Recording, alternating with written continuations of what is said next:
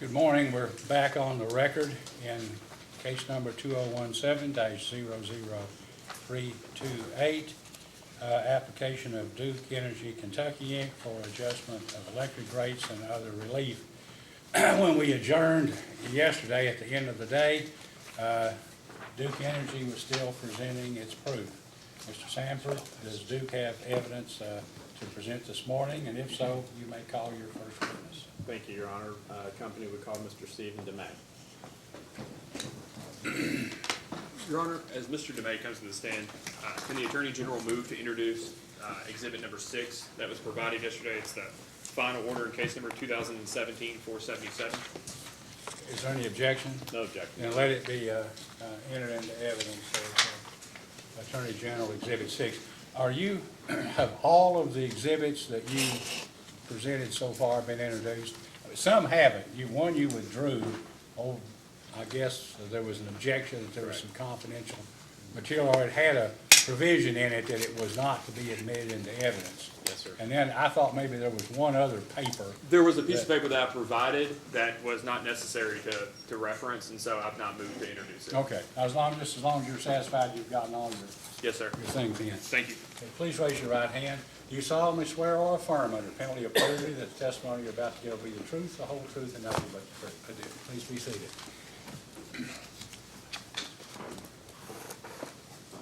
Thank you, Mr. Chairman. Good morning, Mr. DeMay. Would you please state your name, business address, and position with the company for the record? My name is Stephen DeMay. My business address is 550 South Tryon Street, Charlotte, North Carolina. I am Senior Vice President, Tax and Corporate Treasurer for Duke Energy Corporation. Thank you, Mr. DeMay. And did you cause to file testimony in this proceeding? I did. And are you also adopting the direct testimony of John Sullivan and data requests sponsored by Mr. Sullivan in this proceeding? Yes, I am. And do you have any changes or corrections to any of that information? No, And if you were asked those questions today, would your answers then be the same? they would. Thank you, Mr. DeMay. Your Honor, the witness is available for cross. Mr. Chandler, any cross-examination? Yeah, thank you, Chairman. Good morning, Mr. DeMay. Good morning. In Mr. Wathen's testimony, he talks about some of the negative effects to the company of the Tax Act. You sort of allude to that as well. Can you explain that? The Tax Reform Act was generally intended to improve economic growth for the country at large, and it was intended, I think most observers would say, was a direct benefit to corporate tax. It lowered the tax rate and did a number of other things, including depreciation changes that helped most companies.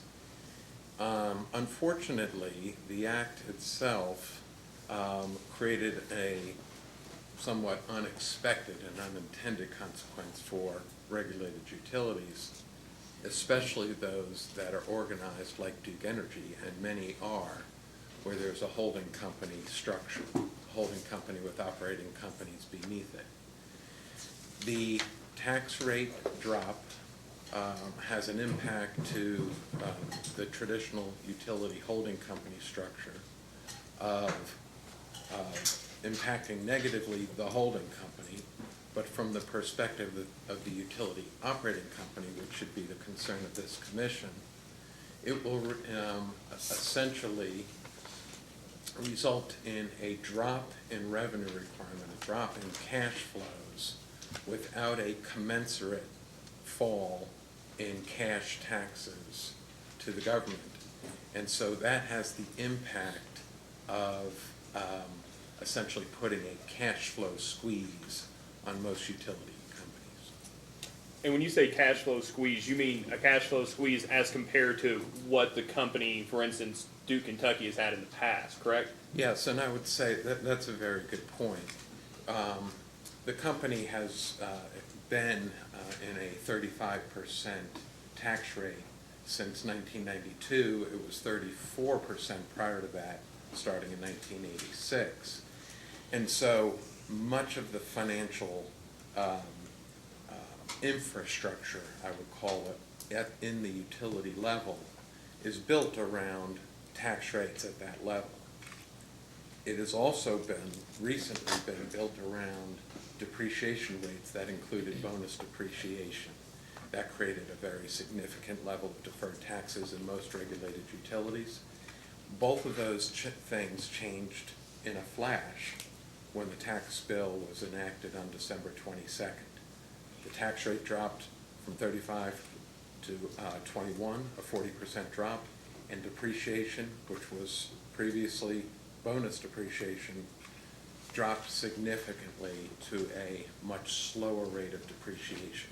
So yes, to answer your question very simply, it is often the change from what the Tax Act the position it puts the utility company in from where it has been for many years. And so instead of the previous, I guess, preferential outcome using bonus depreciation, now you're sort of limited with the makers, correct? Makers, yes. Makers, excuse me. So if the way I understand it is, in the past, since the cash tax, you've always had the cash taxes, right? The taxes on cash, but that ultimately, because there was more cash available than the tax liability, at a higher interest rate, the company was able to use the amount that customers had paid, basically prepaid in taxes, as a way to fund capital projects. Is that fair? For sure. So the taxes that we collected from customers that did not flow out as cash tax payments to a taxing authority were essentially used by the business, by Duke Energy Kentucky in this case, to invest in the business. There's not a pot of cash, there's not a reserve account of cash for that collection.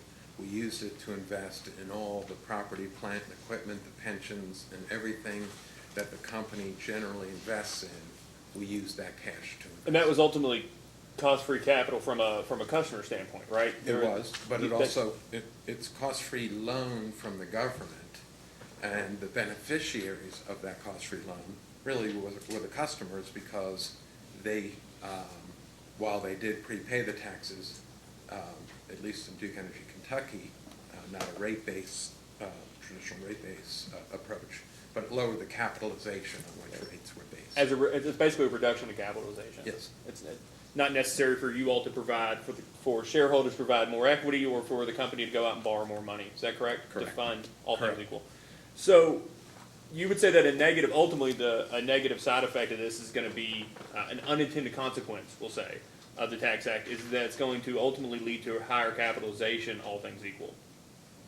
That's right. That's right. And has the company projected what the increased capitalization will look like in the test year, for instance, as a consequence of the Tax Act? Well, I think we have not done it for the test year. Well, I guess we have done it for the test year, but it really depends upon the flowback of excess deferred taxes, the rate of flowback, as to what the impact would be on the company. And were you here yesterday by any chance? I was not, Okay. unfortunately. So, and so you would agree that's because excess ADIT represents an offset to either capitalization or rate base for rate-making purposes, correct? That's right.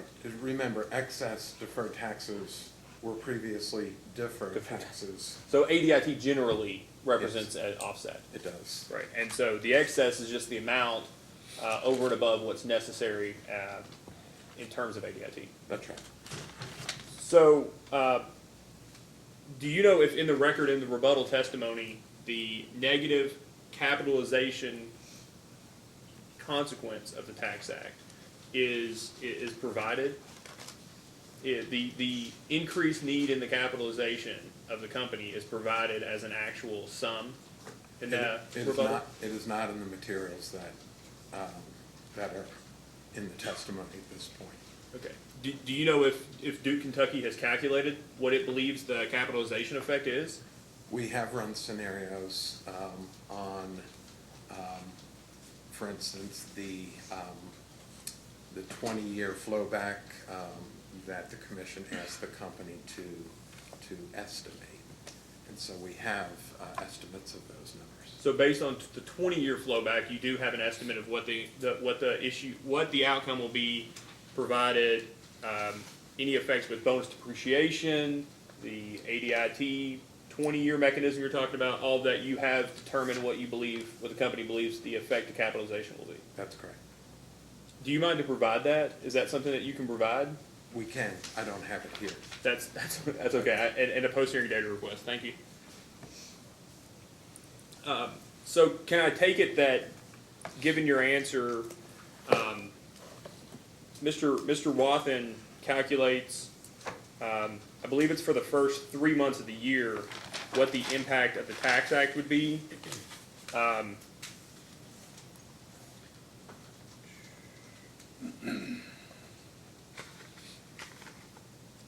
Excuse me, I'm sorry.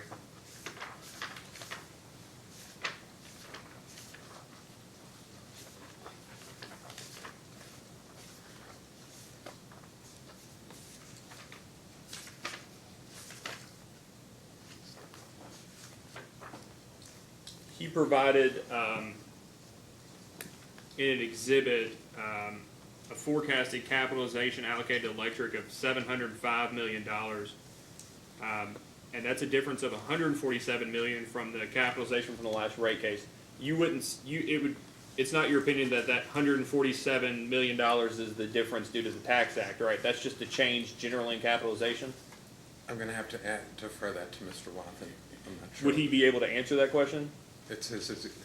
I know it's his exhibit, the math. I just didn't know the change in capitalization. Would that be something that he would be prepared Yes. to? Okay. That's all the questions I have, Chairman. Mr. Bain, questions?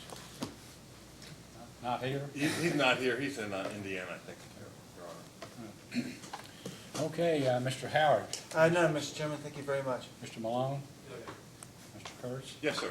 Good morning, Mr. DeMay. Good morning, Mr. Kurtz. I know you're a busy man. You were in North Carolina testifying on similar issues, were you not, yesterday or the day before? Both. Both, okay.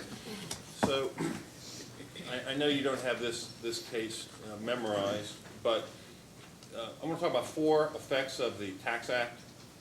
Mr. Chandler was talking to you about the effects that increase the revenue requirements in the future. Okay. Could you ask could somebody hand the witness Ms. Lawler's rebuttal exhibit 1, where she has the revenue requirement changes?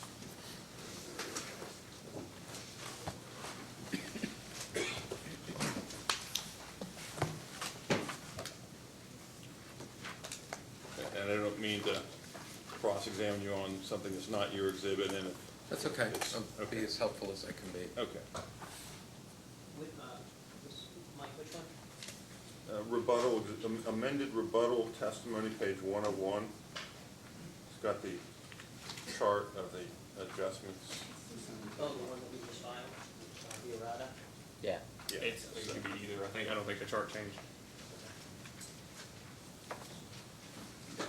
Page 3. Yeah. It's okay. I'm seeing the red sheet.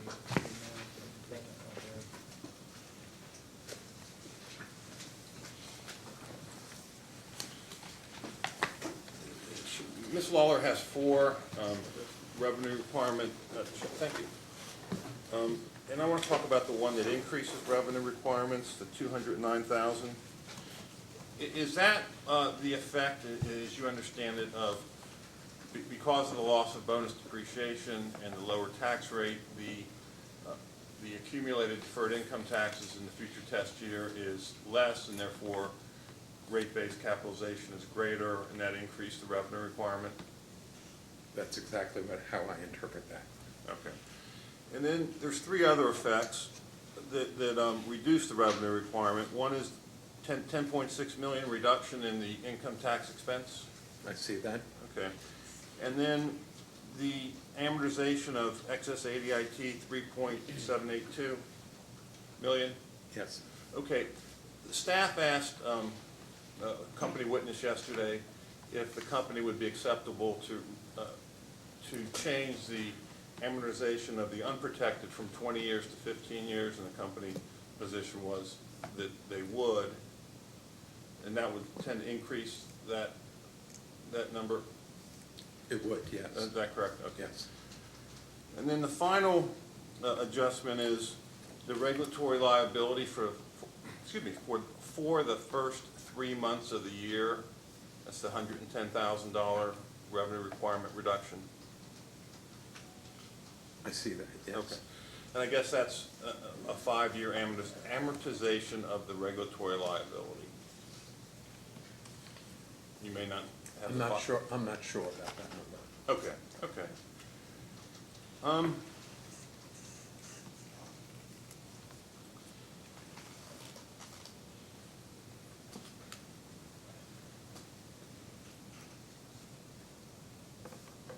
Well, I guess those were all my questions. Thank you, sir. Mr. Nan, questions? No question, John. Commissioner Matthews? No. Any redirect, Mr. Simpson? No, Your Honor. May this witness be excused? You may step down. Thank you. Thank you.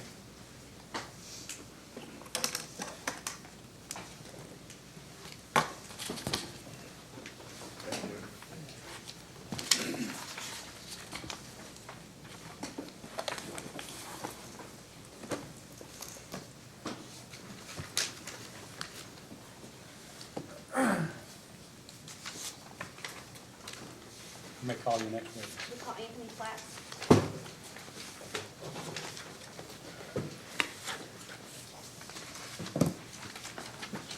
Please raise your right hand. Do you solemnly swear or affirm under penalty of perjury that the testimony you're about to give will be the truth, the whole truth, and nothing but the truth? I do. Okay, please be seated. You may ask.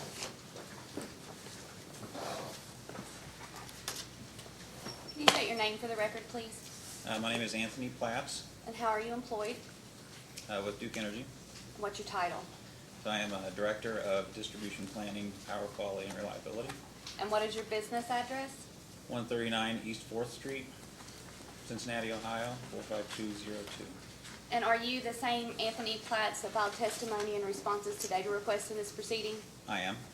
And are you also adopting the data request responses of Ed Kirshner? Yes.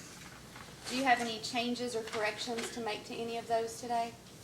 I do. On the AJP 1 addendum that was provided, there is some reference to Duke Energy, Ohio.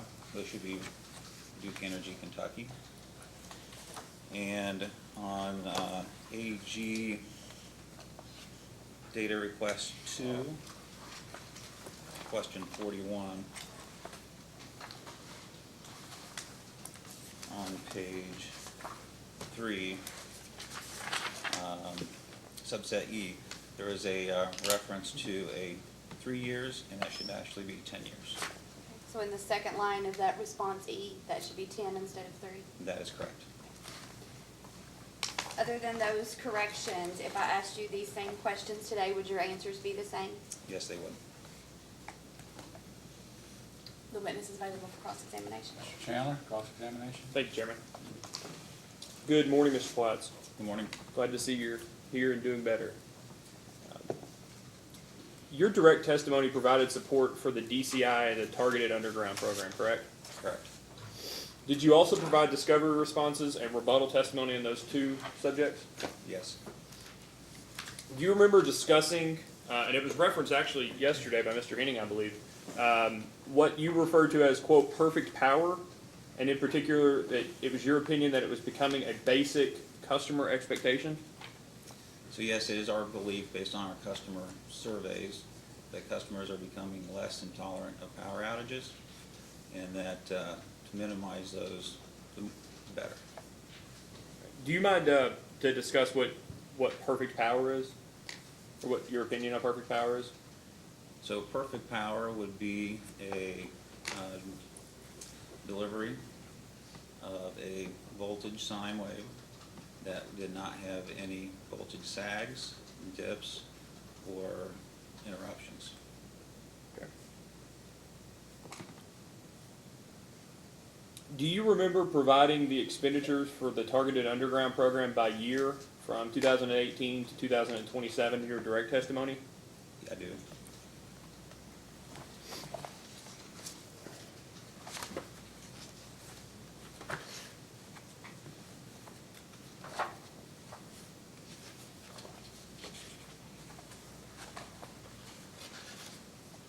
May I approach, Chairman? Yes, you may.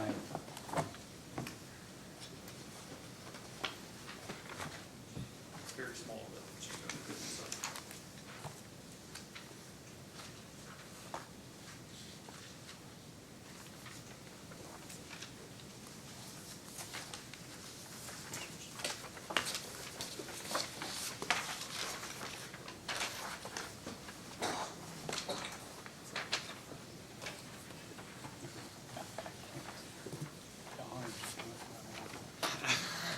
I mentioned to the witness, I apologize for the size of it. I hit print and that's what came out, You so. didn't bring binoculars here.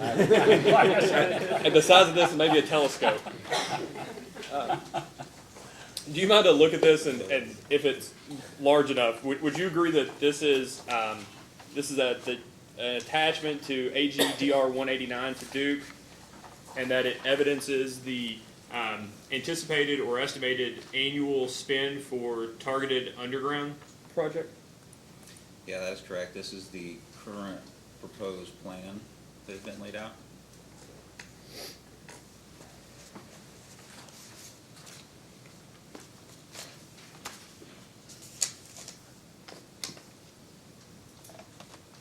May I approach again, sir? Yes, you may.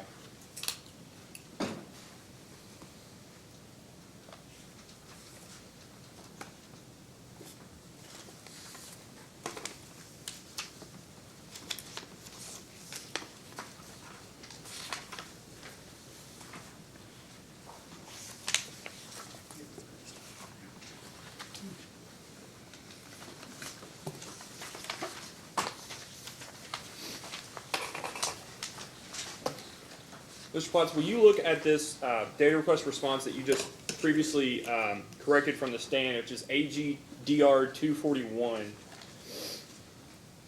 Now, you were asked to estimate the number of circuits and customers who would be underground in the first 3 years of this program, or this requested that. Is that correct? Correct. Now, I believe your response regarding circuits was that you weren't able to determine the number of circuits because of the vast amount of assumptions that would be necessary. Is that right? Can you restate your question?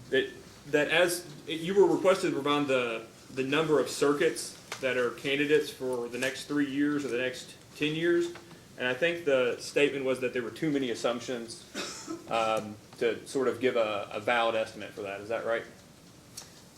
That's incorrect, because we provided, as part of AG request, a data request, we provided the full subset, the full set for the first 3 years, as well as the 10-year circuit segments that we have identified as part of our plan. Okay. You did, though, provide an estimate. You also provided an estimate for the number of customers that would be undergrounded, correct? Correct. Now, do you mind to look at page 2 of that response, and particularly 2C? Now, I know it's pretty simple, but do you mind to walk through the calculations you used using both the DR 189 and then your response here to determine how you came out to 1,320 customers to be undergrounded in the next 3 years? So we estimated that there'd be 1,320 customers in 3 years. That was determined by taking the roughly an approximation of 12 customers per every 0.3 line miles. We estimate that if we were to complete the first 3 years of the plan, our goal would be 33 miles times 12 customers divided by 0.3 line mile. And that 11 miles per year is consistent with your 189, correct? That is correct. AGDR 189. Now, looking back at AGDR 189, you agree that it's estimated for the first 3 years for those 33 miles that the total cost would be about $5 million a year? That's correct. And so over 3 years, that's $15 million for 1,320 customers, correct? I did not do that math. Well, so you plan to, the estimate is to underground 1,320 customers in 3 years, and the estimate of cost is $5 million a year. So would you not agree that that's $15 million for an estimate of 1,320 customers? That would be correct. That's correct. And looking back at 189, these are capital costs, correct? Majority? Majority of the costs are capital. And generally, capital costs, the company's able, the opportunity to earn a reasonable return on that through the weighted average cost of capital, correct? That's correct. Now, spending this $15 million in 3 years or the $66 million in 10 years, is it the company's position that that will provide customers perfect power? No, it will not provide perfect power. However, for those customers that are directly impacted by the Targeted Underground Program, we do believe that it will provide a substantial improvement to their overall power quality and reliability. So the estimate is for the first 3 years that the expense will be at least $15 million, not including carrying charges, to help 1,320 customers. Do you know how much that comes out to per customer? I do not. Would you agree that it's roughly about $11,000 a customer? If that's what the math comes out to.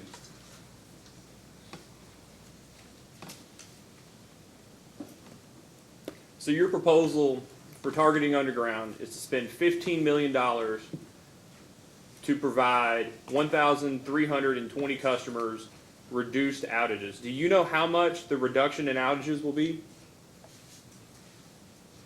So I think there's two pieces to that. One is the customers that are directly undergrounded will receive a significant improvement in reliability.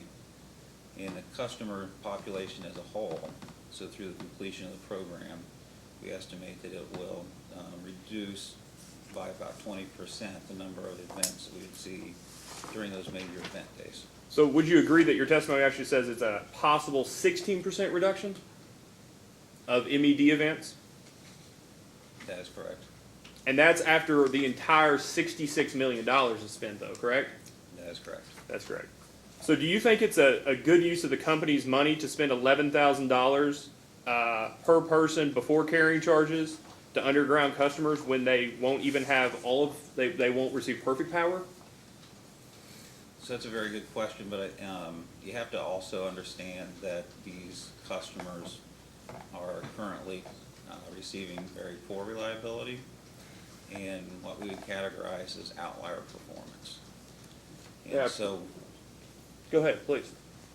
it allows the opportunity to proactively address those customers specifically with the improvement and the greater population as a whole by the reduction of the number of events that we would see during major weather events. So we would all be able to restore power quicker during those events by reallocating our resources. So the greater population would see an improved benefit as well as not only those customers. And underground wires are never impacted by weather? So underground conductors are typically not directly impacted by weather. However, they could be impacted by what supplies them upstream. May I approach, Chairman?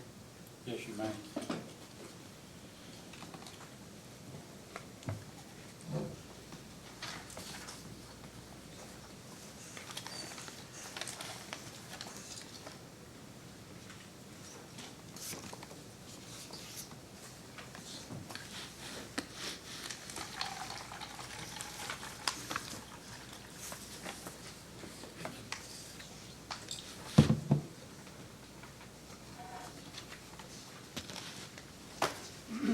Did the company consider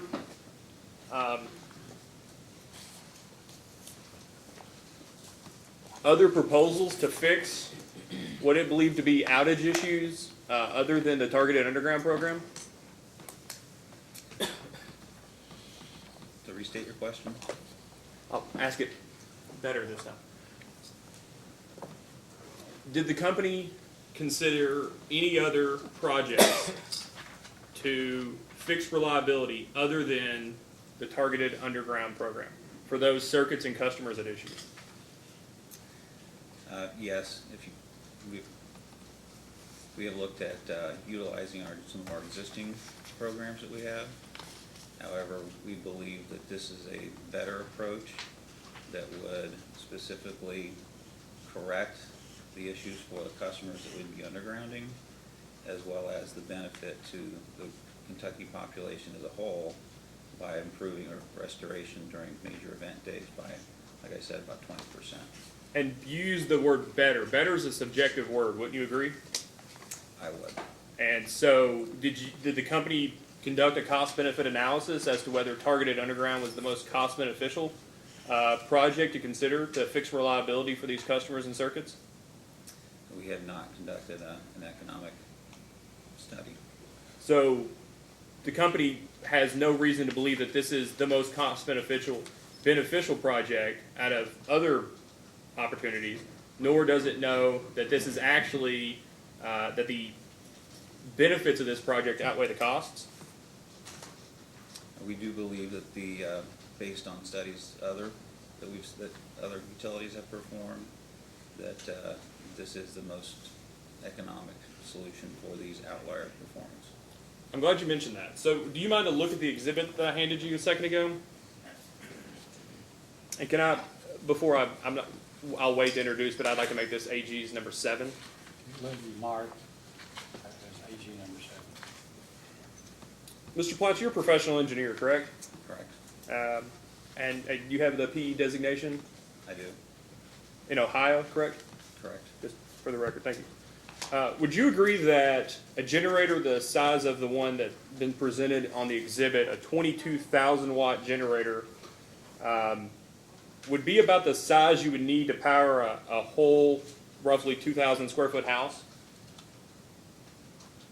It would be sufficient for most homes, yes. So, would you agree that this advert provides that it costs before taxes roughly $4,800? That's what's here, yes. That's what's here. And we discussed earlier that the project underground over 3 years is expected to cost over $11,000 per customer affected, correct? That's correct. So Duke's proposal for a DCI, Duke is proposing a DCI, and the first flagship program for it is Targeted Underground. And Targeted Underground is expected to cost affected customers for the first 3 years about $11,000 before carrying charges. Yet you could buy and install whole house generators for those customers for either the same amount or less. Would you agree? Yes. So Duke still believes that Targeted Underground is a cost-beneficial program, and that the commission should approve it. Correct? That's correct. So it's your position that Duke has to have this rider for these sort of programs. Correct? So the issue of requiring a rider or not is probably more of a policy question. This should be directed towards Sarah Law. But isn't it your don't you support the rider DCI in your testimony? So I support the Targeted Underground program and the benefits that it provides the customers of Kentucky.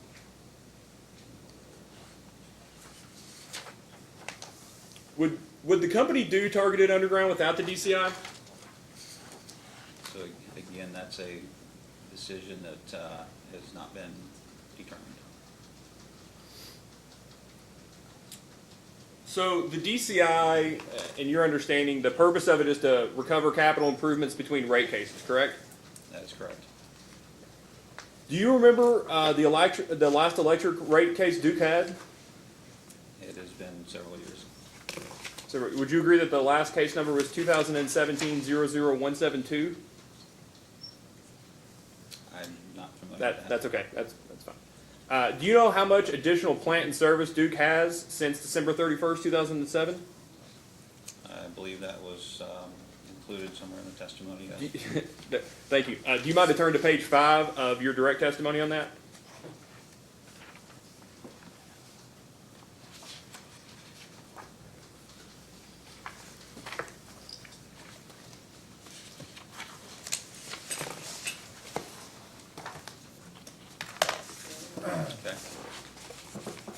And do you mind to read in the change in plant between December 31, 2007 until December 31, 2016? You don't have to tell me the difference, just the start and the end. Okay, so, by December 2016, Duke Energy Kentucky's original cost of plant in service had increased to $426 million roughly. And on December 31st, 2007, Duke Energy Kentucky's original cost of electric service, system plant in service, was $302,087,606.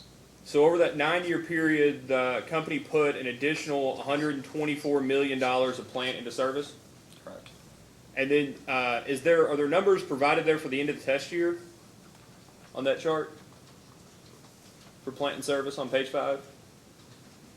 So this says 2016. Oh, it just goes 2016? Excuse me. May I approach, Chairman? Yes, you may.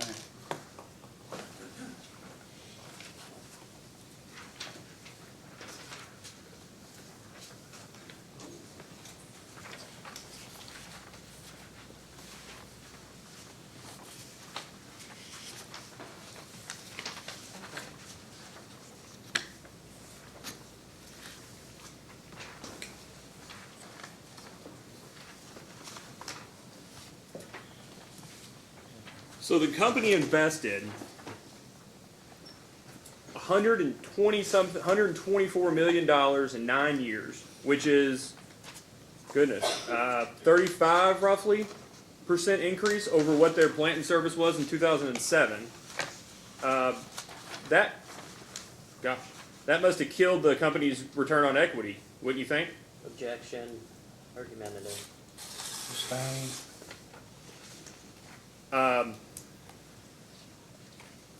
Do you know what effect that additional plant and service had on the company's return on equity? I do not. You do not. Do you have in front of you Schedule K from witness Pratt and Doss?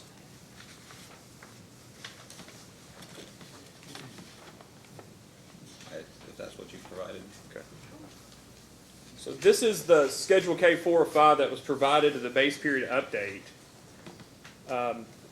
Would you agree that this runs from 2007 through 2016, and then for the entire base period and the forecasted period? 2007, sorry, through 2016. So from what I read of the document, it says base period and then it starts on 2014. 2014. You mind to go to the far right of the page? You see at the top column it says 2007? Okay. And would you agree that that runs forward until 2016?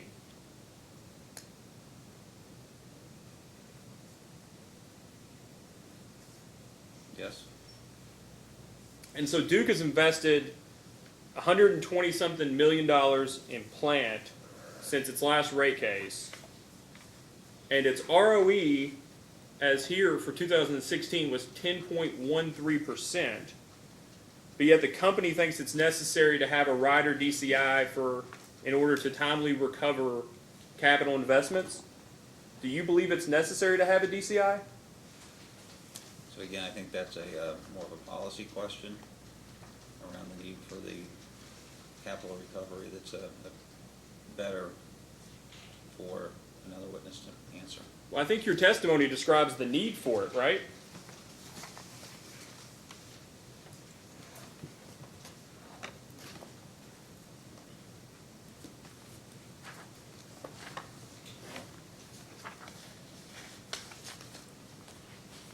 I mean, for instance, on page 1 of your rebuttal testimony, you state that the purpose of your testimony is to respond to the criticisms of the company's proposed DCI and targeted underground program. So, I mean, you're the one that's providing support for the DCI and the targeted underground program. And you talk about, all these things that it's needed for. So is it your opinion that it's needed? I mean, the purpose of it is to timely recover investments, right? That's correct. But it looks like from your financial data here that the company is timely recovering its investment, that it's not having a deleterious effect on its ROE, right?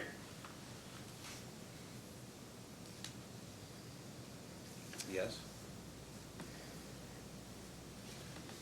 Are you aware of any major issues that Duke Kentucky has had with the ability to raise capital since 2007? Objection, Your Honor, it's outside the scope of this witness, his testimony. He can answer if he knows. Thank you. He can say he doesn't know if he doesn't. Are you aware of any issues that Duke Energy Kentucky has had raising capital between 2006, 2007, and 2016? I think that's a question that's better answered by another witness. I'm just asking if you're aware. I am not. Is Duke requesting a CPCN for the targeted underground program?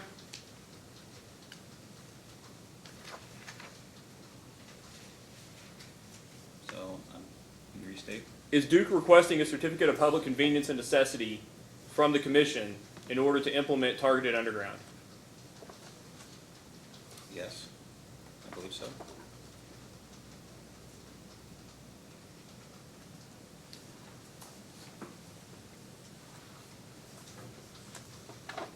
Do you believe that this project is in the ordinary course of Duke's business? Is this something they normally do?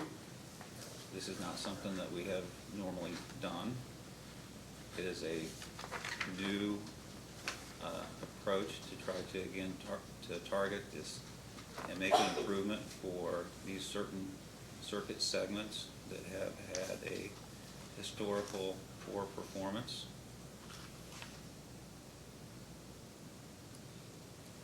If the company gets the DCI and is allowed to move forward or gets pre-approval for targeted underground, can you explain to me how the company anticipates to recover those costs through the rider?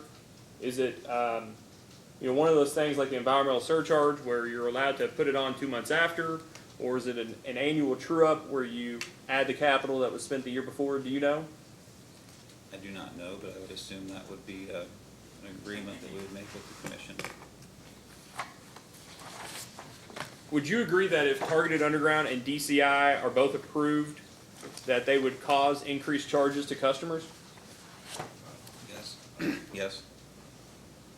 That's all the questions I have, Chairman. Mr. Howard, do you have any questions? I do, Mr. Chairman, if I may. Good morning, sir. Good morning. Would you agree that generally new distribution investment has lower overall distribution O&M expense than aging distribution infrastructure? I would. And depending on the level of distribution investment, would you agree that generally the trend would be for utilities' overall distribution O&M expense to decrease as it replaces its aging infrastructure with new investment?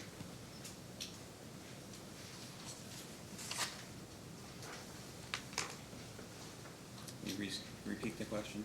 So, depending on the level of distribution investment, would you agree that generally the trend would be for utilities' overall distribution O&M expense to decrease as it replaces its aging infrastructure with new investment? Yes, I would agree with that. Would you agree that a utility could see an overall reduction in distribution O&M expense between rate cases depending on the level of new distribution investment it makes on its system?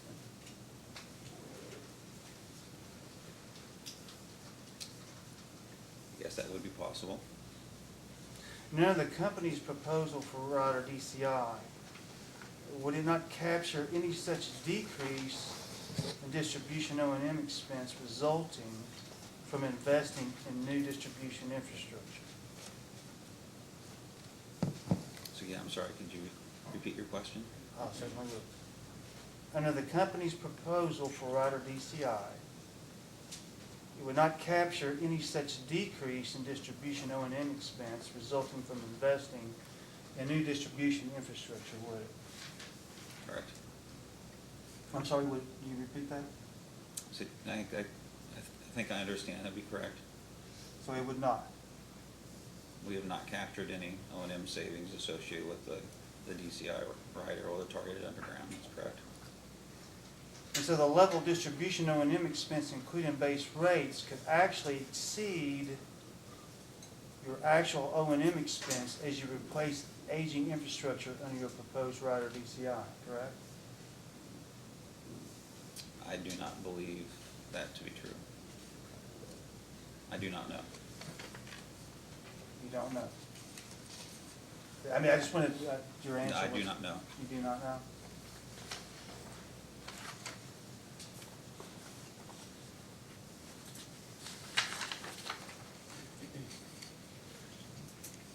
In general, how are capital investments, such as those proposed by Duke for Rider DCI, how are those typically funded by utility? Do you know? I do not know. Let me ask you this. Is depreciation one of the means by which it could be done? I believe it could, but I'm not 100% certain.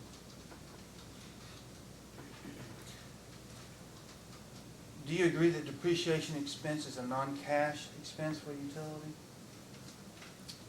I agree with that. Would you agree that depreciation expense provides a utility with funds that are available for use as a source of capital for replacing, improving, and expanding utility system? Yes, it could. Do you know what level of distribution depreciation expense the company proposes in the rates in this application? I do not. Mr. Chairman, may I approach the Yes, witness? you may. I provided a copy of this particular document to Duke's counsel this morning, Mr. Chairman, before you hear. While we're waiting, Your Honor, we provided all of our exhibits that are not in the record to council this morning as well.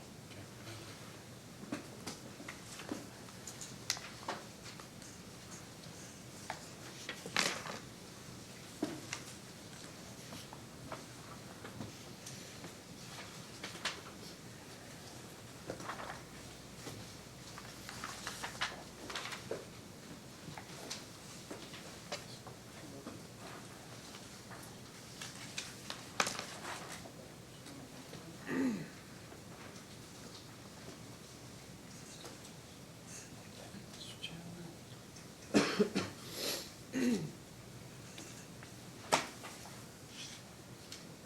So I've handed to you a document, if you look at the top right-hand corner, I will represent to you that this is in the application, volume 10, page 23 of 501 as uploaded to the PSC's website. Have you seen this document before? I have not. Would you accept, subject to check, my representation that this is in fact part of your filing, the application?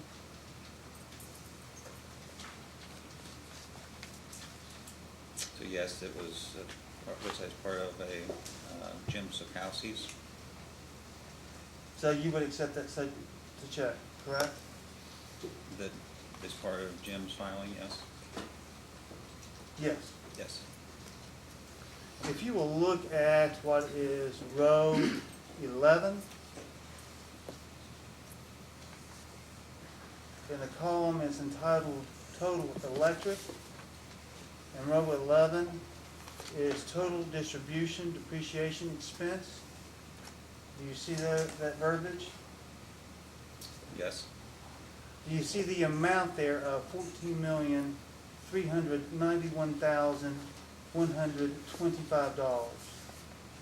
You see Yes. that? And then likewise, when we go over to column total at issue, the same dollar amount reappears, and that is $14,391,125. Correct. And again, that $14.4 million figure is for total distribution depreciation expense. Is that correct? Correct.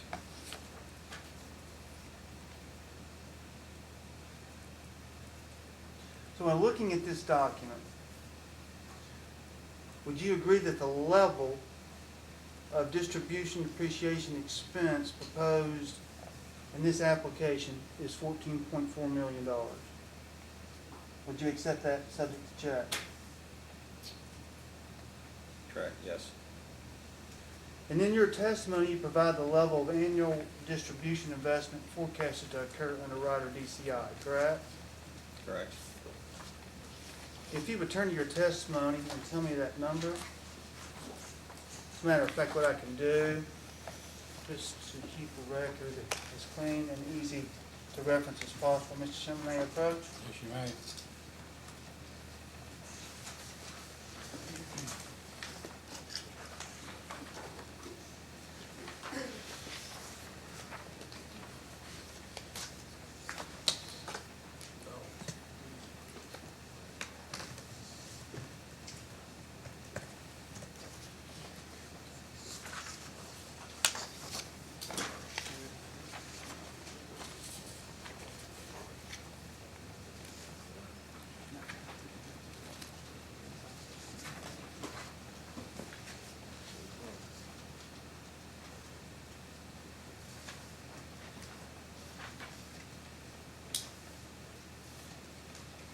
The document that I have just handed to you is from your direct testimony, is it not, sir? That is correct. And that is from page 29, correct? Correct.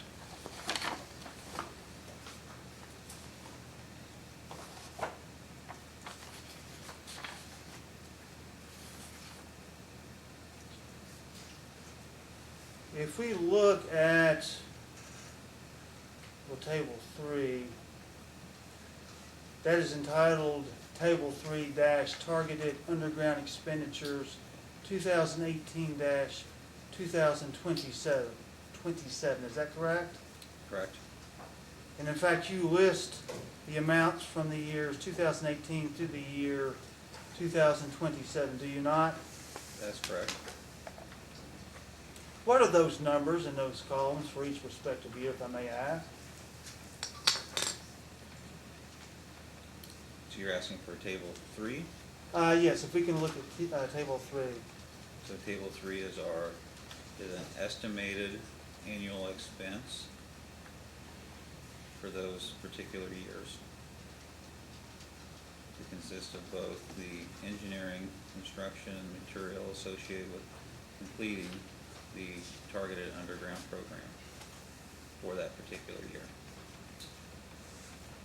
And is it correct that the company has projected $5 million of annual expenditures for each year of the period 2019 through 2021, $8 million in annual expenditure for the period of 2022 through 2025, and $10 million of annual expenditures each year for the period 2026 and 2027. Is that correct? That is correct.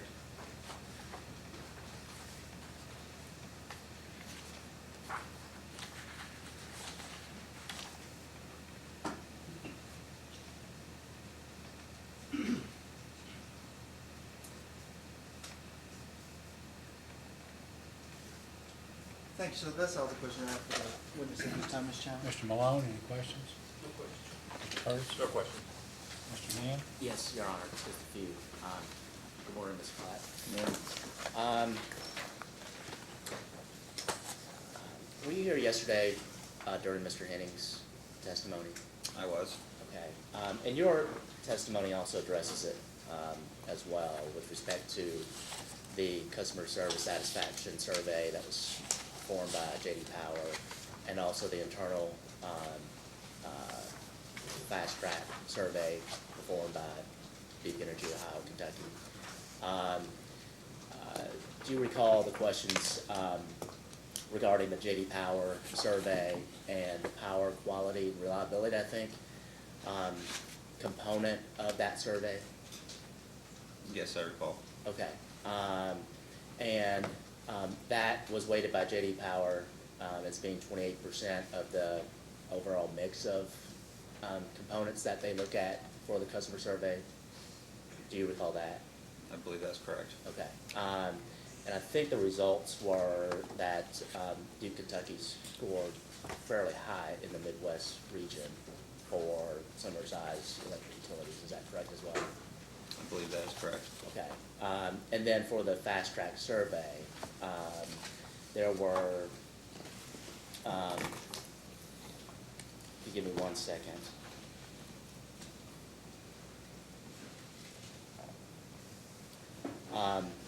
The surveys looked at, among other things, outage and restoration experiences. Do you recall that? That's saying that, yes, that's the survey component. Okay, and then for that outage restoration, in Mr. Henning's testimony, he said that 74% of Duke Energy Kentucky residential customers were highly satisfied with their overall outage restoration experience. You had identified the surveys in your testimony as well, is that correct? That is correct. Okay, and you also mentioned the reliability indices in your testimony, the CAIDI, SAIDI, and SAFE indices that measures overall system reliability. Is that correct? That is correct. Okay. You mentioned that Duke Kentucky, those indices perform really well as well. Is that correct? That is correct. Okay. So to the extent that Duke Kentucky, in its current practices in maintaining its distribution system, is providing based upon the customer's feedback of sort of a well-performing system, why is there a need for the rider DCI in particular and in general, and for the targeted underground program in particular? Okay. Yeah, very good question. And we talk about a little background with some of the surveys. So J.D. Powers is a perception survey. It's a random survey that you don't know which customer is going to be surveyed. And so the results from that gives you a general feel of the population as a whole, similar to when we look at a SAIDI or a safety number, it's measuring the overall performance of the system as a whole. And while you're correct in that our reliability, performance, and some of our customer satisfaction data tells us that on a whole, we're maintaining and providing good customer service in Kentucky. The reason for the targeted underground program itself is that we have identified specific, I'll call outlier performance in the area of reliability. And when we normalize the number of events that these customers have experienced relative to the norm, their performance can be, on average, anywhere from 30 to 90 times worse than the better end of the spectrum. So while there are several customers in Kentucky that are receiving very good reliability, there are some subset of customers that are not. And this allows us to proactively go out and address those customers that may not necessarily be part of the J.D. Power survey because it's a random perception survey.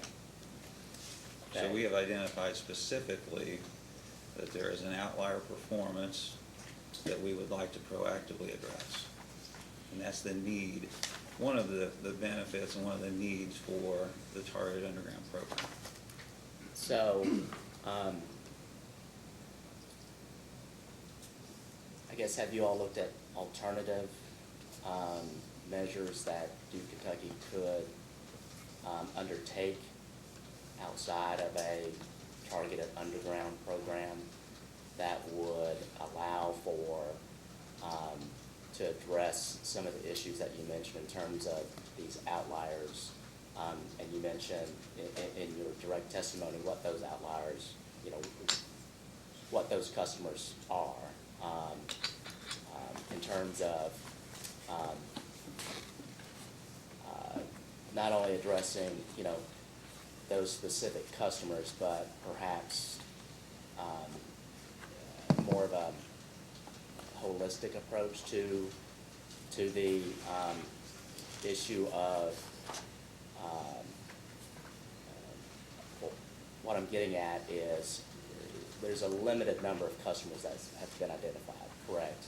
You mentioned that, you know, there are going to be around 1,300 or some odd customers that have been identified for the next 3 years under the targeted underground program that would need the investments that are being proposed by Duke Kentucky to enhance or improve the provision of reliable electricity. So has Duke Kentucky considered a more broad-based approach to address that specific issue?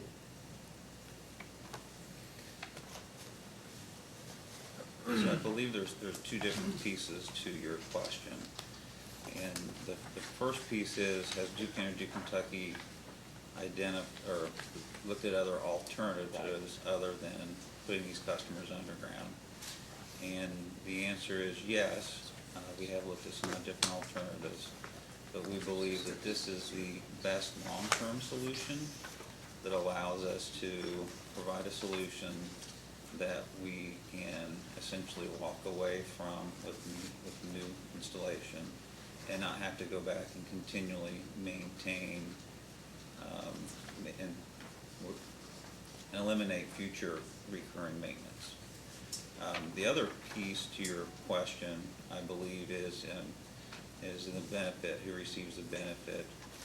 And so to your point, there's the benefit directly to those customers that we are putting underground. Over the course of the program, we expect that we'll hit, you know, approximately 60 to 62% of the Duke Energy Kentucky distribution circuits.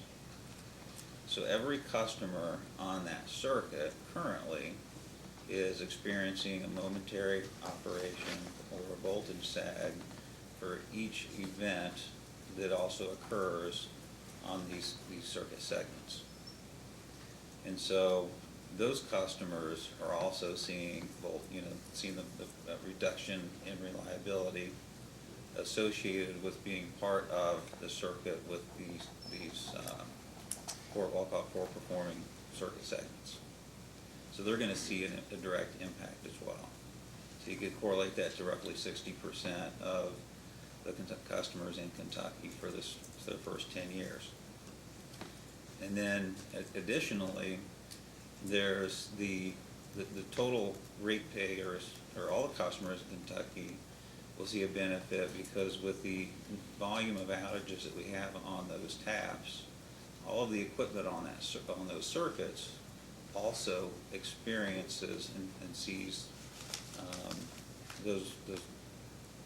that increase in the number of operations, which has a negative effect on those pieces of equipment that can cause us to have to replace them sooner. So there's a savings from not having to replace those assets. And then during major event days, we expect we'll see a reduction in total of 20% of the overall number of events. All the customers in Kentucky are going to see their lights getting restored sooner, their lives being restored back to normal quicker as a result of this program. Okay, so I guess going back to the other alternatives that Duke Kentucky considered other than undergrounding, take it from what you just stated was that these other what other alternatives did Duke Kentucky consider in addition to undergrounding? Well, one alternative is you could rebuild you'd have to acquire right of way to do more extensive vegetation removal.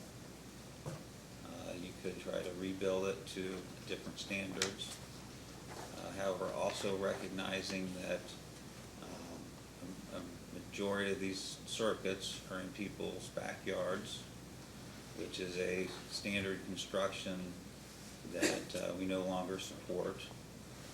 And the benefit of moving those facilities out of people's backyards into front yards where it's easier to maintain is also a big factor in the decision to support the targeted underground program.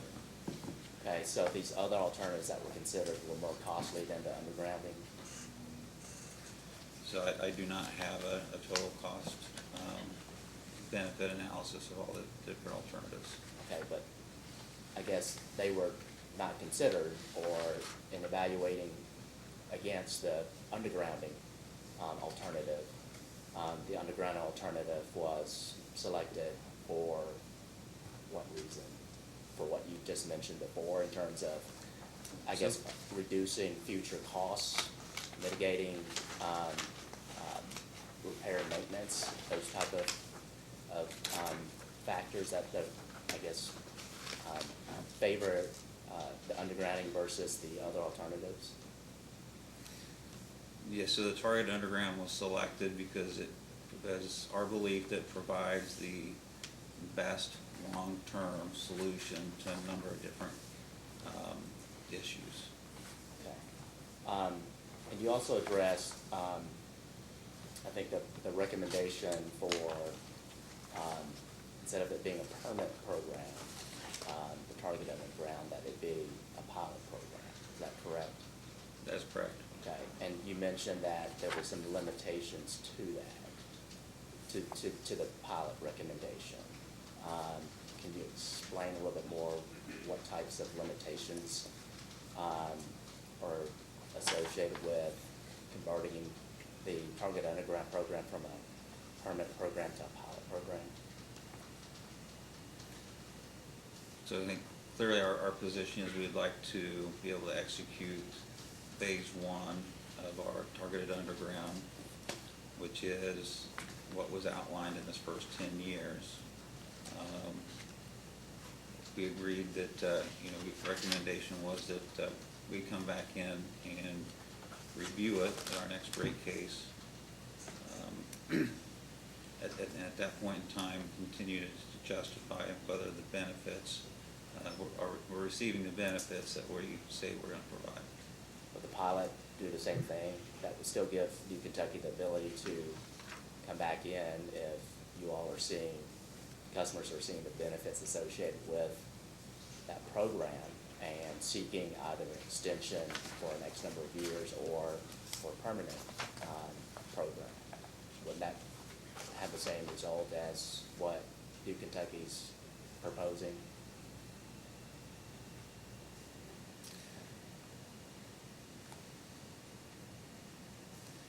So the benefits that we have provided have pretty much been based on completing a full 10 years. So at any point in time, I guess, a pilot, you would have to reduce the benefits that we've projected. But yes, you could. Okay. Thank you. Those are all the questions. Commissioner Matthews, questions? Yes. Are there common characteristics of these outliers? Are they similar in age, location? Yeah, so as part of what we filed, we provide a couple of maps that kind of have an indication of where these locations are. They are spread across our service territory. I think the one more similar characteristic is that they are in heavily vegetated areas, as well as typically being a rear lot construction. So instead of being along the street, typically they're more in customers' backyards.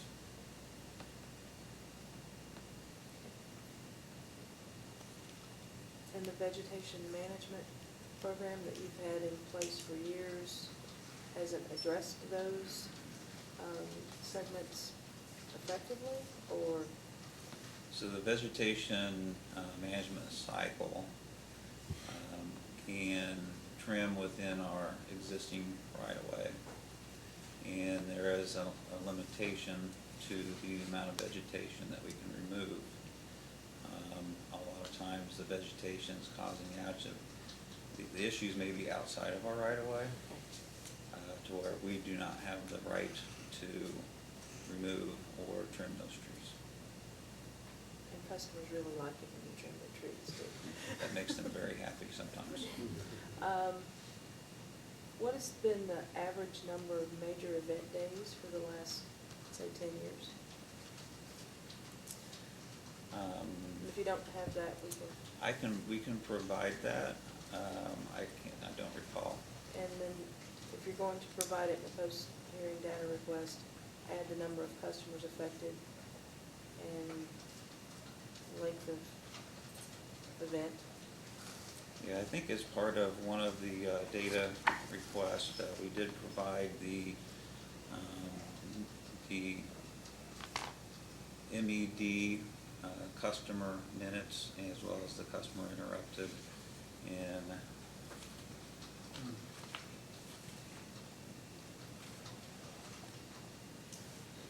it was in one of the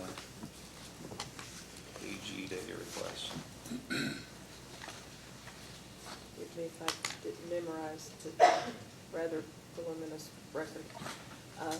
And then my last question was, is there an up ramp in the number, an increase in the number of complaints from from customers in these areas? And are those filed with the commission? Are they? I do not have that data point. I'm done.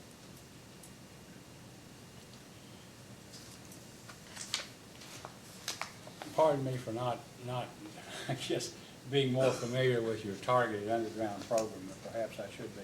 But at present, I'm assuming that Duke does not provide, I guess in a normal course of business, underground service to residents and businesses unless they ask for it or pay for it themselves. Would that be true? That is correct. I mean, is there some reason why you don't? I mean, is that part of is that what you would like to do here as a pilot program?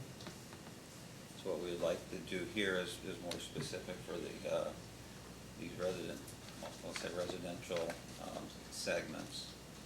But when you talk about new installation, there's several factors that come into play, whether that's overhead or underground, and then the cost and how the cost sharing is done. It costs more to run service lines underground, correct? That is correct. But but underground lines are more reliable, correct? Service is more reliable if it's underground, or is that just in certain areas? That's generally true, yes.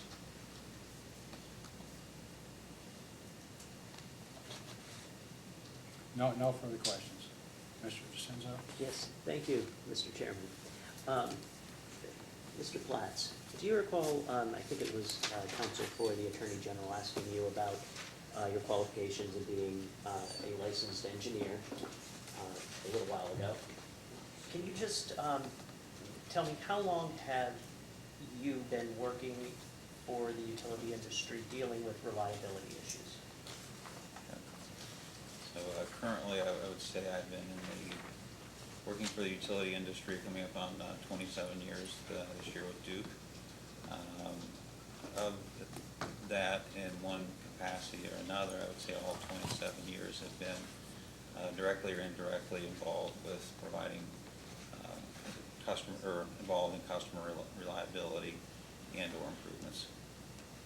Okay, thank you. And in your testimony, you have an attachment that talks about all of the current reliability programs that the company is currently doing. In your opinion, Mr. Platts, are those current practices sufficient to address these outlier circuits? that are going to be addressed under the targeted underground program if it's approved? No, those programs will not sufficiently address what we're proposing up with the targeted underground.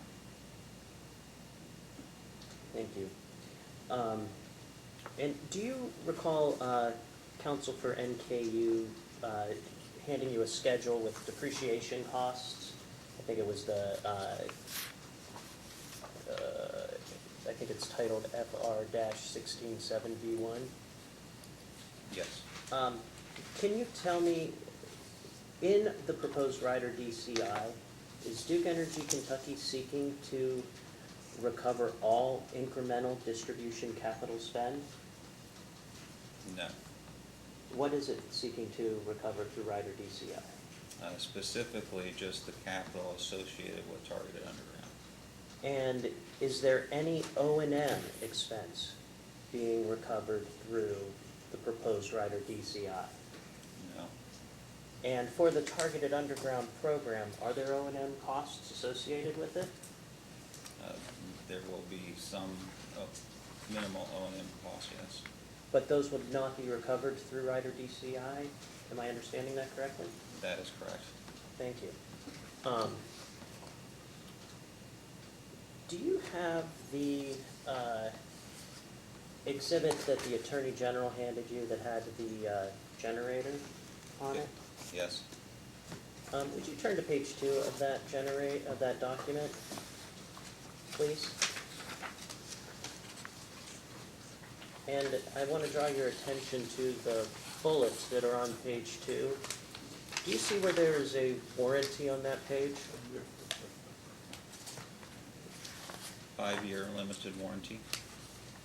And through the targeted underground program that the company is proposing, would the benefits associated with that last longer than 5 years? Yes. Do you know how much longer? 20 to 30 years.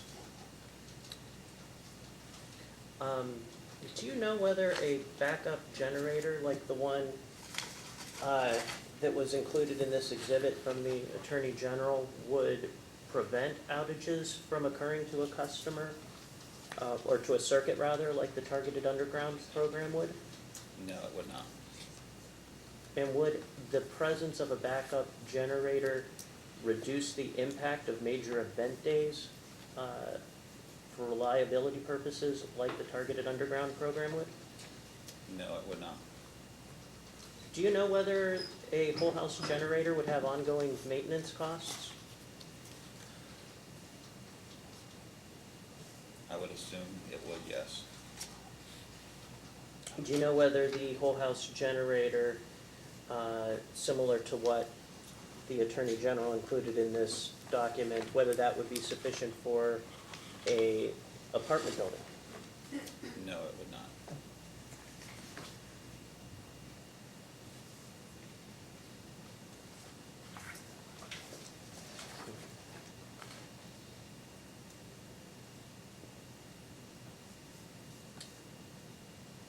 Your Honor, that's all I have.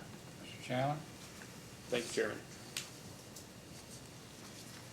Do you remember just minutes ago the counsel for Duke asked you if the current tools, I guess we'll call them, that Duke already has would not be sufficient enough to address the issues that TUG is anticipated to fix? Do you remember that? That's correct. Is it your testimony that without the DCI or TUG, Duke will not be able to improve or maintain reliability? That is not what I said.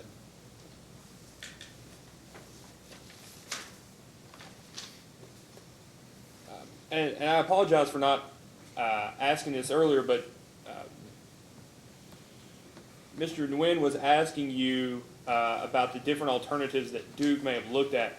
Did Duke look at the possibility of providing those affected customers whole house generators?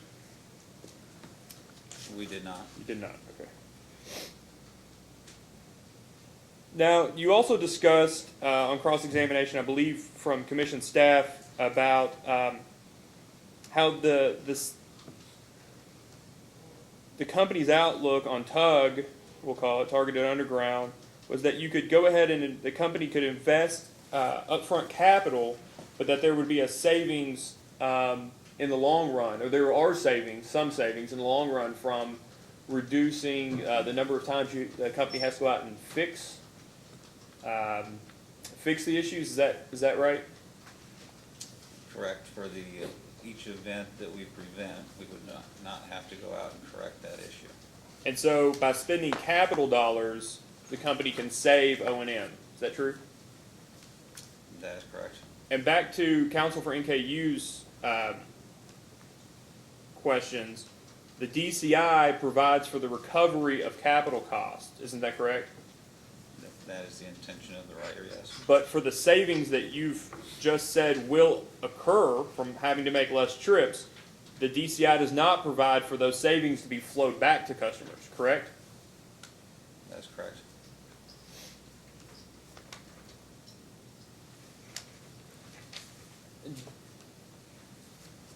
Do you remember when Counsel for Duke asked you about the 5-year warranty that's provided for on the generator? Yes. Does the company, do the overhead poles that the company buys, are they warranted by the seller? I do not believe so. And how about the wires? Are they warranted by the folks that Duke buys from? There's a certain warranty. There is? And is it Duke's expectation that those poles or wires, if they have warranties, that they'll last longer than the warranty provides for? Yes.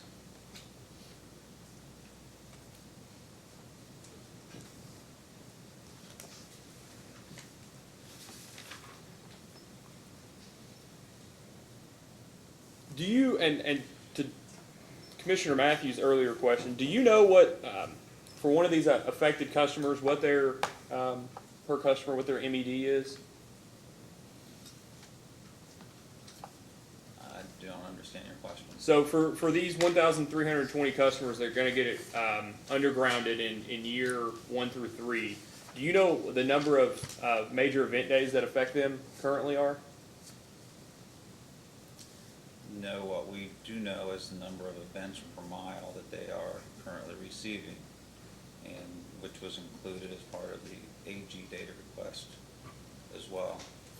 So as we identify the volume of events over the past 10 years that these customers have experienced, we have provided that data.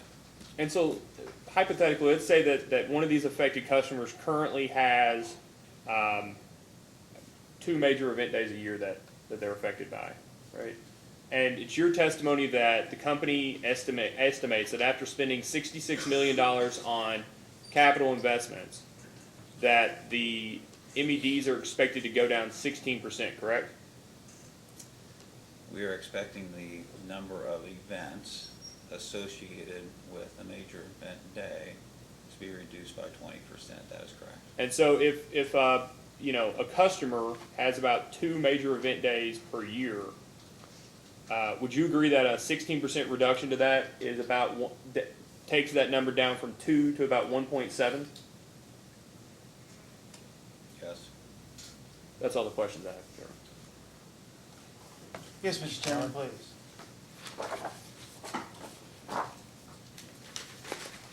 I'd like to follow up with one question, if I may, from earlier. We were looking at the $14.4 million in depreciation. And we were also looking at the capital spend on the DCI in your testimony.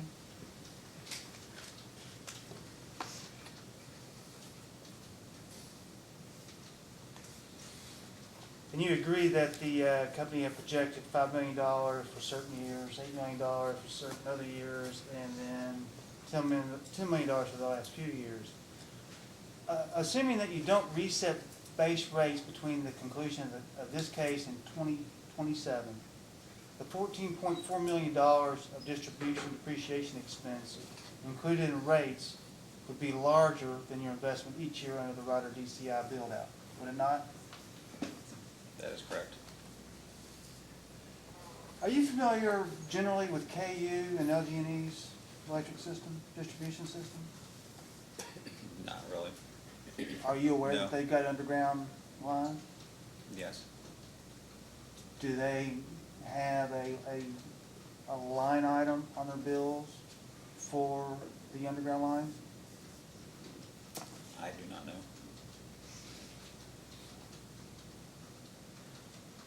You've been, you're an engineer at Duke in the distribution system, correct?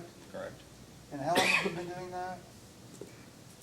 Roughly 27 years. Do you look at other, and do you, let me ask this.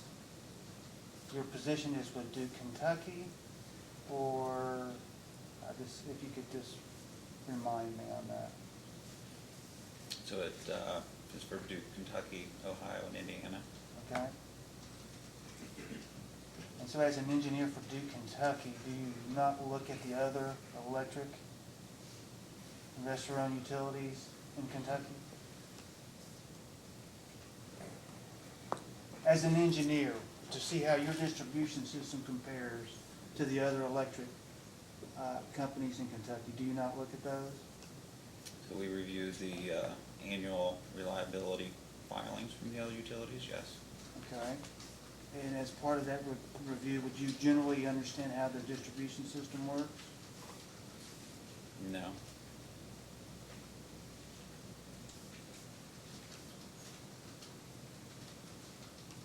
Not at a distribution, transmission, or any other level, you would not be familiar with how the other electric companies in Kentucky operate?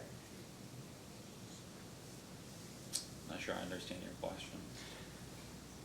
I'm trying to look at this in a very fundamental way. As an electric engineer at Duke, Kentucky, would you be familiar with the other electric companies in Kentucky and the way that their distribution system works? Generally familiar, yes. And would you be familiar enough to know whether they have underground lines? Yes. And do you know whether KU and LG&E have underground lines? I would assume that they do, yes. But you're making an assumption. Correct. Is it your job to know, generally speaking, whether Duke's distribution system is providing safe, adequate, reliable service comparable to other electric companies in the Commonwealth of Kentucky?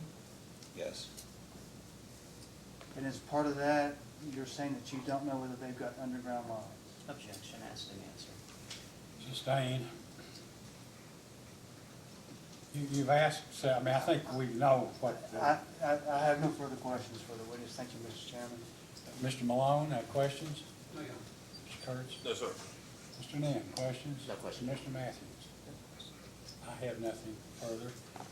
Mr. DeCenzo, any redirect? No, Your Honor. Then may this witness be excused? Yes, Mr. Chairman, if those aren't concerned. Yeah, you may step down. We're going to break it for lunch at 12:30, so let's take a 15-minute break now, come back at 11:15, and then we'll see how far we can get from there. We're now back on the record. One, I guess, housekeeping issue. Our reporter said that she's having trouble keeping up with all of the stacks of paper that are not introduced, but have been handed to her. So I guess her request is that in future, I guess, when we're giving her papers or giving them to the witness, that we let her know in advance or let me know for the record whether you intend on introducing it as an exhibit or not. Otherwise, she can kind of jettison it over to the side or put it in the trash. I'll be sure not to pack her desk with things that are already in the record. So, on that note, Yes, sir. okay. Yeah, Mr. Chairman, and obviously I'll do the same, and then perhaps just to aid here, what I would like to do, even though these documents are already in the record, for easier reference when we are briefing the matter, and when you are looking at the You'd record. like to go ahead and introduce it I would anyway, like so to you can do introduce my that? documents and have those marked, placed in the record at this time. Yes. And the first one would be the depreciation schedule. would have that marked as NKU number 1.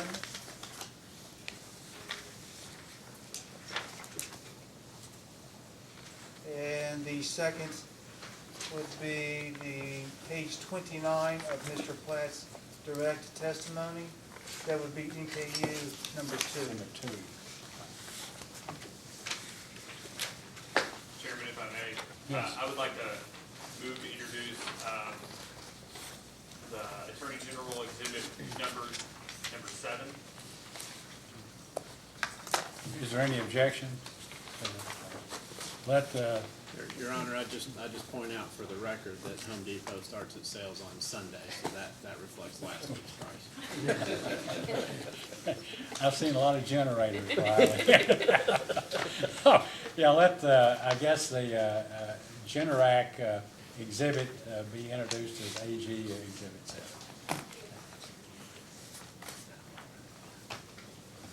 Okay, if there's nothing further, counsel, you may call your next witness. Call April Edwards.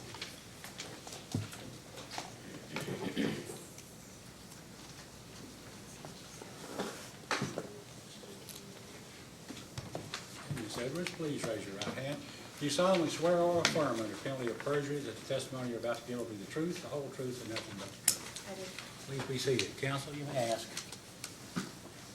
Can you state your name for the record, please? April Edwards, And how are you employed? Duke Energy, And what is your business address? 1000 East Main, Plainfield, Indiana 46168. And are you the same April Edwards that filed rebuttal testimony in responses to data requests in this proceeding? Yes, Do you have any changes or corrections to make to those documents? I do not. And if I asked you those same questions here today, would your answers be the same? Yes.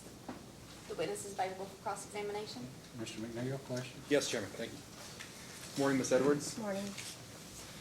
In your rebuttal testimony, you state that the company is moving from a 4.5-year trimming schedule to a 5-year cycle to better manage costs and resources, and also for flexibility. Is that correct? Yes. Are you able to quantify the savings from that switch? I don't have those exact numbers. The mileage would go from 320 to 288, and then we provided the cost per mile in the testimony. So that is inclusive of the switch to the 5-year schedule? You could just do the difference of the math. The numbers we provided as actuals are what we use to calculate the 4.5 versus the 5. So the period and the test period reveals 5-year. Okay, it does, okay. And you also go on to note that historically, it has been more cost-effective for the company to always outsource this vegetation management, is that correct? Yes. You then go on to describe the company's challenge, though, in procuring a new contractor, and you say in a constricted and extremely competitive market with significantly higher bid prices you received. Is that correct? Yes. So in light of these developments and the fact that the proposed test year total expense amount is almost triple the base period amount, that's approximately $4.5 million versus $1.6 million. Did the company perform any studies to determine whether it might be more cost-effective to bring those services in-house? The company did look at in-house crews, and that was determined to be cost prohibitive, and it was better suited for experts to perform that service via contractors. Okay. Now, on page 12 of your rebuttal, do you have that in front of you? At the Yes. bottom of page 12, there's a chart, if you wouldn't mind looking at that. Yes. Okay, and that describes the distribution, miles trimmed and the cost per mile from 2015 to 2017, is that correct? Yes. Now, can you explain, I mean, about 37% fewer miles were trimmed in 2017 over 2015, and it's about a 400% cost per mile increase. Yes.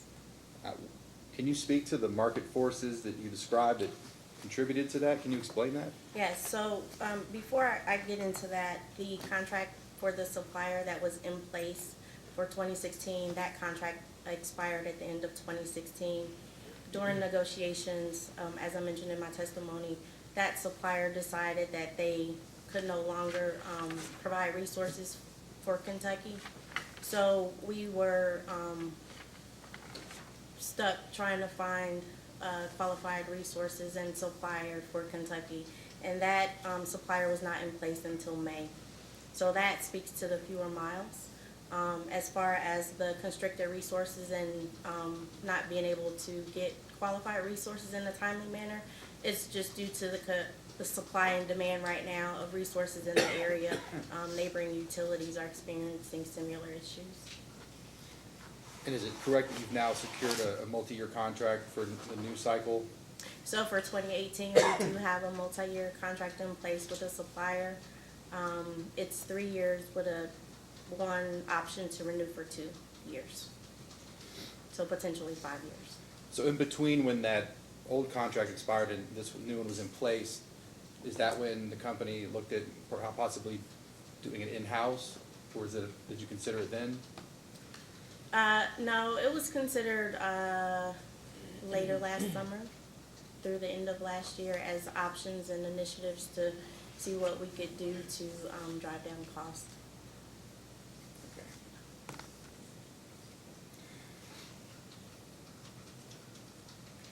And you also, you in your testimony, you say that going forward that these costs seem to be the going rate. About $4 million is what you sort of expect per year going forward with a 3 to 5% annual increase. Is that right? Yes.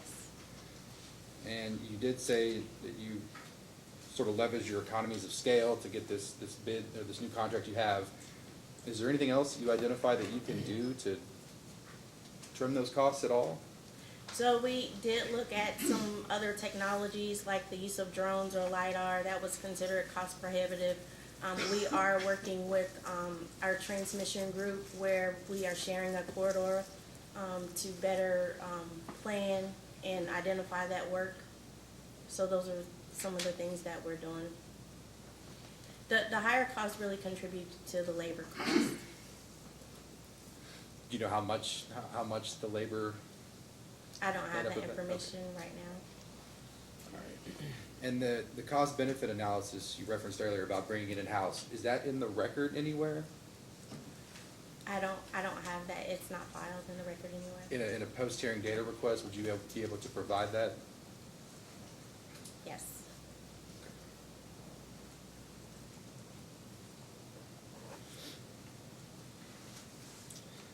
And were you in the room earlier, right before the break for Mr. Platz's cross-examination? Yes.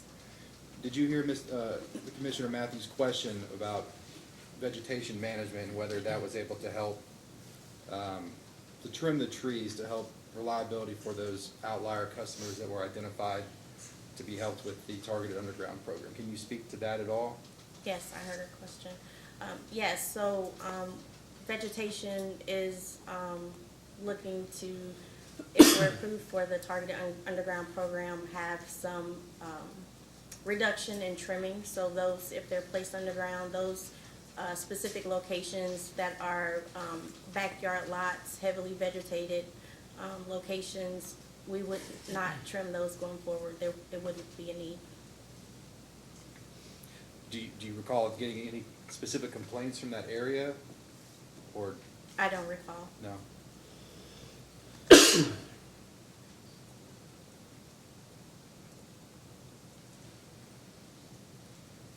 One second, Chairman.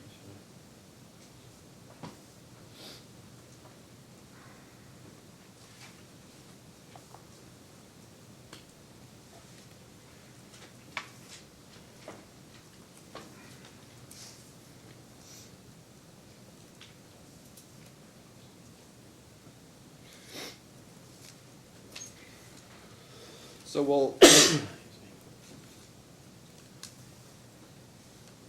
the vegetation management, the cost saved from having less vegetation management due to the targeted undergrounding program, will those savings be flowed back to customers? Not to my knowledge. Not your knowledge. Okay. That's all for right now. Mr. Howard, questions? No questions, Mr. Chairman, thank you. Mr. Malone? Mr. Kurtz? No questions. Mr. Nen, questions? Yes, just a few. Good morning, Ms. Edwards. Good morning. So, you said that the Target Underground project would have an impact on the vegetation management program by reducing perhaps some of the vegetation management for those particular customers. But it wouldn't reduce the cost, the overall cost to Duke, Kentucky with respect to its vegetation management program? So it would eliminate some trimming for some areas. They wouldn't require future maintenance in regards to vegetation management. However, with the rising costs that we're seeing in labor, I don't anticipate significant cost savings at the end of that program. Okay. And you mentioned that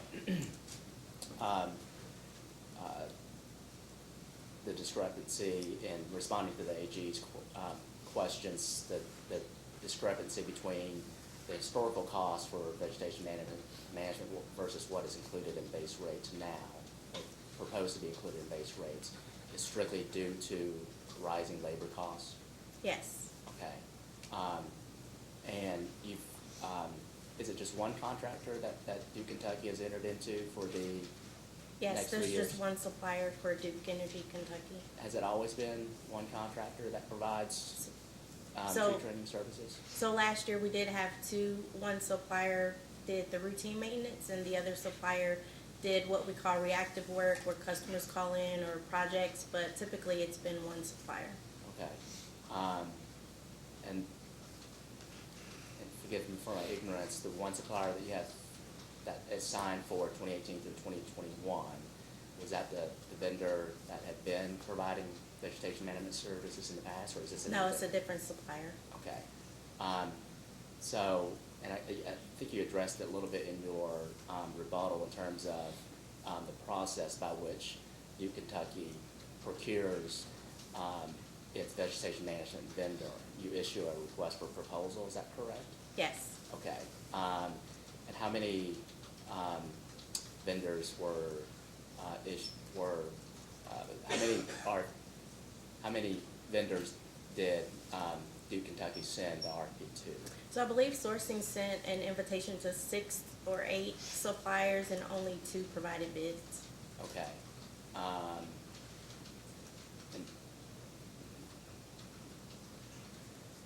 is that typical of the responses to an RFP that's issued for vegetation management by Duke Kentucky? That's not typical, and what we're finding is that suppliers are not willing to take on, in some cases, additional work if it's not meeting with their current workload due to the limited qualified resources. Okay, so when you say due to limited qualified resources, do you mean that there's a lack of available skilled workers Yes. provided by the contractor to be capable of accepting new jobs? Yes, so they are limited in, with the workforce that they have and careful to take on the projects that are brought to their attention. Okay. And would you agree that this is a fairly significant increase in expenditures for vegetation management as compared to historical? Yes. Okay. And in terms of addressing that increase in expenditure, other than internally bringing those that work in-house, was there any other methods or alternatives that were considered by Duke Kentucky? So we did consider some other analytics where we could use geospatial technology to try to survey our circuit conditions ahead of time. Right now, that is done manually between the supplier and Duke together. we looked at that, and then we also have, a work management system, that we have installed company-wide, and it has a geospatial component for vegetation management. And, we're trying to better utilize that technology as well to, look for joint corridors with transmission, and also, look at circuit conditions and see where between protective devices, some of the issues that we're having, and recognize those earlier. Okay.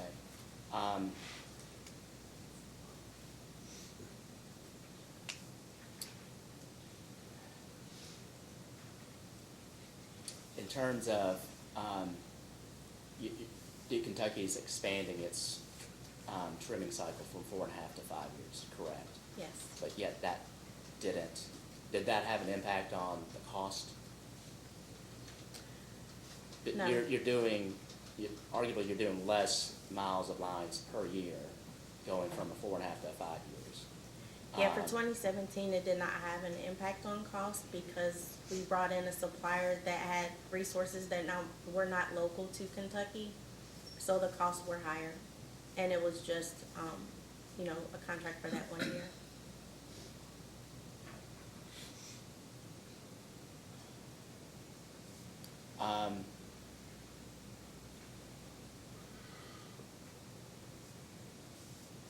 Those are all the questions I have. Thank you. Commissioner Matthews, questions? I have nothing. Is there any redirect of this witness? No. Any other questions? Can I ask one question? Yes, sir. What's a tree trimmer make per hour? It varies by role and it varies by supplier. Any ballpark numbers? So a ground person is probably coming in maybe $12, $13 an hour, and maybe the lowest classified trimmer maybe between 15 on average. Okay, thank you. Anything further? If not, may this witness be excused? You may step down. Thank you. Your Honor, we call Sarah Lawler next, please.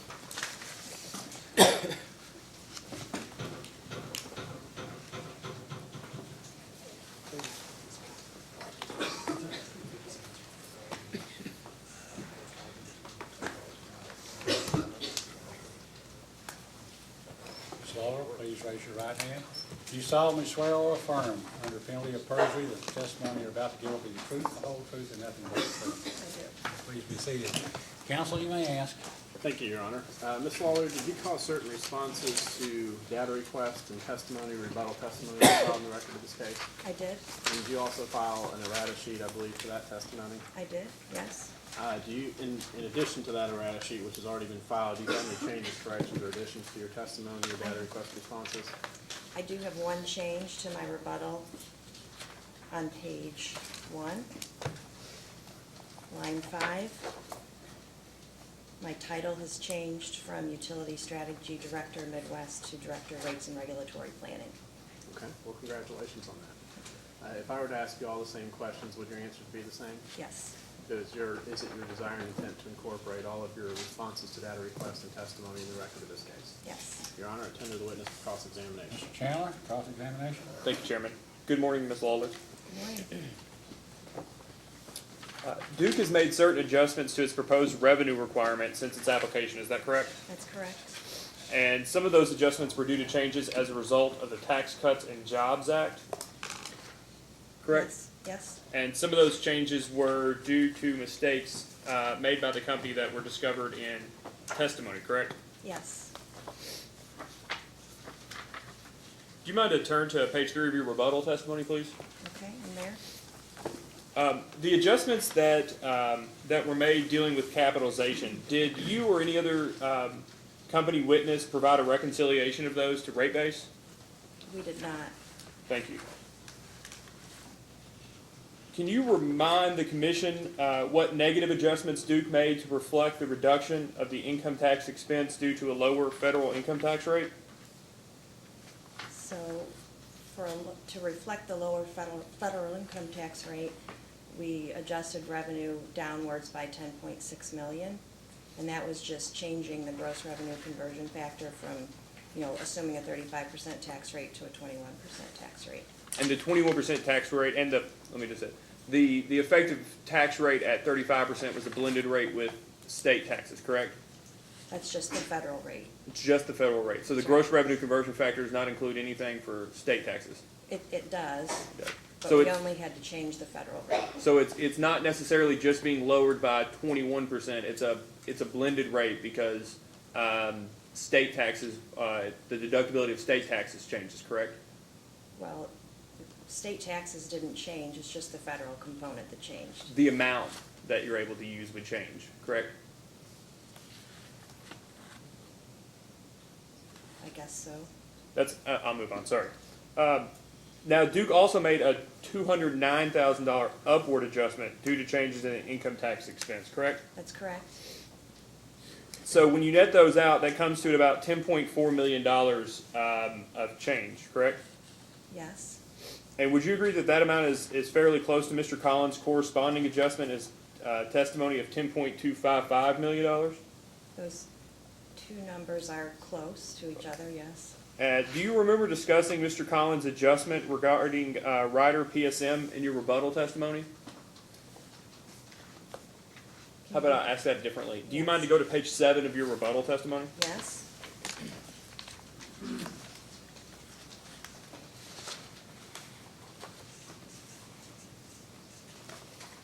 Are you there? yes, Would you agree that you provided rebuttal testimony on Mr. Collins' adjustment by the inclusion of off-system sales margins and base rates? I did, yes.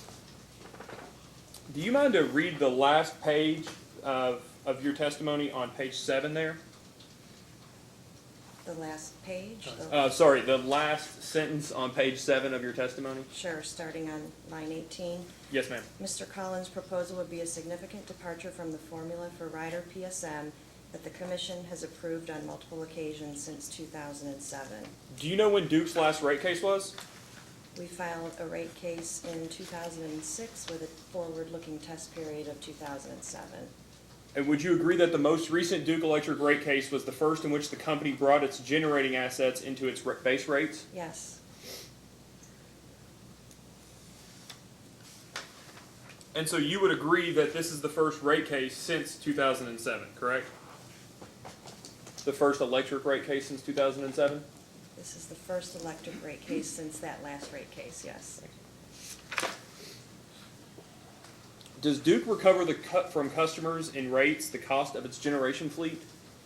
Yes, And do you agree that if a base amount of off-system sales margins are included in base rates as opposed to tracked through Ryder PSM, that the company is unable to share in any of that base amount? if there's an amount in base rates, then that's right, we're not sharing any of that portion in base rates. Thank you. That's all the questions I have. Mr. Howard, No question, Mr. Chairman, thank you. Mr. Malone? Mr. Kurtz? Yes, I do. Ms. Waller, will you turn to your amended rebuttal testimony, exhibit 1, I guess?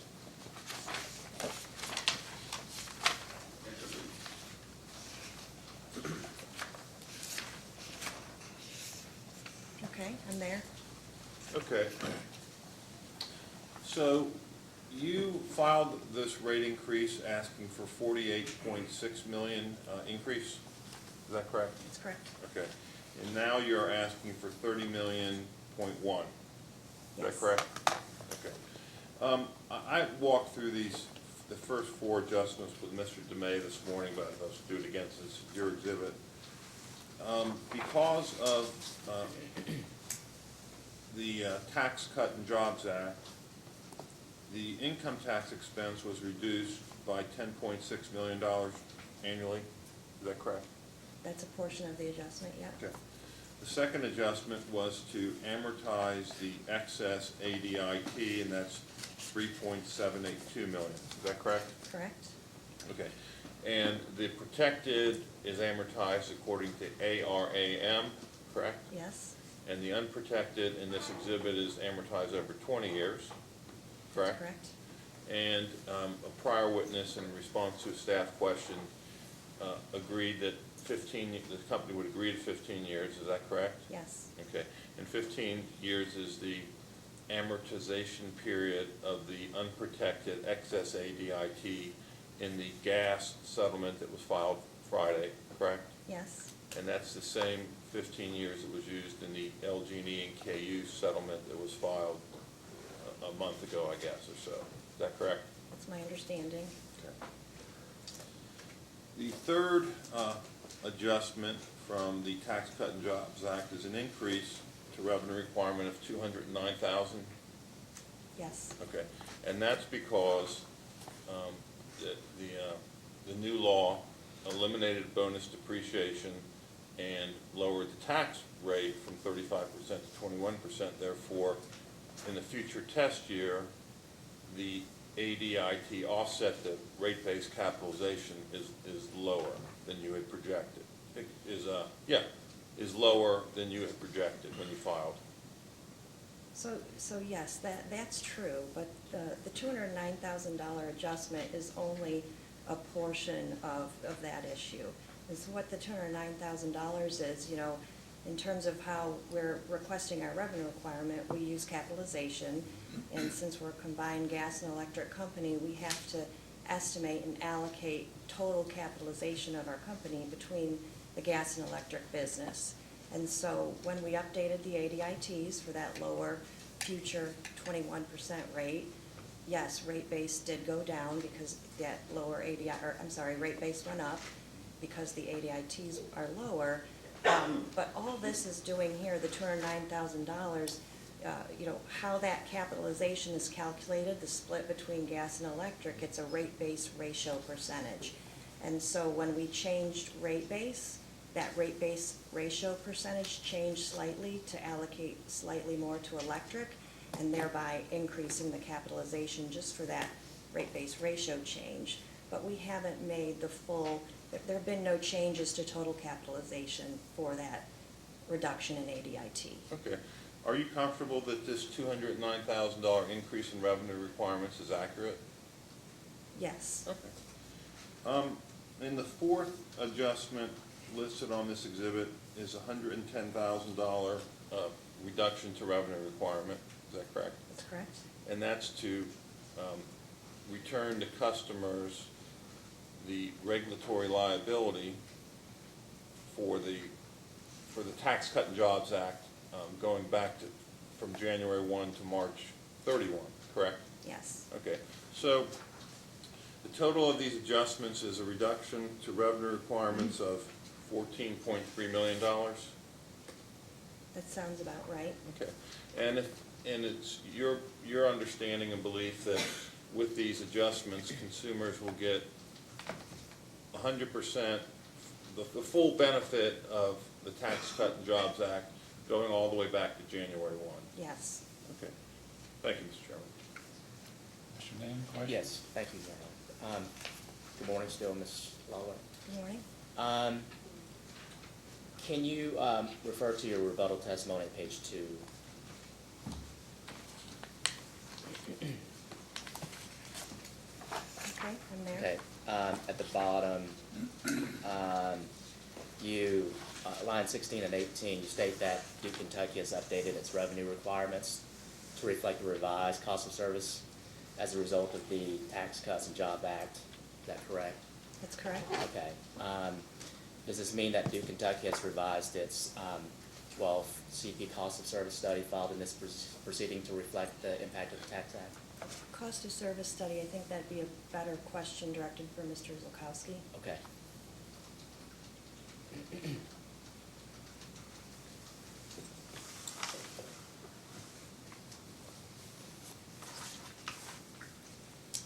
So turn now to your, I guess it would be the amended rebuttal testimony. Okay. That replaces page 3 of your original rebuttal testimony. It shows, the table shows that the revised base rate increase of 30.12 million. Is that correct? Yes. Okay.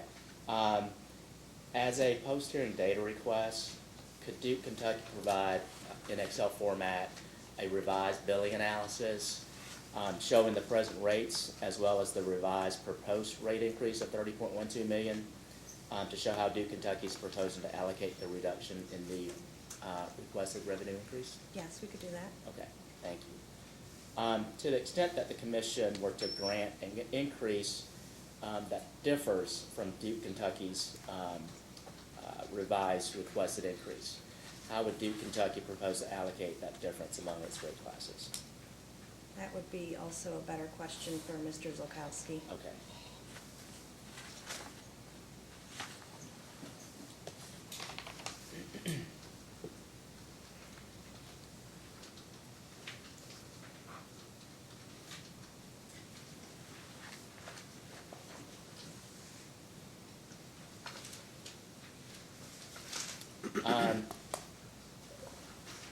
In your rebuttal testimony on page 3, you mentioned the recalculation of the gross revenue conversion factor to reflect the reduction in the federal income tax rate of 35 to 21%, correct? Yes. As a post-hearing data request, could you provide a schedule showing the computation of that gross revenue conversion factor Yes. with the new tax rate?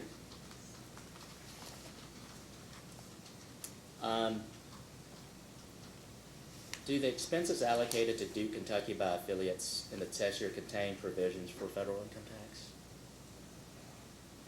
I believe they do. Okay.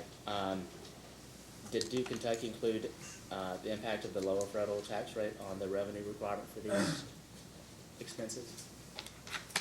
Now, I'm not sure that we did, but from an allocation perspective, I'd have to defer to witness Setzer in terms of how costs are allocated. But in terms of just the revenue number itself, you're not sure? No. Okay. As a post-hearing data request, could you provide confirmation Yeah, on that? Could you clarify the question maybe? Sure. So my first question was the expenses from affiliates.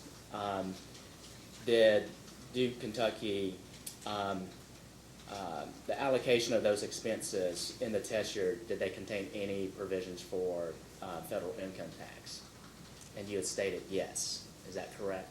Yeah, and I guess I'm not sure if they do or not. Okay, so as a post-hearing day request, could you provide a response to that? And if so, provide a response as to whether the impact of the lower federal tax rate was included on the revenue requirement. I can do that, yes. Okay, thank you. Those are all the questions I have. Thank you. Commissioner Matthews? You have none? I have none. Any redirect? Just one, Your Honor, or maybe two. Mr. Chandler asked you, I believe, a question about whether Mr. Collins' proposed tax adjustments were close, quote unquote. Do you recall that question? Yes.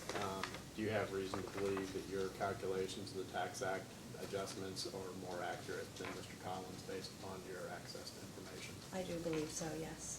Thank you, Your Honor. Mr. Chandler? I do have one question, thank you. Were you in the room yesterday when commission staff asked a Duke witness whether the Duke would be agreeable to returning the unprotected excess ADITs over 15 years? I was, yes. Is it your understanding that the excess ADITs that are considered protected must be returned via the ARAN method,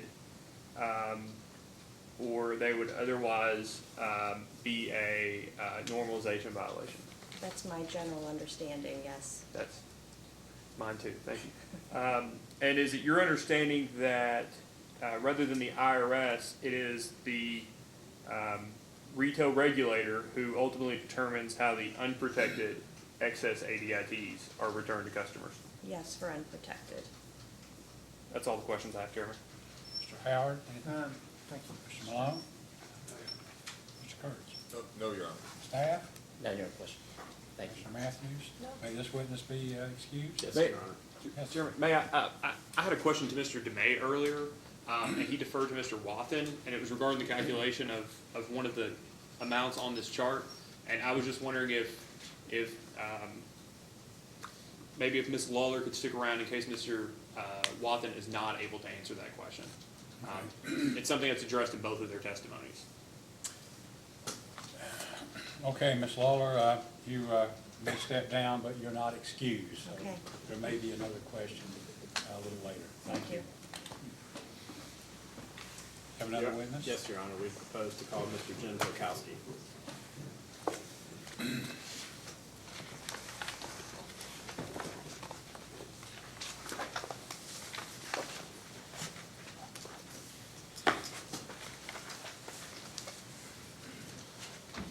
Please raise your right hand. Do you solemnly swear or affirm under the penalty of perjury that the testimony you're about to give will be the truth, the whole truth, and nothing but the truth? I do. Thank you. Be seated. Counsel, you may ask. Thank you, Your Honor. Mr. Zukowski, can you please provide your business address and state your title for the company? Yes, my business address is 139 East 4th Street, Cincinnati, Ohio, 45202. My title is Director of Rates and Regulatory Planning. And did you call certain testimony in responses to data requests that you filed in the record of this case? Yes, Do you have any additions, corrections, or changes to that testimony or data request responses? yes. On page 20 of my direct testimony, we should delete the sentence that is contained on line 12 in its entirety. Okay. And just for purposes of making sure everybody gets that, would you mind to read the deleted language? Pardon me? Would you mind to read that sentence that's being deleted? The sentence that's being deleted says poles and conductors are also 100% demand. That sentence is inaccurate and is not important to the testimony. If, with that notation, if I were to ask you all the same questions again, would your answers be the same? Yes, Is it your desire and intent that the data request responses that you filed and the testimony you filed be incorporated in the record of this proceeding? yes. Your Honor, I tender the witness for cross-examination. Mr. Chandler? The Attorney General has no questions for Mrs. Zukowski. Mr. Howard? Yes, Mr. Chairman, if I may. Morning. Morning. I have a few questions, and I'm not sure whether you are the person who would be responsible for answering those, or whether it would be Mr. Salyers. But in my attempt to exhaust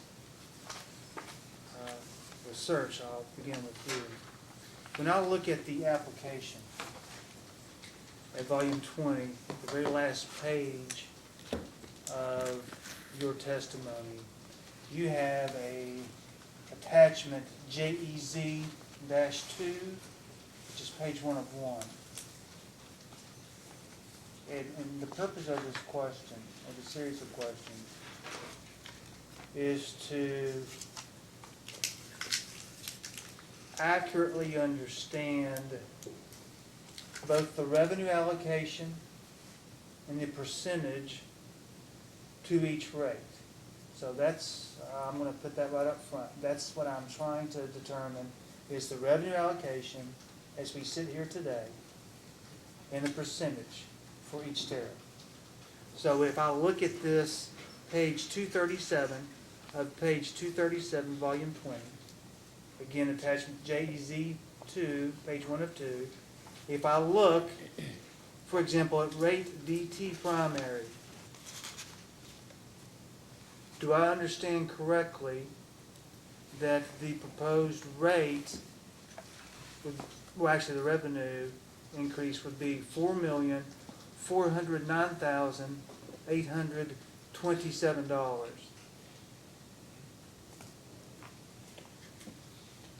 First off, can we make sure that we're looking at the same attachment? Absolutely. Counsel, I do not have extra copies of this, I apologize.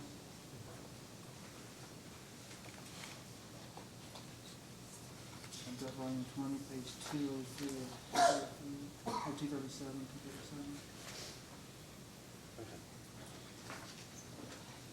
May I approach? Yes, you may.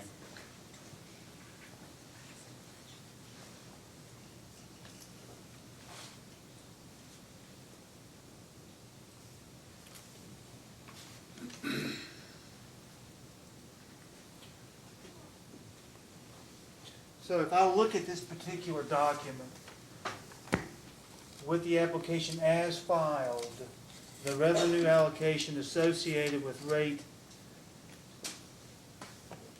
DT primary was $4,409,827. Is that correct? That's correct.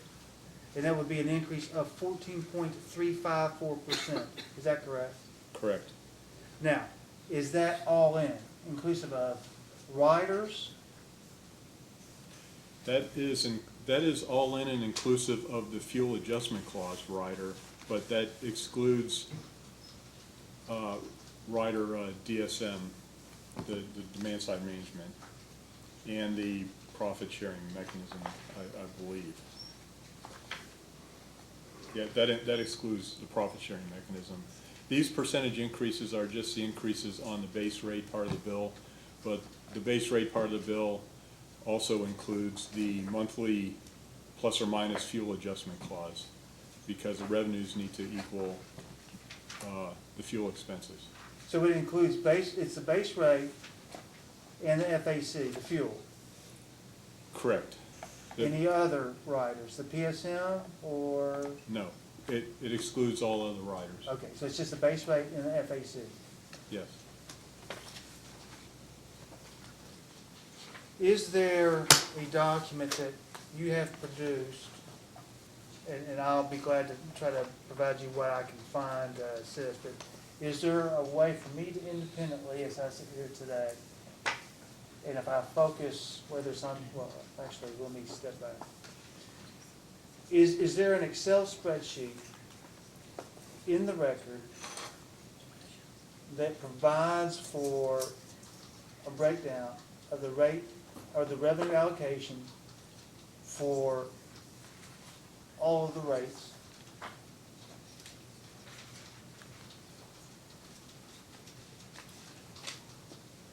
And I can repeat that if you like.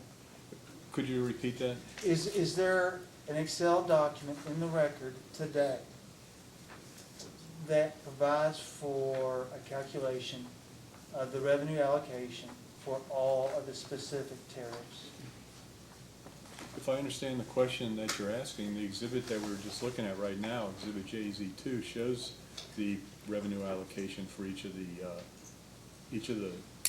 major, or all of the tariffs. So maybe I don't understand your question. Is that accurate? In light of, as I said, I'm looking at the revenue allocation based on the rebuttal and the amended rebuttal testimony. Is there an Excel spreadsheet that provides for me the revenue allocation for all of the filed tariffs? First off, I did not provide any rebuttal testimony, and so this spreadsheet is based on our initial filing, and this attachment JZ2 has not been updated to reflect any changed numbers that may appear in rebuttal testimony or through any other adjustments that the company might have calculated since our initial filing.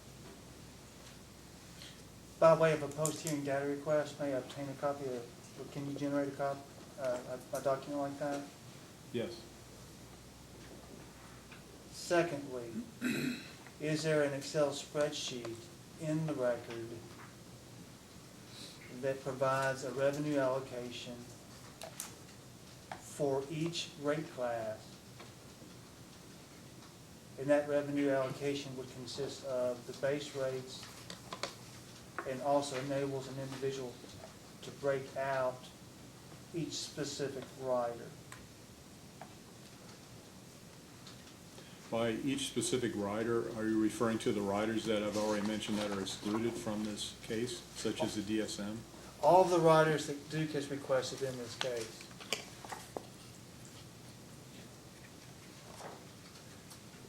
The revenue allocations that are produced through the cost of service study tied to the revenue requirements.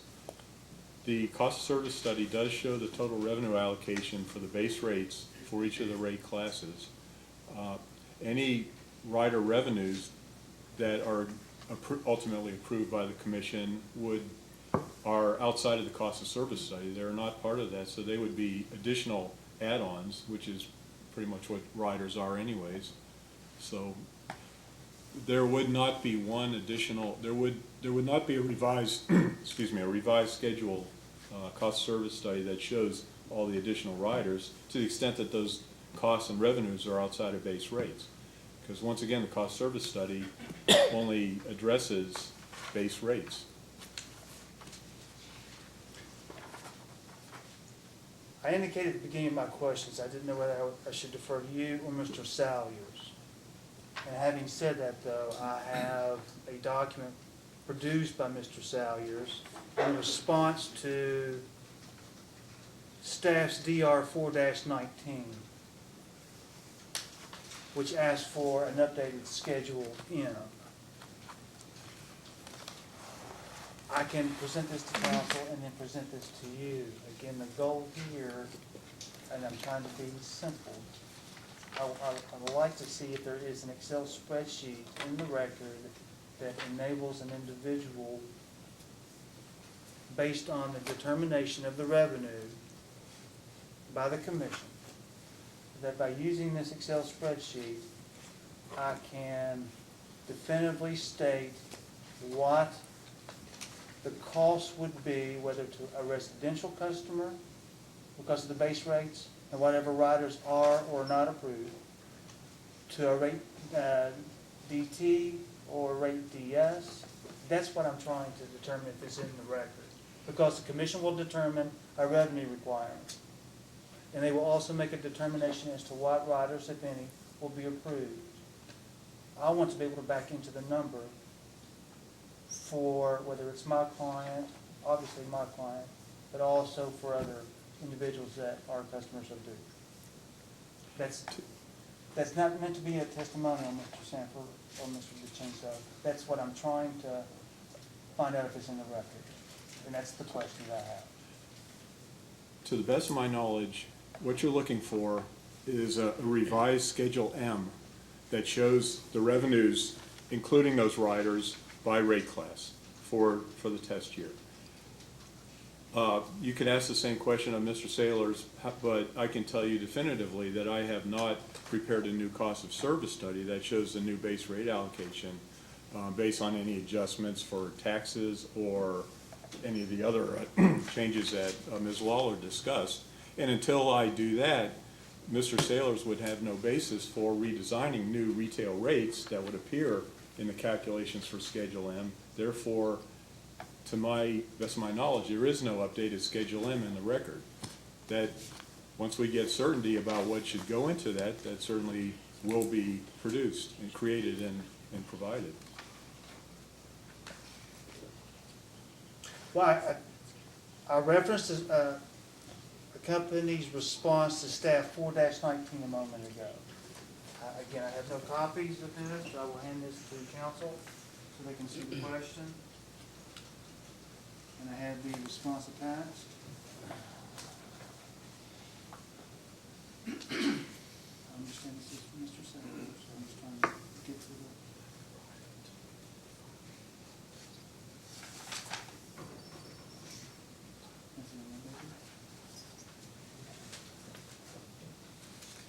May I approach? Yes, you may.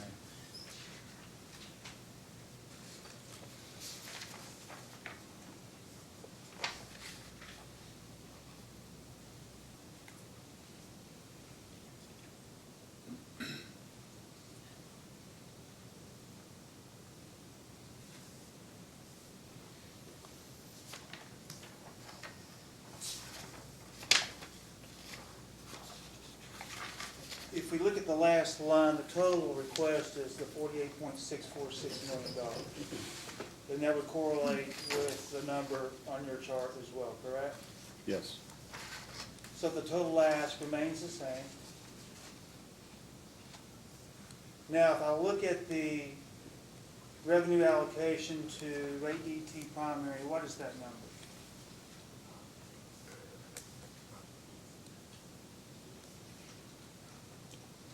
$4.147 million, And the number on your chart is, $4.409 million. so there's a difference. Correct. And the percentage on the document that I just handed to you, which again is response to PSC 4-19, what is the percentage on that? 13.05%. And the percentage on your document as you provided in the application is what? 14.354%. So there is a difference on both the revenue and the percentage. Yes. Again, I go back to my question, can you produce an Excel document that would enable me to understand what the rate ramifications are for my client, that being NKU, once an order by the commission is issued, which determines the revenue allocation, or the revenue amount provided to you, as well as any approval or disapproval of riders. Your Honor, can I just maybe make a point of order here? It's not really an objection, I don't think, but I believe the company produced the Excel spreadsheet that we've been talking about in electronic form, so with all of the formulas intact. So I would think that the Northern Kentucky University would be able to make whatever adjustments to that Excel spreadsheet that it thinks are necessary. But he's kind of calling for the witness to speculate as to what the ultimate revenue impacts would be when that hasn't been determined yet. So I'm not sure if it's an answerable question, I guess is what I'm trying to get at. Are you asking the witness if he or Duke can produce a spreadsheet after the final order in this case has been entered? No, Mr. Chairman, what I'm trying to do, I'm trying to find out if there is an Excel spreadsheet in the record already that would enable me, once the commission makes a determination on the revenue, it makes a determination on whether the riders are approved or disapproved, that would enable me to determine what the cost would be for NKU. I have looked, and if the response, and if it's the position of the witness, then that's fine. I'm simply wanting to know if that record is in, or that document, that Excel spreadsheet is in the record. Well, counsel, Mr. Sanford, Mr. DeCenzo, do you think there's something in the record? Yeah, the witness will correct me, but I believe that the actual Excel spreadsheet that we're talking about has been produced, and that it can be manipulated by whatever party wants to manipulate it to input whatever data. And do you understand the exhibit or the spreadsheet he's talking about? That's where, then that's what I would like to know. Where is that spreadsheet? Where is that? I'm a little confused about which spreadsheet we're talking about. To me, it sounds, in my opinion, it sounds like what you're looking for is a final Schedule M that shows all the revenues by class, and incorporates the final rate design for each class. That will not be known until we get an order at least, or get really close to an order, in this case, knowing what riders are going to be approved, how taxes are going to be handled, and then we run that through the cost of service study, come out with new base revenue allocation, then Mr. Sailors would go and calculate new base rates, and we'd get the final rate design on all the riders, and we can populate a new Schedule M, and you can see what the impacts are going to be. And then we can populate a new Schedule N, which shows typical bill impacts at that point. But right now, all that's in the record, except for what Mr. Sailors may have produced, is based on our initial filing, with the exception of possibly the data request from February that it was not involved with. Is it your answer that Schedule M is filed in the record in response to staff 4-19, that once the commission determines the revenue and the riders, that I will be able to take Schedule M as it's filed in the record right now and simply change the data inputs? In my opinion, no. Because once we get an order, I'm going to have to run the numbers through the revenue requirement. They have to go, or Sarah would, Ms. Lawler would run them through the revenue requirement, make sure we know what the revenue requirement is. Then we input the new numbers into the cost of service study, which is a big model, and that outputs the base revenue allocations to each rate class. And then Mr. Sailors takes the revenue that have been allocated for base rates, and to each rate class, and calculates new rates, retail rates, and builds that up, builds those revenues up in the Schedule M, and it adds in the riders, and that's where you get the total numbers from Schedule M. So it's actually an involved process, and I don't believe you would be able to do that, and I don't think there's anything in the record that would allow someone outside of rate. This is the answer, right? No, that's, I mean, that's. So the answer is no, so. Again, no, let me look back at your JEZ, 2, page 1 of 2, or page 1 of 1. When the application was filed, the revenue allocation assigned to rate DT primary was $4.409 million, correct? Yes, And that's just base rates and fuel. yes, And that was an increase of 14.354%. correct. Now, if we fast forward and look at the response to staff DR 4-19, and again, the total ask on both of these documents is $48.646 million.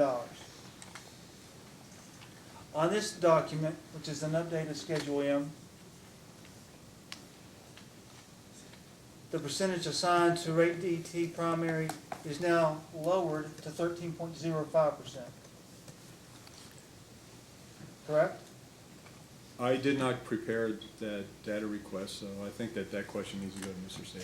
But I presented this to you a moment ago, and you agreed that the number was 13.05. The numbers are different. Okay, very good. Do you know what is included on Mr. Salyer's revenue allocation? Whether riders are on there or not? You'd have to ask that to Mr. Saylor, but I believe that yes, they are, If I presented this except for document, demand side management. if I represented to you that at the top of the page it says 12 months projected with riders, that you would not have any disagreement with that? I would not, if that's what it says, I would not disagree with it. Thank you. That's all the questions I have at this time, Mr. Chairman. I think I'm done with this witness. Mr. Malone? Mr. Curtis? Thank you, Your Honor. Good morning, Mr. Z. I can never pronounce your name right, sorry. Duke filed this case for a $48.6 million base rate increase, correct? Yes, Okay, and that translates into 15.99% system average base rate increase? correct. Okay. Now, Ms. Lawler has adjusted downward for taxes and other adjustments on her exhibit, the $48.6 million to $30.1 million, correct? I believe so, but that's, Yes, sir. I'm aware that she's made significant adjustments Okay. based on tax changes. That's a 38% decrease in Duke's base rate increase request. Can you accept that subject to check? I accept Okay, that subject okay. to check. So basically, your proposed rate increase is not 15.99% anymore, it's approximately 10%, if my math is correct. The number will be substantially lower Okay. if those changes are incorporated. Okay. And that's your ask at this point, what Ms. Lawler has presented? The way you phrase that question implies that I can speak for the company as a whole, and so it's not my ask, it's somebody higher up than me. Okay. So, But in any event, the rate increase proposal has gone down for all these various adjustments. yes, Okay. Now, you're the cost of service witness, among other things, correct? yes, Okay. And you've proposed that you've used a 12 CP, 12 coincident peak cost allocation method to allocate production or power plants to the various rate schedules. yes, Okay. Would you agree that there are multiple cost of service methods for allocating power plants, the generation production component, to the various rate schedules under the NARUC, N-A-R-U-C, cost allocation manual? yes, Okay. There's, in addition to 12 CP, there's peak and average, correct? yes, Average and excess, yes, loss of load probability, yes, base intermediate peak, correct? yes, I believe so. Okay. There are a number of methodologies.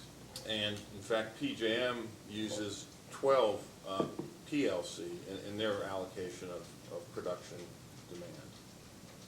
I'm not, Very fam- si- I'm not familiar with PG and what they use. Okay, but in any event, there are multiple different cost of service methods that NARUC recognizes as a way to allocate power plants, production cost. Correct. And each of those methods might have significantly different results, correct?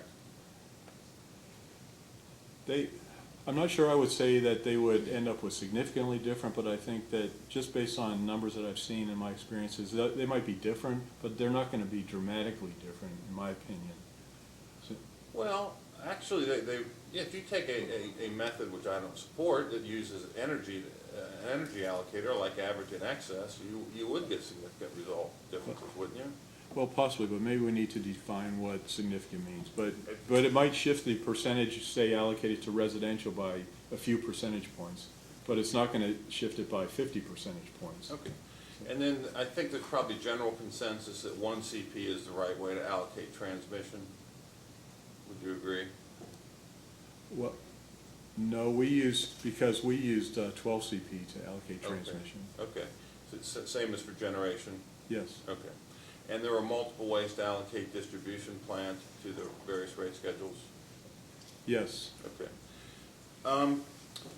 So, cost of service is not an exact science, would you agree? It involves judgment as to how you do it? I would agree with that. Okay. And the commission uses cost of service as one factor in terms of allocating a rate increase or a rate decrease to various customer classes. Would you agree? Would you rephrase that, please? The cost of service is simply a factor the commission uses? I agree. Okay. There are other factors, the policy considerations the commission might use? Yes, One would be gradualism. yes, Would you agree another policy the commission might use in its judgment in terms of allocating an increase or a decrease would be the effect on economic development in your service territory? yes. You've proposed it. Thank you. Mr. Chairman, that's it. Mr. Neal, question? Yes, Your Honor, thank you. Good morning still, Mr. Zukowski. Morning. I guess you kind of know what my questions are for you after it's been deferred by Ms. Lawler, but I'll ask anyway. I take it that you've not filed a revised cost of service study to incorporate the revised revenue request? We have not filed a revised cost service study to, Okay, when you say you've not filed it, have you performed one? could you restate the question in its entirety? Sure. Sorry.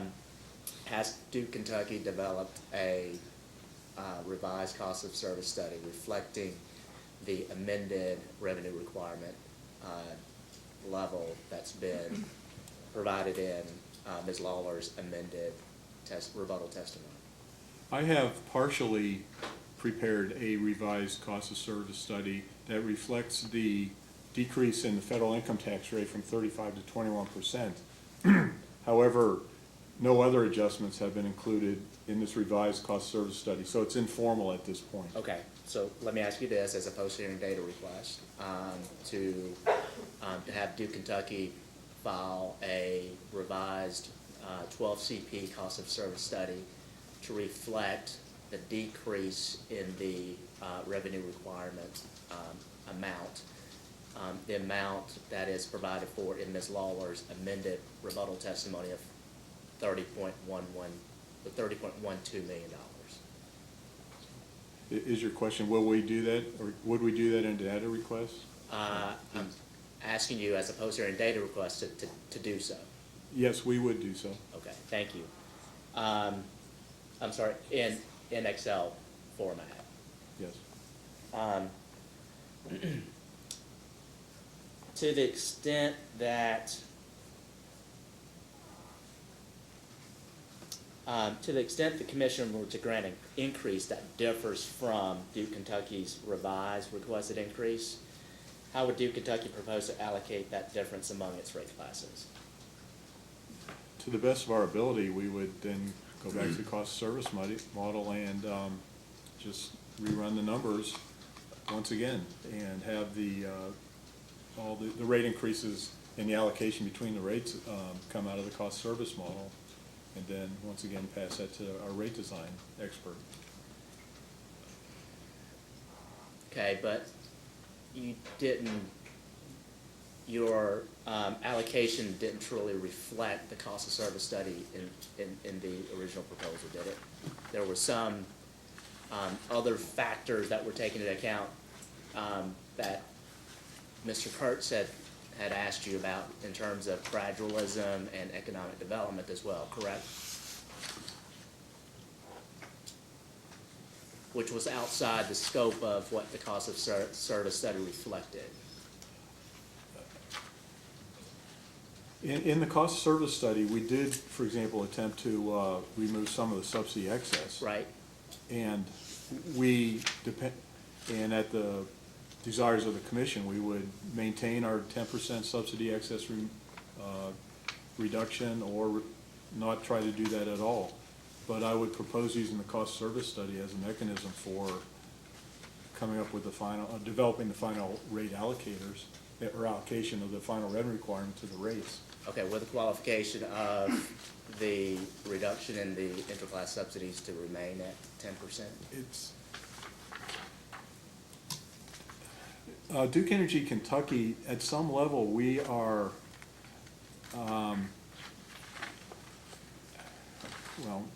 we're not all that concerned.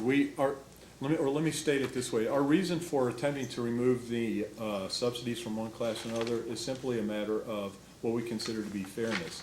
However, that subsidy removal does not affect the total revenue requirement or the total dollars that we collect. So we consider that an issue for us, but also for all the parties in the room to be concerned with.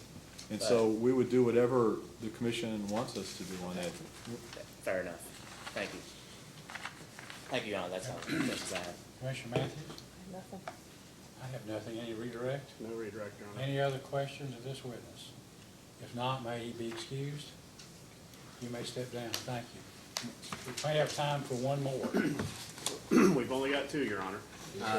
We'll call Mr. Bruce Sailors if possible, please.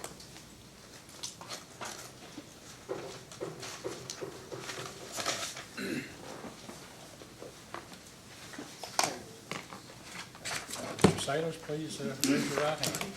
You solemnly swear or affirm under penalty of perjury that the testimony you're about to give will be the truth, the whole truth, and nothing but the truth. Thank you. Please be seated.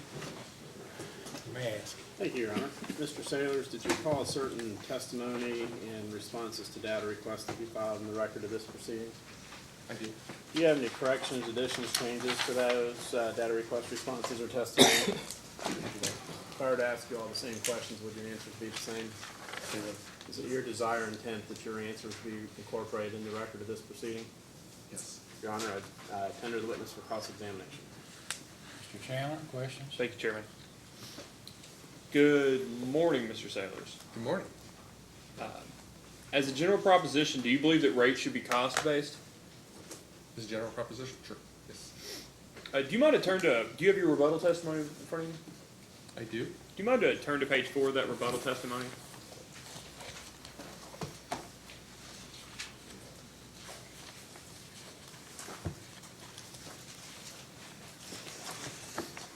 I'm there.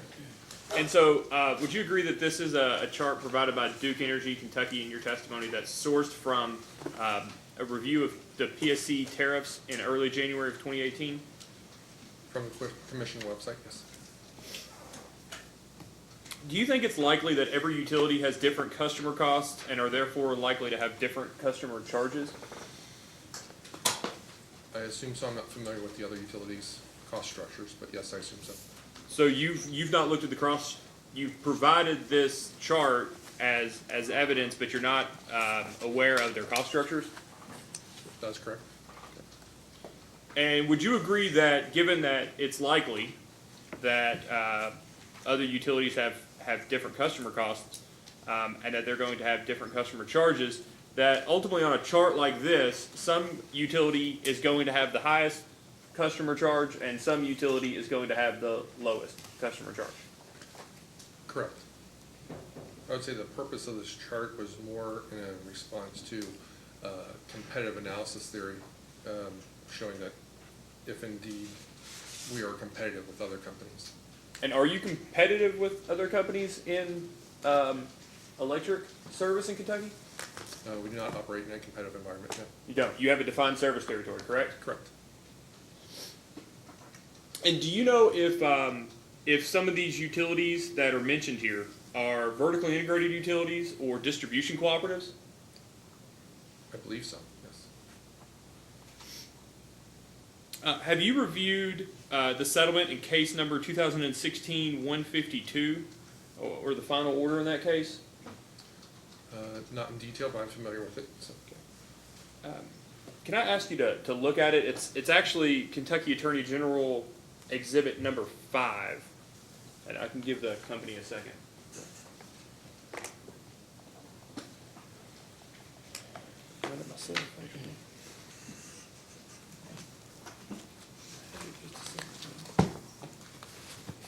Here it is. I put it under everything.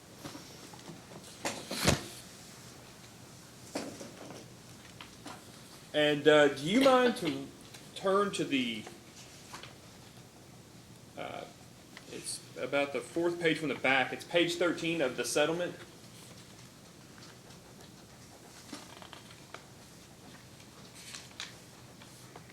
And just let me know when you're there.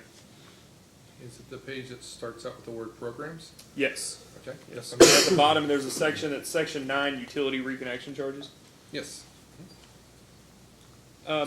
I'll give you a second to review that section, but I would ask that you read that section 9, utility reconnection charges, into the record. I'll give you a second to read it first. On to page 14. On to page 14, yes, sir. Number 9, utility reconnection charges. Duke Energy Kentucky agrees that in its next base rate proceeding, the company will include a revision to its reconnection charges to reflect the then current actual costs, reflecting the availability of the remote disconnection and reconnection technology for electric customers who have advanced meters and have not opted out. Thank you. Do you mind to turn to page 14 of your rebuttal testimony?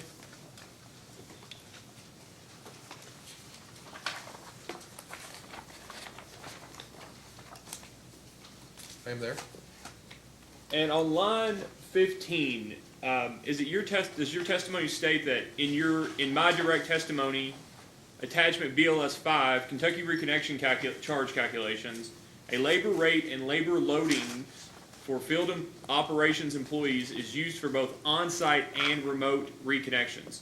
Is that your rebuttal testimony? That is correct, yes. And so is it your testimony that, or is it your position, that after full AMI rollout, disconnects and reconnects of AMI enabled customers will be completed by field operations employees? No, they won't. They won't. And so will they be instead, will that function then be instead done by a customer service representative? Correct. And so how is the company's original proposal to use labor rate and labor loadings for field operations for the AMI disconnect and reconnect charges in accordance with the settlement Duke entered into in 2016-152? We believe the proposed charge of $25 is reasonable, but we've also agreed that we would ask the commission to change that to $3.45 to reflect the customer service representative labor rate, along with the corresponding adjustment to residential revenues and to accommodate revenue requirements. You said it was reasonable, but you stated, you just read into the record that the settlement says the then current actual costs. So we've agreed that the actual costs for AMI-enabled customers are going to be the labor rate and labor loadings for a customer service representative rather than field operations employees, correct? Well, we've agreed to ask for that change, yes. For the actual costs. The field operations cost was being used as a proxy for those costs. So yes, we are changing that to use the customer service representative cost. And the customer service representative will reflect actual costs as per the stipulation, To correct? the best of my knowledge. Are you aware of the LIHEAP program? Or I guess the program's redundant. LIHEAP? I am aware of that it exists. I am not aware of the details of that program. And so do you understand it? Your understanding of LIHEAP is that with LIHEAP assistance, customers are provided assistance towards their electric and gas heating bills? Generally, yes. Yeah. And would you agree that the assistance is provided as an offset to customers' bills? Your Honor, I just I do object to not the know. extent it's calling him to speculate if he's already said he's not familiar with the program's details. He can answer that if he doesn't know the answer to the question, I think. If you know, know. If you don't know, you can just say you don't know. I don't know.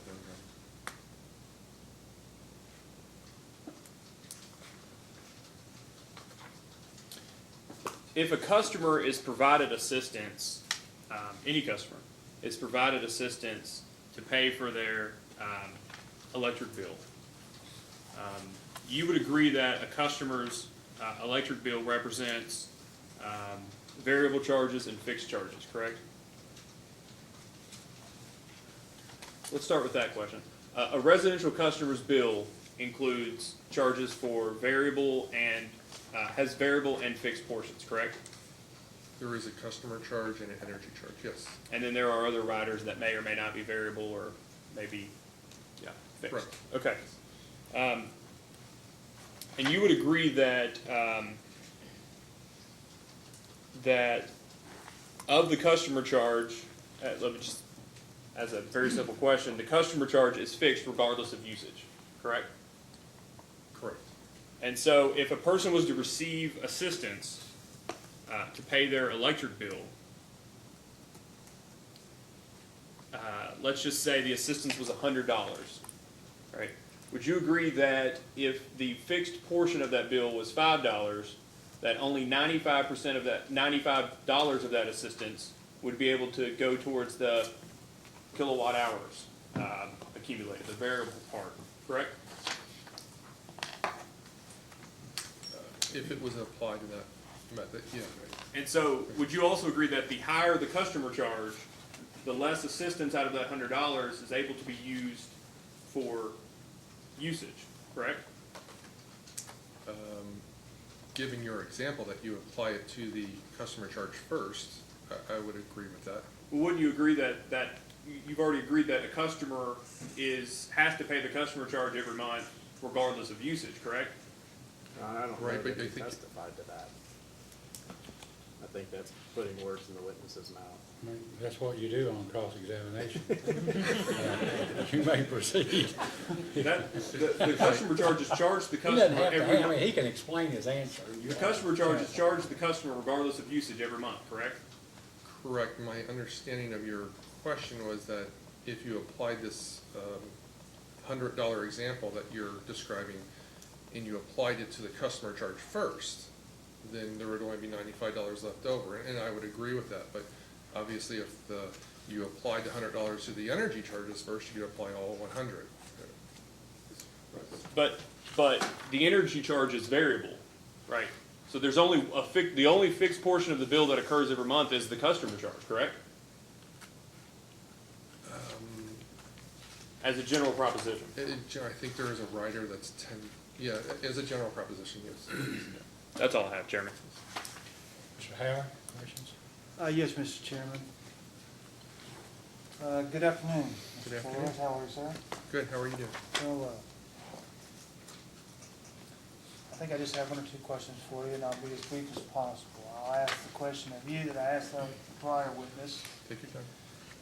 That being, is there an Excel spreadsheet in the record that would allow me, depending on the revenue that's awarded to, if any, awarded to Duke Energy, and if any riders are approved and there are the costs associated with those, is there a way that I can determine, or actually see in the Excel spreadsheet, the revenue allocation to each tariff in dollar figures? That's the first question. Is there an Excel spreadsheet there for that, like that? With all the caveats that Mr. Zulkowski gave you, and I think I'm probably assuming what you're looking for, let me tell you what I've provided so far. The most recent thing I provided is to the staff in their data request, therefore set number 19, which is the Schedule M. I provided that electronically. That takes the revenues allocated to the rate classes that Mr. Zulkowski provides to me, and develops rates on those. So that spreadsheet would not help you understand how the revenues are allocated to the different rate classes, because that's the beginning input. However, there are tabs in that spreadsheet that show exactly how I calculate the rates. Okay, and I have that spreadsheet open. Okay. So if I'm looking at Schedule M, and this is what I presented to the prior witness, and I'll do so again with you, with permission of Yes, you the may. council. Mr. Chairman, may I approach? Yes, you may.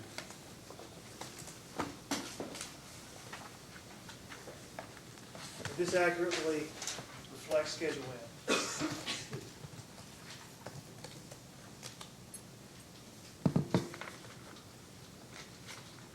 It looks like the one I filed recently. Yes. Now, if I'm looking at Schedule M, and you have that available as well? I'm going to turn to it, if you don't mind. Sir.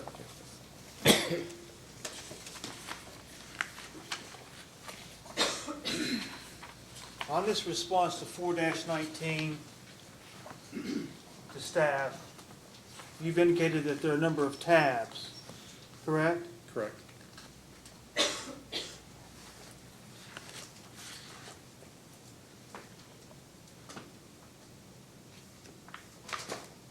And if I click on, for example, rate DT-PRI,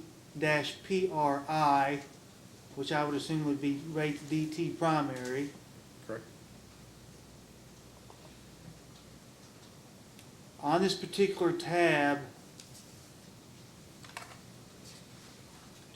are the various riders listed? I'll give you help if I may. If I look at, for example, row 57, Demand Side Management Rider, DSMR. The riders should be at the bottom of those reports, all the applicable riders. Okay, and so all the applicable riders that Duke either currently has or has requested, those are on that tab, correct? They are, there is no current rate for the new riders being proposed there. So yes, but they are present. For example, Distribution Capital Investment Rider, DCI, that is listed, but the amount is 0, correct? Correct. So ultimately, once the commission determines what revenue you are to be awarded, by manipulating 4-19, would I be able to back into the revenue allocation to rate DT primary on my own? There are several things you may need to change, but yes, all the calculation of the rate is in that spreadsheet.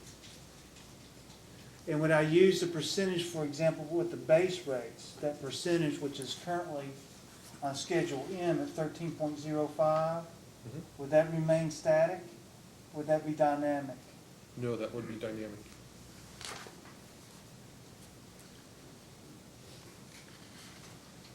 And in what areas of the spreadsheet would I have to manipulate in order to accurately determine the revenue allocation to rate DT primary? And there is an input tab in the front. Yes? And it contains all the rates. Yes? So if indeed a value was provided for the riders, you would need to plug in those riders' values there. There are tabs in the back that are called revenue requirements, and that's where you would input all of Mr. Zulkowski's revenue requirements. And then, you're gonna have to help me, I don't know the name of the tab, I think it's called rate design? maybe, it's right after the revenue requirements tab. And that's I'm where I trying to calculate go all the there as rates. quickly as possible.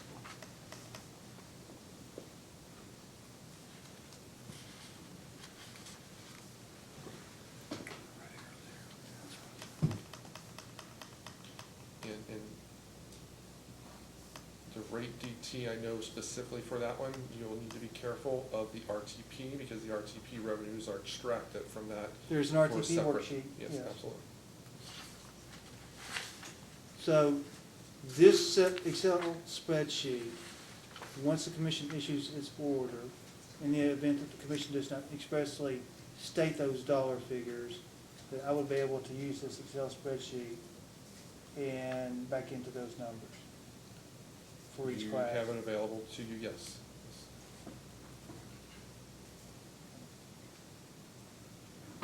Mr. Chairman, that's all the questions I have. Thank you. Mr. Malone? Yes, sir.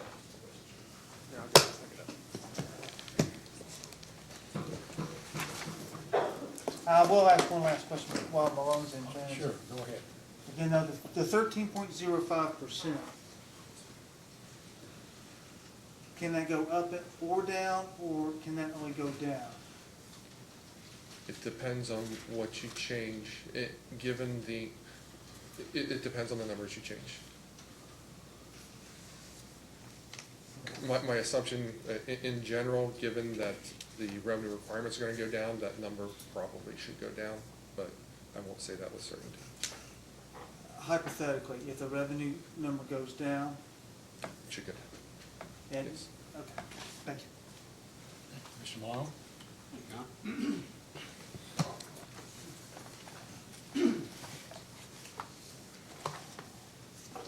Say good afternoon, Mr. Sayers. Good afternoon, how are you? Doing well, how are you? Surviving. I got you. Obviously, I represent the school boards, but I just wanted to introduce myself again. But in reviewing for this case, it's obviously that you read Mr. Wilhide's testimony because you responded to it. Yes, Is that accurate? yes, I did. In his testimony, are you familiar, or you obviously would have read about Kentucky Revised Statute 16325? Did you recall seeing that? Is that the one that requires an energy manager? It's not so much an energy manager, but subject to check, you agree, it's basically schools are legislatively mandated to reduce energy costs and pursue energy efficient projects for the same reason. Okay, subject to check, sure. Yeah. Let's talk about rate DS a little bit. We talked, or actually, you got some questions about this, some broad questions before, but obviously the rate itself, what makes up the rate? I mean, there's an energy component, and then See, Rate DS does have a customer charge. okay. I believe it's hard to remember all the rates and memorize them, but I think there's a different customer charge depending on phase of service, I believe. I need to check on that. There is a demand charge. Okay. Where I believe the first 15 kW of demand is priced at 0. There are energy rates. There are cap rates for churches and other customers, and various other features. Thank you. Could you also explain what the demand ratchet is? A demand ratchet, hopefully I get this without abusing too much official language here. A demand ratchet basically looks at a certain period of time, and it will calculate a billing demand subject to a certain percentage of a demand you may have set during one period of time, even though it's a different billing month. Subject to check, would you agree that rate DS has an 85% demand ratchet? Yes. Okay.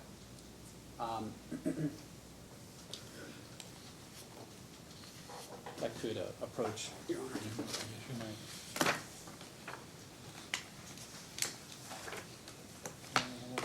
Yeah, that'd be great. These two.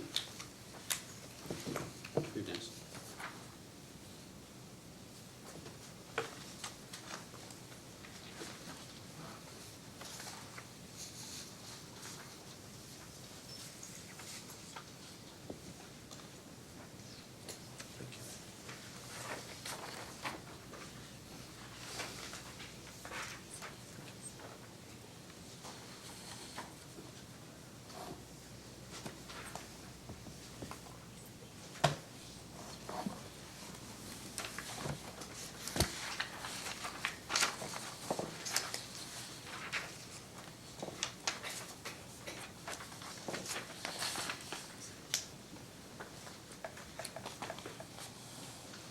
Mr.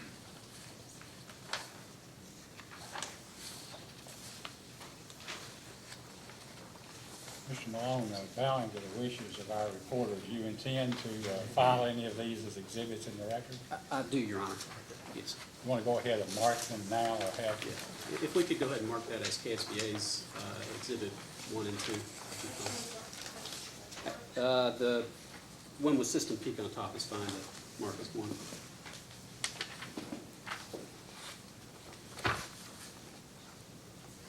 Thank you. Before I get into the attachments that I gave you there, as an overbroad just picture, the demand ratchet at an 85%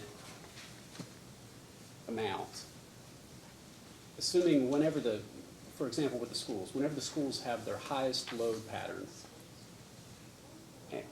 they are going to get billed 85% of that or the higher of their actual billing for the rest of the year. Is that consistent?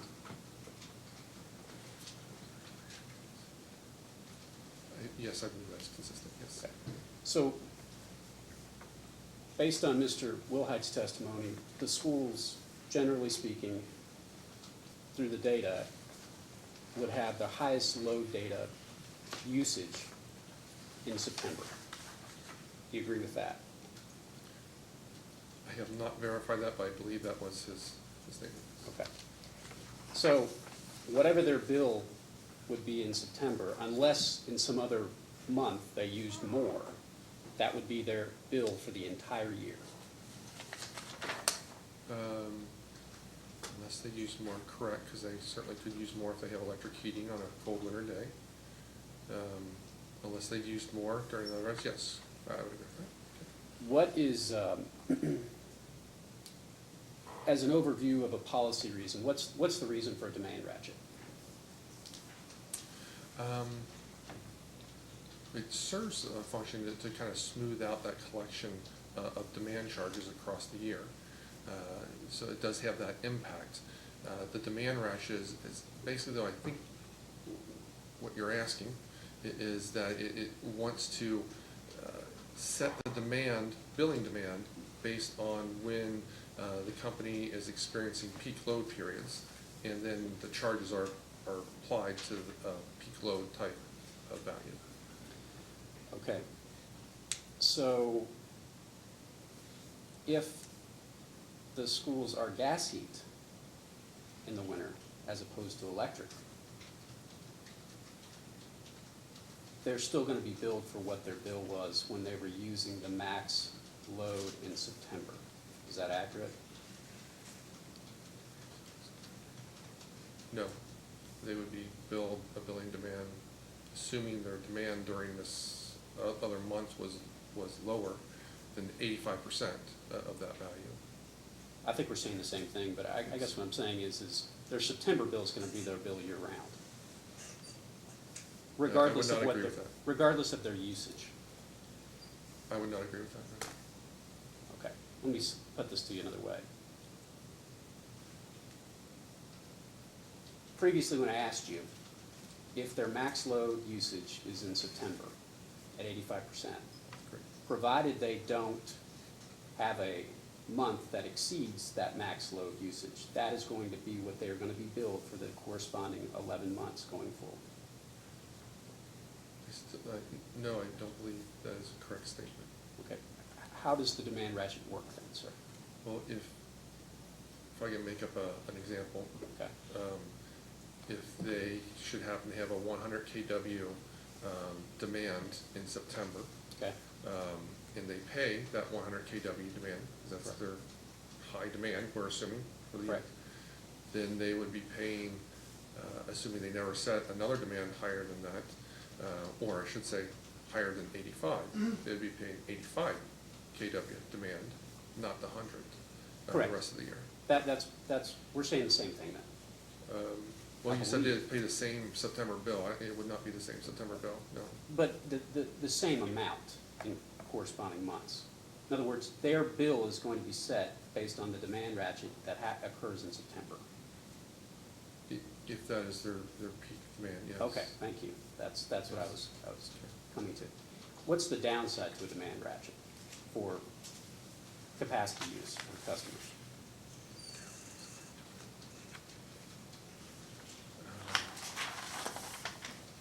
Well, let me I'm not phrase it. certain how you want me to Let me answer turn that it around and ask you a question, different way. Larry. Okay, let me ask you a different way. What incentive would the schools have to conserve energy if they have to pay the same regardless of what happens? In other words, their bill is set in September.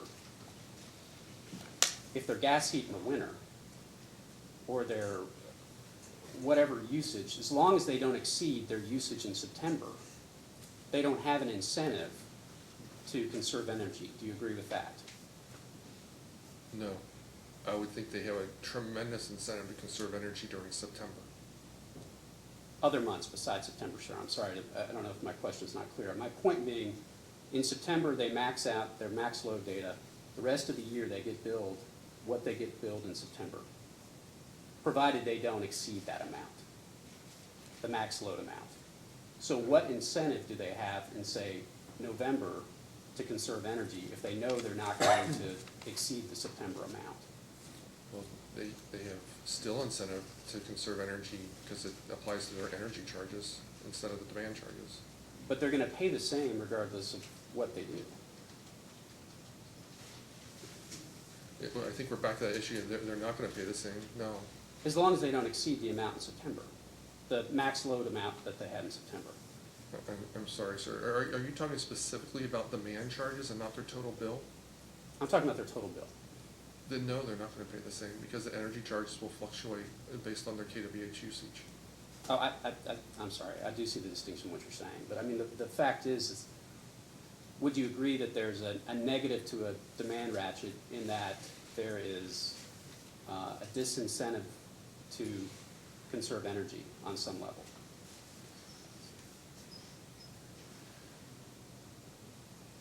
Again, I would say no. Okay. Unless, I think you're talking about the other months, but there's a huge incentive to conserve energy during that month that they're setting their max demand. Outside of that 1 month, sir. Outside of that 1 month, well, I mean, if you can implement energy efficiency that does not have an effect during all the other months, I guess, yeah, okay. Okay. Given your example. Okay. If you could take a look, sir, at the exhibits 1 and 2 that are in front of you. The first is what was filed with Mr. Wilhite's corrected testimony, and then the second fairly well corresponds to exhibit number 1. When did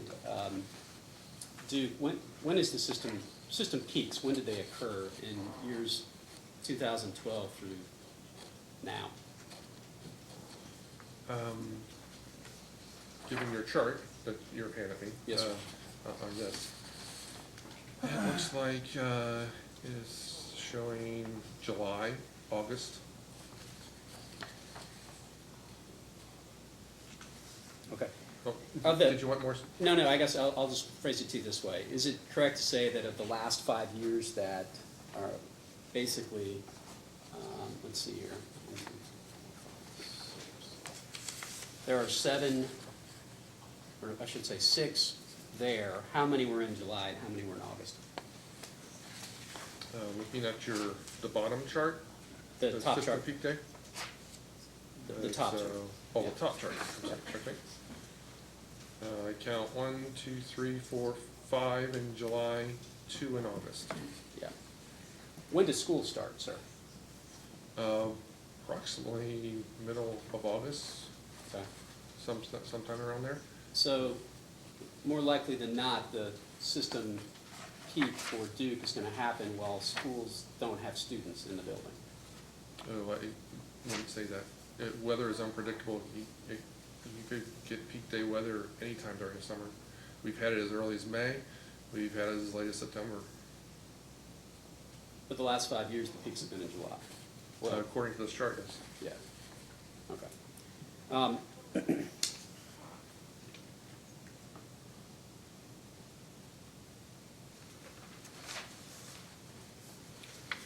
If you could take a look at your rebuttal testimony, page 12.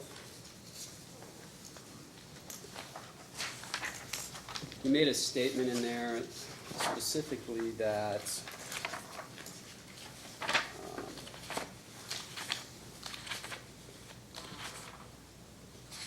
with reference to Kentucky Power and the commission's decision in the Kentucky Power case, having to do with whether or not the load research data and whatnot. You said, "This prompts me to believe that a load research sample in the company's service area could likely produce information leading to the same conclusion." You're referencing there the Kentucky Power decision that the commission recently made, correct? Yes, I read that order. Okay. Are you aware that Kentucky Power, well, how familiar are you, first off, with Kentucky Power's rate structure? Only to the point that I read the commission's order in that case. Okay. Are you aware that Kentucky Power is a winter peaker as opposed to a summer peaker? I'm not aware. Okay. So how did you come to the conclusion that the load research sample in the company's service area could likely produce information leading to the same conclusion? Only that it's one data point where they, actually, if I understand the way it happened, is that there was a load research sample actually performed, a load research study, and then upon that study's conclusion, it was determined that it did not warrant a new rate class. But clearly, I guess there's significant differences between Kentucky Power and... Potentially. Okay.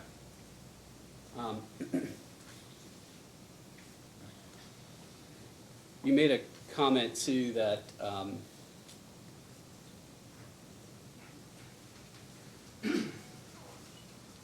page 8 of your rebuttal, schools do operate during June and August and therefore are likely to contribute to the summer peak. Yes. I think with the data, with Exhibit 1 and Exhibit 2, I think you tend to agree that more likely than not, the summer peaks have occurred in July. Is that accurate? Based on your chart, yes, but I don't think, it's unreasonable for me to believe that, when, summer peak weather can occur during any month of the summer, including the beginning of June and the end of August. Well, and I'll say, if you look at Exhibit 2, the chart was derived from information provided from Duke. Is that accurate? Okay. Okay.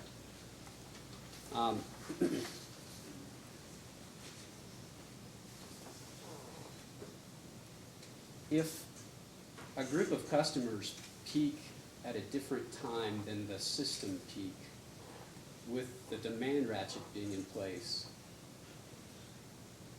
do they then subsidize the rest of the class? Could you repeat that? If a group of customers peak at a different time than the system peaks, with the demand ratchet being in place, would they then subsidize the rest of the class?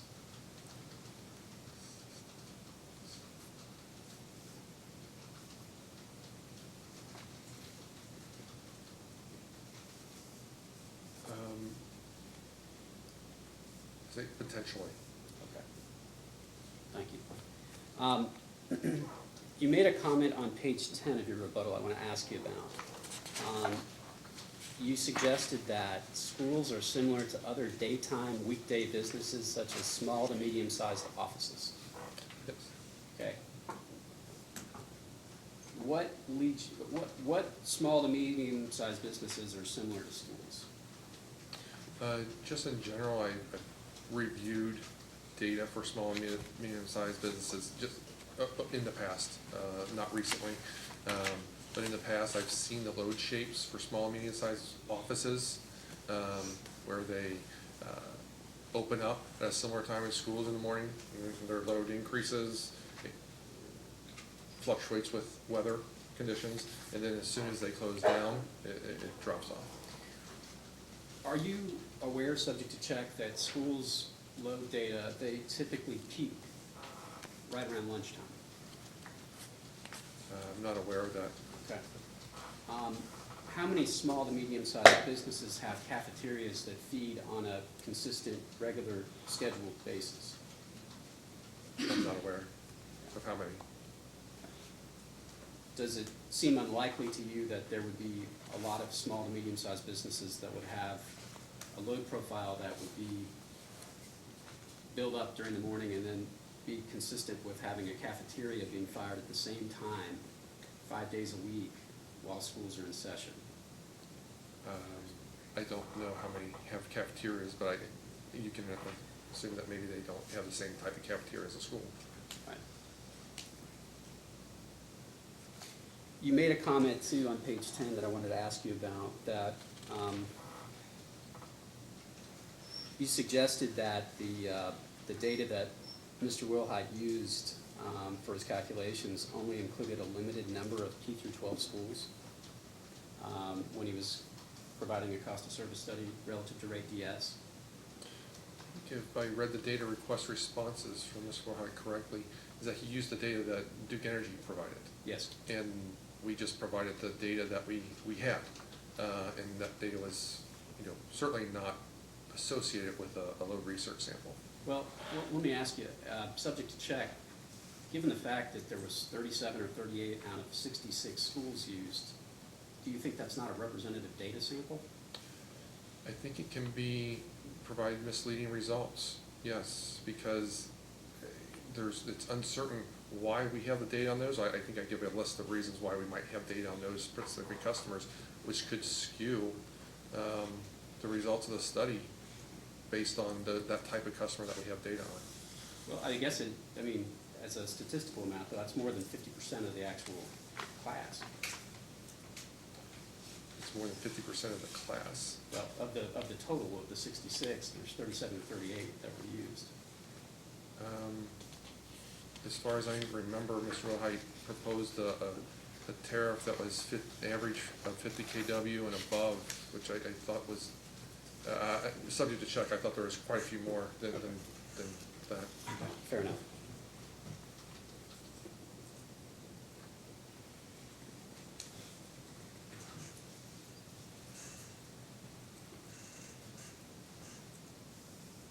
I could just talk to Mr. Wilhite for 1 second.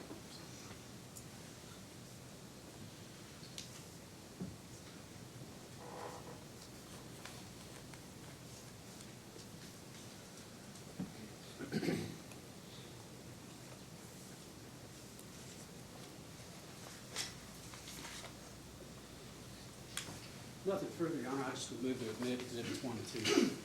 Any objection? No objection. Let them be admitted into evidence as KSPA exhibits 1 and 2. Mr. Kurtz? No questions. Yes, Your Honor, thank you. Good afternoon, Mr. Sailors. Good afternoon. Can you refer to your direct testimony? It's attachment BLS 4.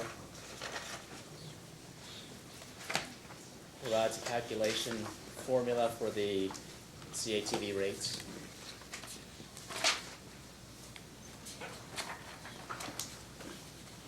I'm there. Okay. I'm not sure if this has been provided already, but if not, could you provide that in Excel format? I believe it has, but if not, we can certainly provide Okay, it. just confirm if it is in the record, where in the record, and if not, then provide it.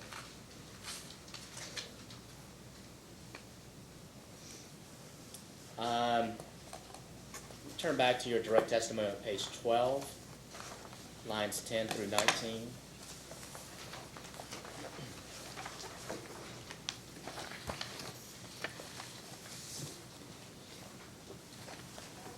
Just let me know when you're there. Okay, on the question, describe the structural change to rate TT. Yes. Okay, yep. Okay. So you discussed Duke Kentucky's proposal to provide a summer and winter on-peak energy rate for rate TT that's similar to the rate structure of DT. Is that correct? Correct. Okay. You may also want to refer to the current and proposed rates for these two rate classes as well. Do you have those on hand by chance? I'm trying to think where they would be in this book. Those rates.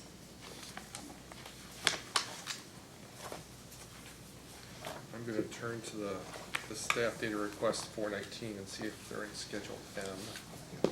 They should be in Schedule M. Or actually, the input page maybe is the best place to go. You might wanna take a look at the. Okay. Do you have it? For rate TT? For Yes, both? I have that. Okay. Okay, the demand rates between rate DT and rate TT. The current and proposed summer and winter demand charges for rate DT are almost twice the summer and winter on-peak demand charges for rate TT. Is that correct?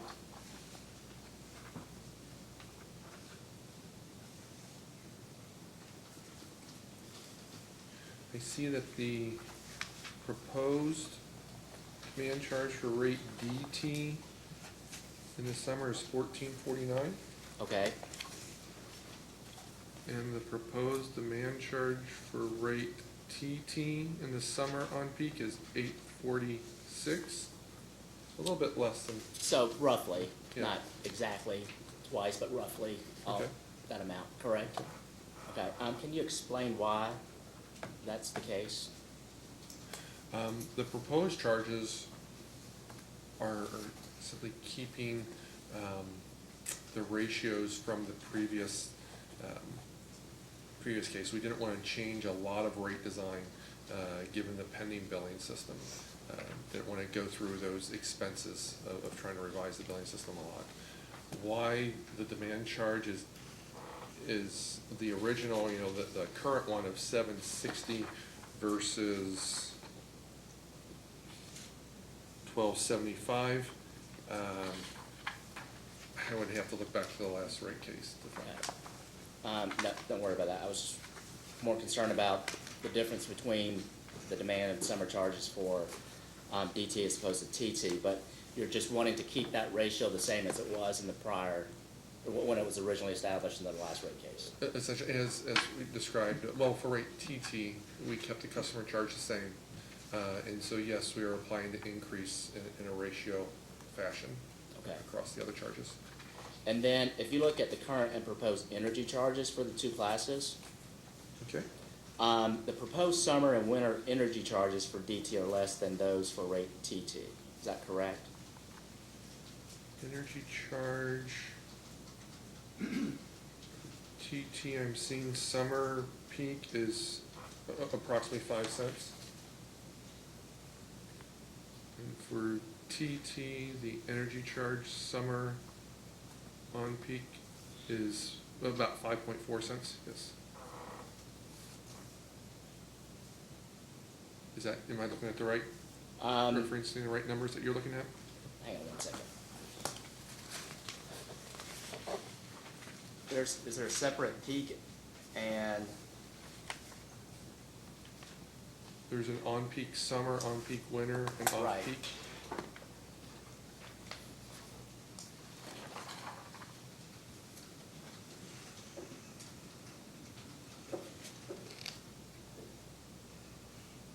So I think the answer, well, could you restate your question? sure. So the current energy charge for rate DT, the current summer energy charge for rate DT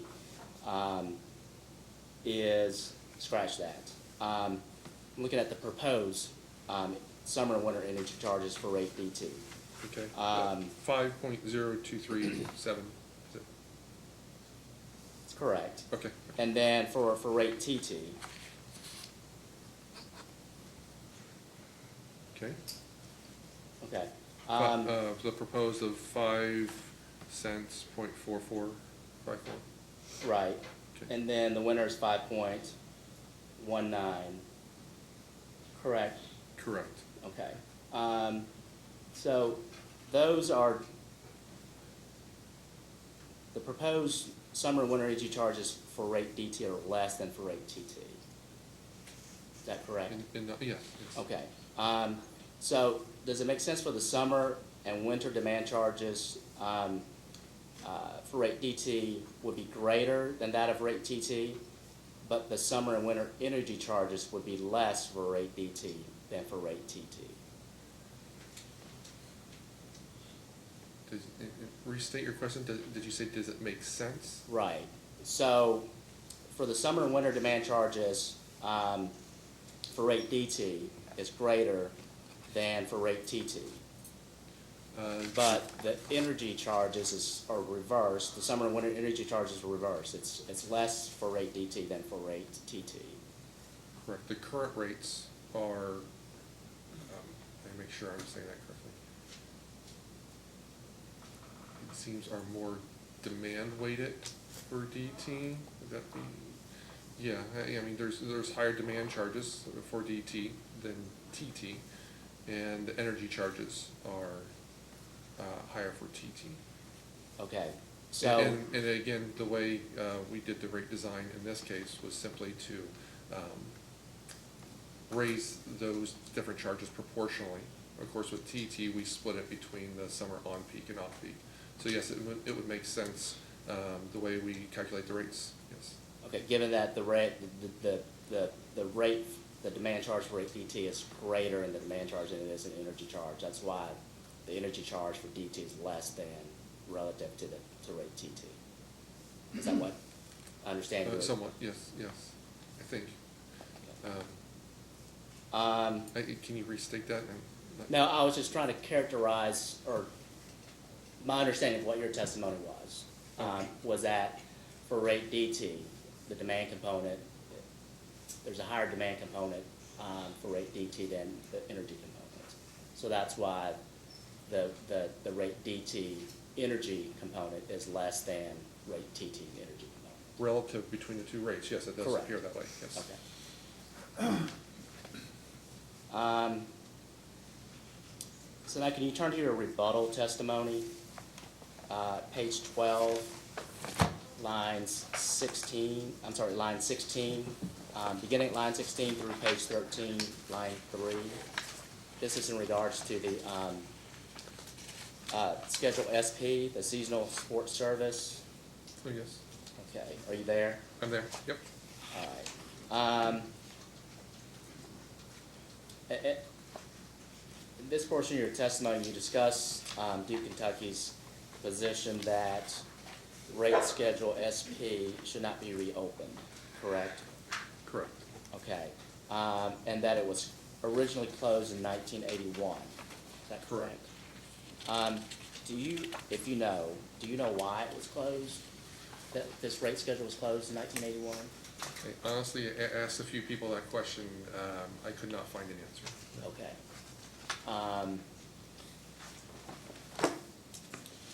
Do you know, since 1981, has it been reopened temporarily to accommodate certain sports fields to be served under that rate? Not to my knowledge. Okay. And then, can you confirm for those sports fields that are not served under rate SP, that those sports fields are currently served under rate DS? I cannot confirm that. They might be under DS or DP or DT, depending on their size and load characteristics. Okay, so they could be served under, in addition to rate DS, rate DT? Potentially under DS, DP, or DT. I wouldn't think, but again, I don't know if, I couldn't imagine they'd be under a rate TT. But Okay.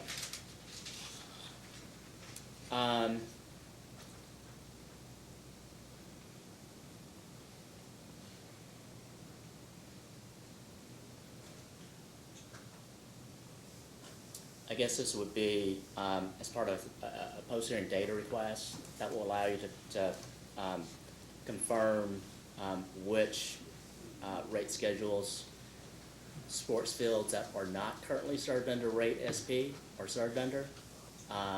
So be it rate DS, rate DT, or rate DP. And then also, could you provide a comparison of the monthly bill for each month of 2017 for a sports field that has an average consumption that is served under rate SP? And using the same average sports field, the monthly bills for 2017, if that sports field was served under either rate DS, rate DT, or rate DP?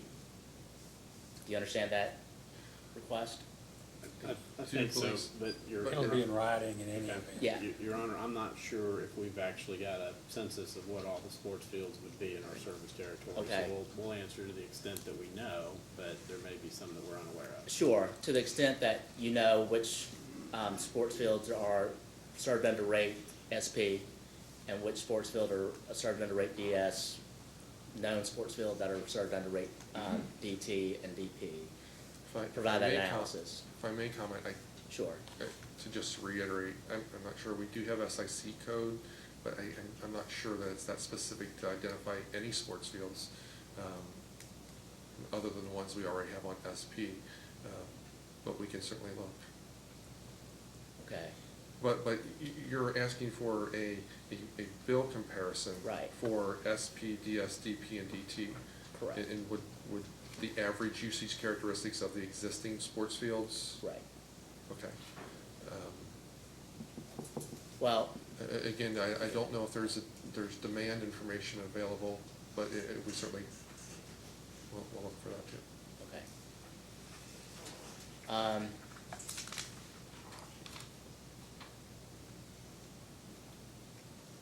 Is there a reason that rate SP should not be reopened?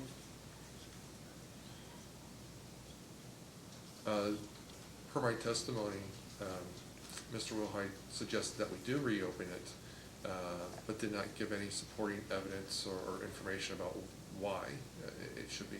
And since it's been closed since 1981, it just, we didn't see a reason to do that. Given that we're not changing rate designs, or we haven't even reviewed whether that design would be appropriate for the customers today, yeah, we're just recommending that it not be reopened. Okay. So, given that there are some sports fields that are served under the various other rates, DS, DT, and DP, that would be dependent upon their demand characteristic? Their usage characteristics, yes. Okay.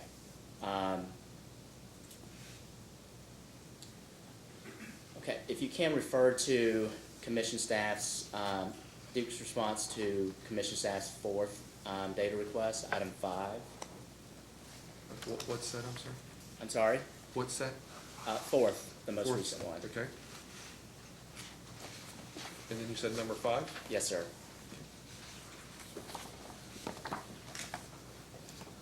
Okay, I'm there. Okay, the question asked in part whether the proposed 10-year minimum term for rate LED is required in other Duke Energy jurisdictions. Don't think that the response addressed that portion of the question. Are you able to answer that as it relates to the term for LED lighting in other Duke Energy jurisdictions? In general, yes, I am. Okay, so can you provide some explanation as to whether, what those terms are in the other Duke Energy jurisdictions? LED tariff in Florida, Duke Energy Florida, requires a 10-year term. In Indiana, and in, I believe, I want to say all of the Carolina jurisdictions, but I'm not certain of that. It is variable, partially due to customer choice of what they want the term to be. Okay. Did you say Indiana was also 10 years? No, Indiana is variable. Oh, okay. So customer Indiana and all Indiana of and the Carolina are variable? I think all of Carolinas. Can you turn now to item 10 of staff's fourth data request? Okay. This response is related to the proposed changes to Duke Kentucky CATV tariff. The response states that, quote, the company believes it is unreasonable for a third party or customer to request an attachment to a pole that a different customer is funding under a lighting tariff for the sole purpose of lighting. Is that correct? Correct. Okay. So are the poles that are used solely for lighting purposes the only poles that would be prohibited from having attachment as a result of the language change proposed to this tariff? Or are there other poles that would also be prohibited from having attachment? Generally, yes, they would be the only ones. However, I do believe the pole attachment tariff is specific to distribution poles. And I believe that is true. It's always been specific to distribution poles. Okay.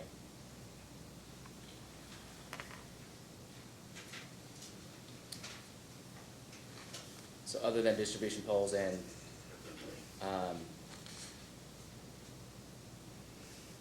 poles that are served under lighting tariff, specifically for lighting, would be impacted by this change in the tariff?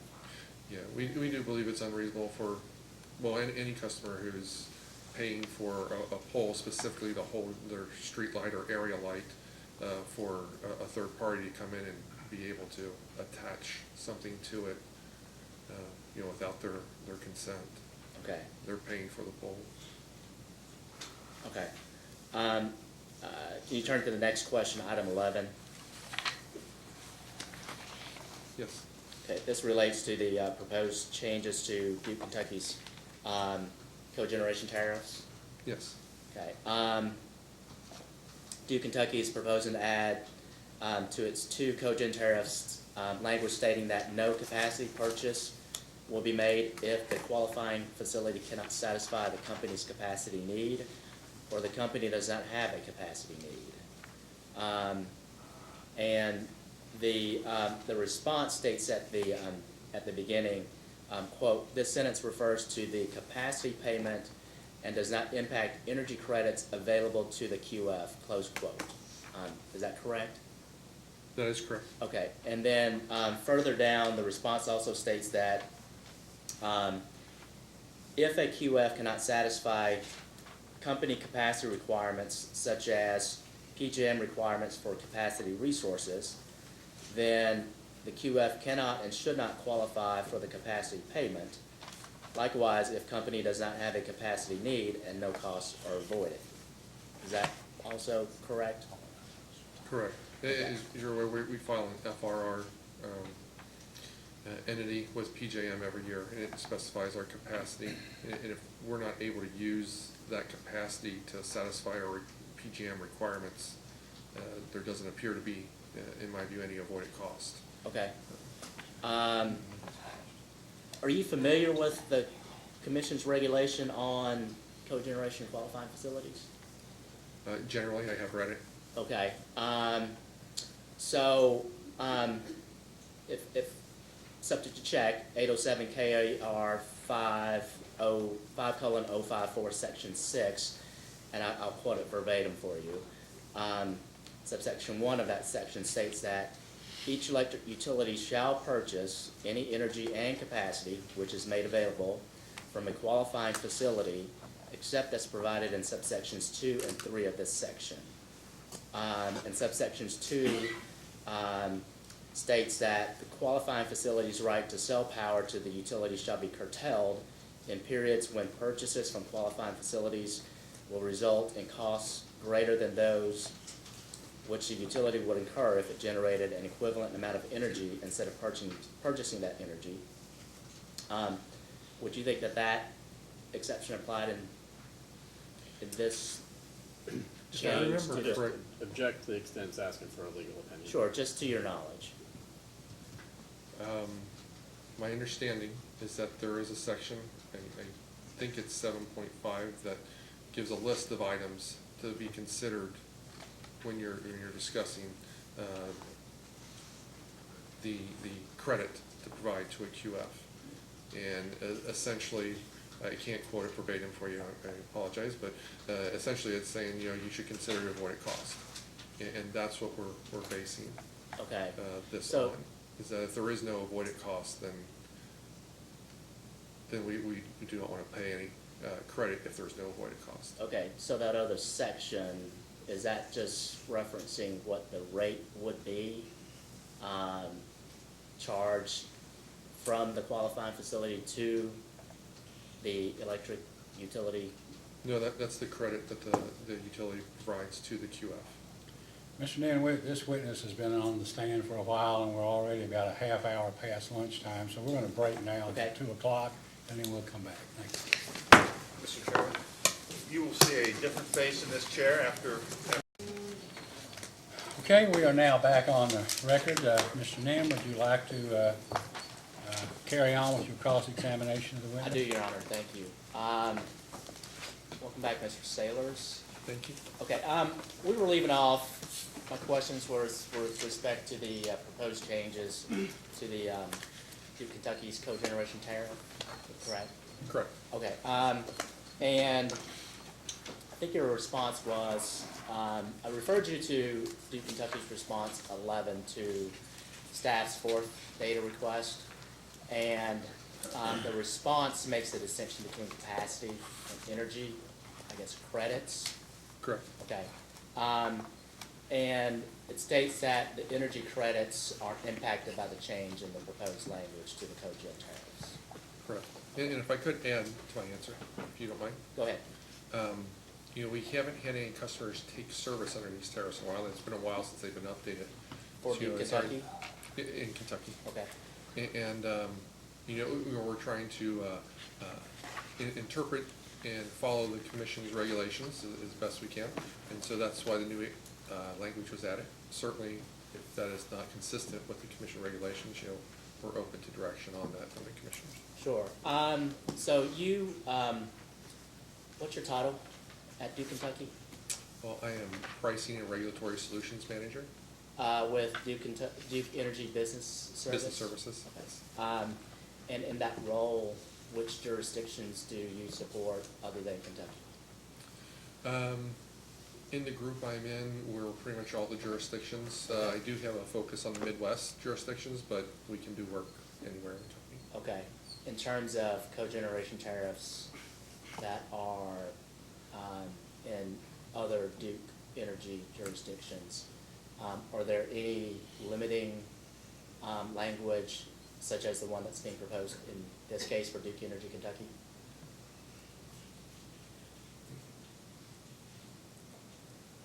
I don't think, I'm not aware Okay. if there is or not.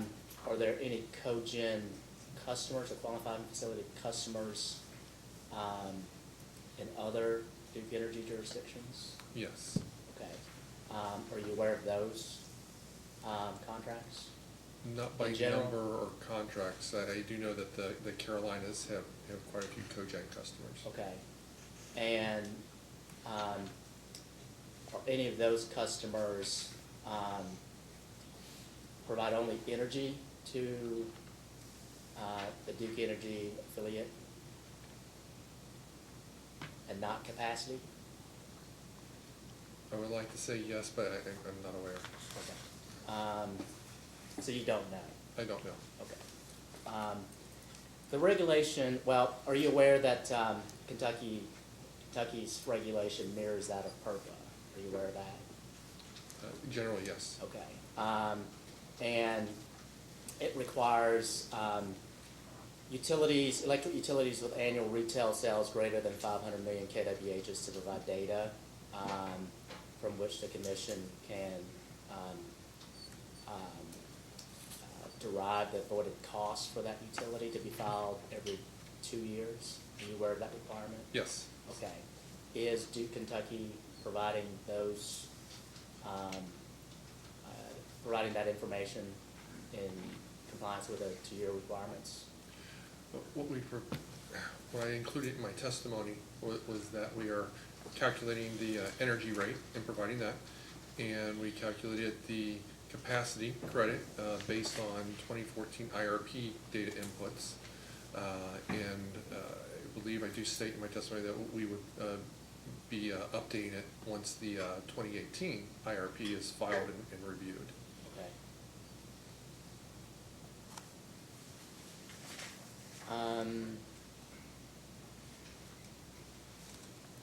In Duke Kentucky's response, item 12A to staff's fourth data request, that response provides that Duke Kentucky is aware of one customer that's in the process of entering into a purchase power agreement to take service in the near future under the cogeneration and power production sale and purchase tariff of 100 kW and less. Do you recall that response? Yes. Okay. If you can you provide us some information about the customer and when the customer is expected to take service under that tariff? I assume well, let me not mention the customer's name or any specifics about their facility, but we are in negotiations. I think it's close to the end of those negotiations, and they would be taking service under the large cogeneration tariff, and they are not interested in doing what is required to be considered capacity by PJM. Okay. How far along is the negotiations? Do you know? Almost the end. They could be signing it this week. Okay. Can you refer to item 12C of staff's fourth data request? Okay.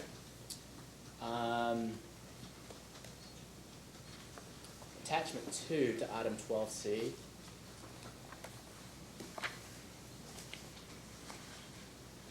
It's provided on a CD, but it calculates the revised capacity credit value that incorporates the impact of the federal tax reduction. And in that attachment, there's a levelized fixed charge rate of 6.52% in one of the cells. As a post-hearing data request, could Duke Kentucky provide the supporting calculation for that 6.52%? Okay. Okay. And can you turn now to item 14 of staff's fourth data request?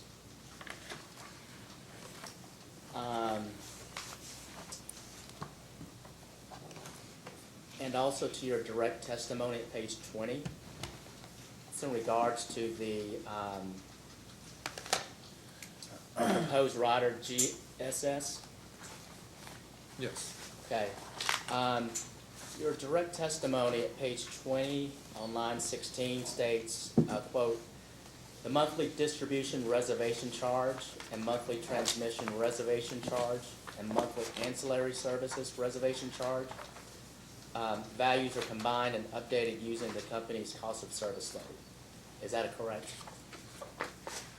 Correct. It was vague originally. We actually thought the information we used included ancillary services, and subsequently found out it did not.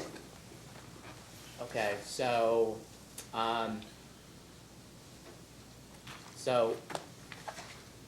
given what you said and given what was provided,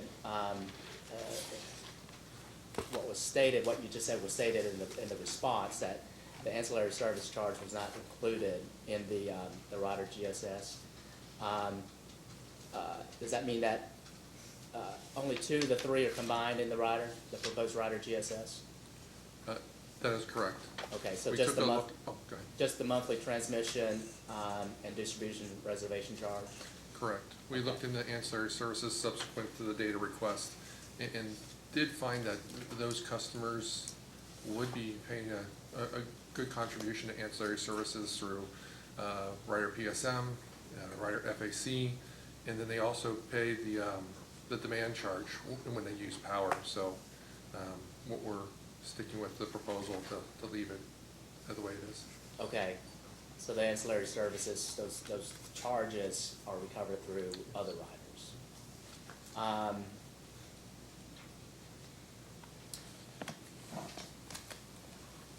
So are all customers currently taking service under rider GSS currently being charged the 2 fees that are being combined? The monthly transmission reservation charge and the monthly distribution reservation charge? They would be paying the charges that are currently in the rider. There are no customers taking service under GSS at this time. Okay.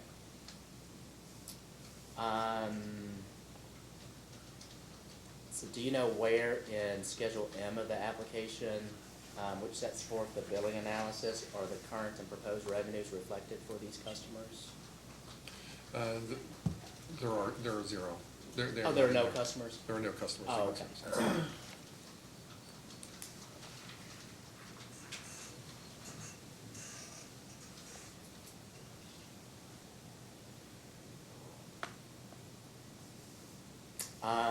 So can you turn out to item 15 of staff's fourth data request?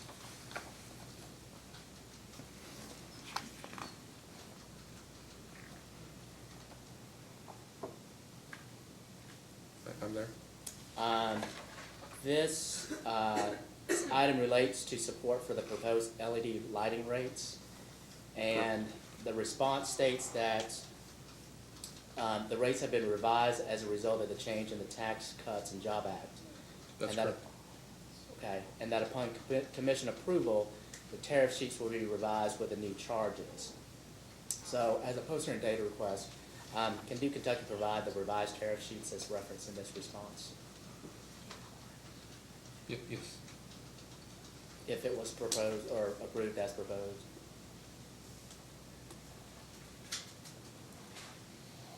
And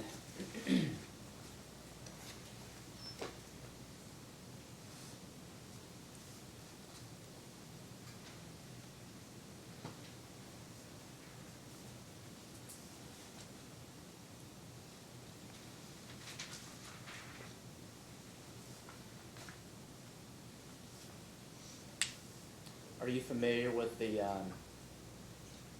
well, can you turn to staff's second data request, item 9?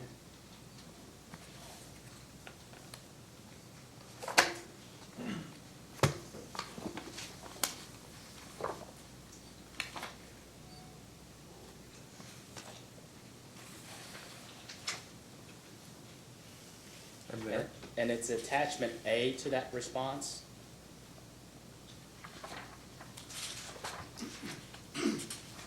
Yes. Okay, that attachment A provides, that a bill message, will be sent to participants that are in the annual budget payment plan. That bill message is sent after 6 months with a suggested new amount. The variance to the actual bill amount is, plus or minus 30% or greater. So can you turn now to staff's third data request, item 10, and the attachment to that response?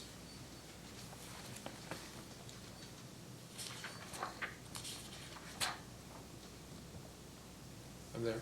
Okay, turn to page 3 of 3 to that attachment. Okay. Okay, the response contains this. It says that for the annual budget payment plan, a bill message is sent after 6 months with a suggested new bill amount if the budget bill amounts compared to the actual bill amounts exceed a company set threshold. Is that company set threshold set at the plus or minus 30% or greater that was provided in the attachment A to Duke's second response to staff second data request, item 9? It is. That's what the current threshold is. Okay. We generalize the language in case we find that going forward, it works better or worse, to change that. I shouldn't say worse. It works better to like increase that to 40% or decrease that to 20%. Okay. Those are all the questions I have. Thank you. Thank you, Your Honor. Just a few topics to come back and talk about. Let's start out, Mr. Sailors, you were asked, I think, some questions, perhaps by the Attorney General's counsel regarding a chart that was in your rebuttal testimony. It listed various customer charges throughout the state. Do you recall that line of questioning? I do. And I believe you were asked a question, well, let me just ask you a question. The utilities that are listed in there, are you familiar with their cost structure? No, not in detail, no. Do you have any reason to believe that they're dramatically different from Duke Energy Kentucky's in any way? No. Okay, and then I believe you were asked questions by counsel for the School Board Association having to do with the demand ratchet. But just to make sure that I understand, that's only one portion of a school's monthly bill, correct? That is correct. And so while the demand is set by that demand ratchet provision, that has no impact really on their volumetric charges that they may incur in any given month. The energy charge is correct.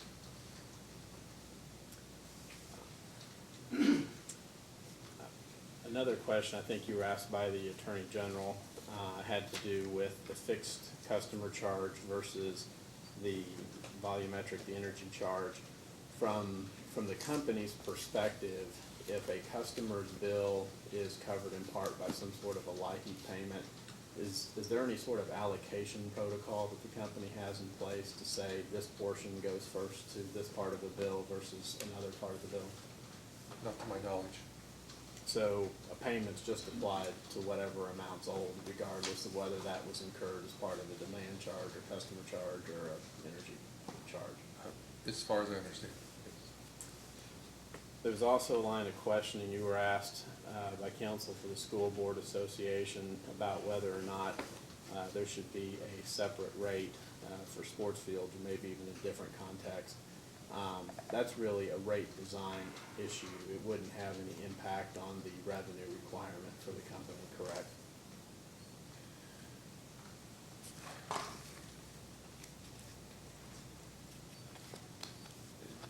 Really unknown, if, depending on what rate those customers would come off of, you know, if they were allowed to go on rate SB, there may be more or less revenue collected from SP than their current rate, so it could be a small, well, depending on how many customers and how large they are, it's unknown.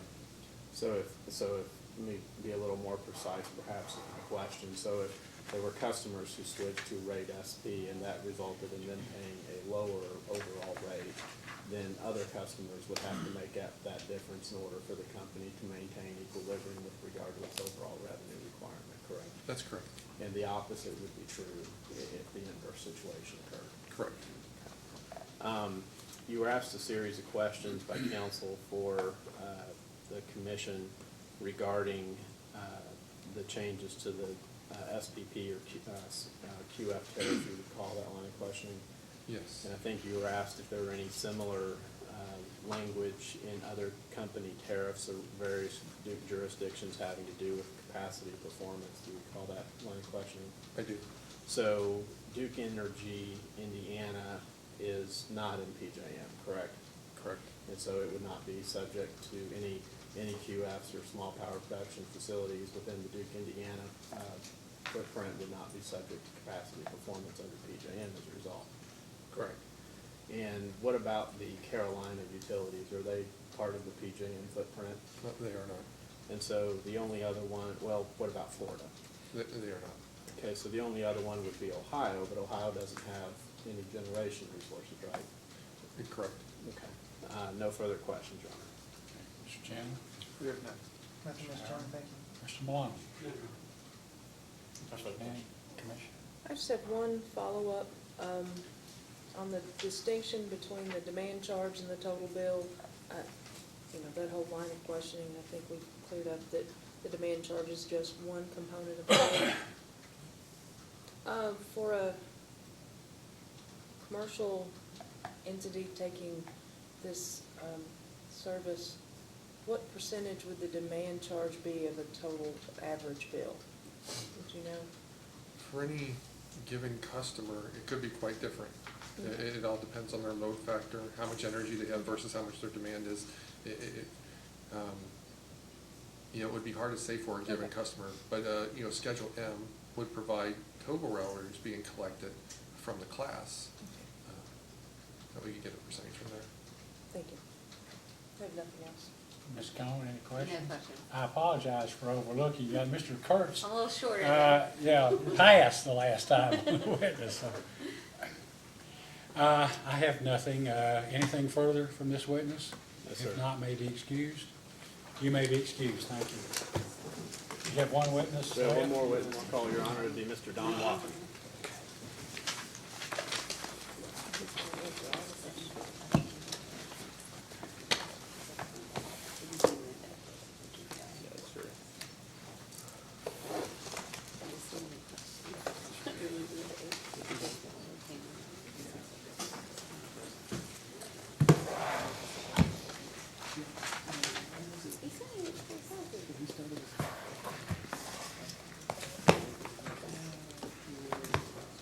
Wathen, please raise your right hand. You solemnly swear or affirm under penalty of perjury that the testimony you're about to give will be the truth, the whole truth, and nothing but the truth? I do. Please be seated. Counsel, you may ask. Thank you. Good afternoon, Mr. Watson. Would you please state your name, business address, and position of the company for the record? My name is William Don Wathen Jr. My business address is 139 East 4th Street, Cincinnati, Ohio 45202. And my title is Director of Rates and Regulatory Strategy for Ohio and Kentucky.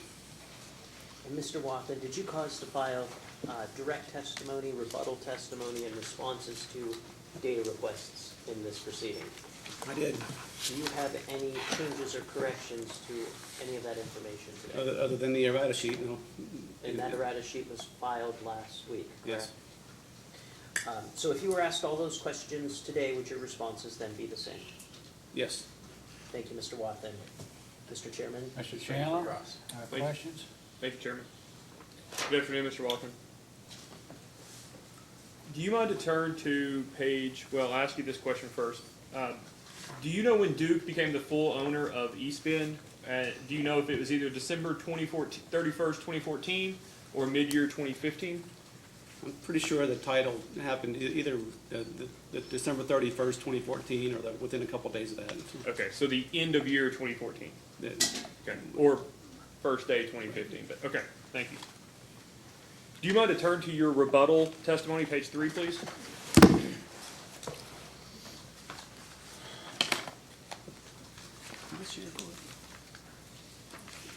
Still very short.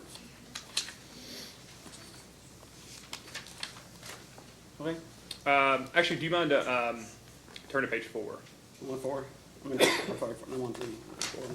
So at the bottom, you state that the company's forecasted calculation for replacement power is based on a probabilistic model using reasonable modeling assumptions that estimated roughly a 5.7 million figure, correct? That's correct. And so would you say that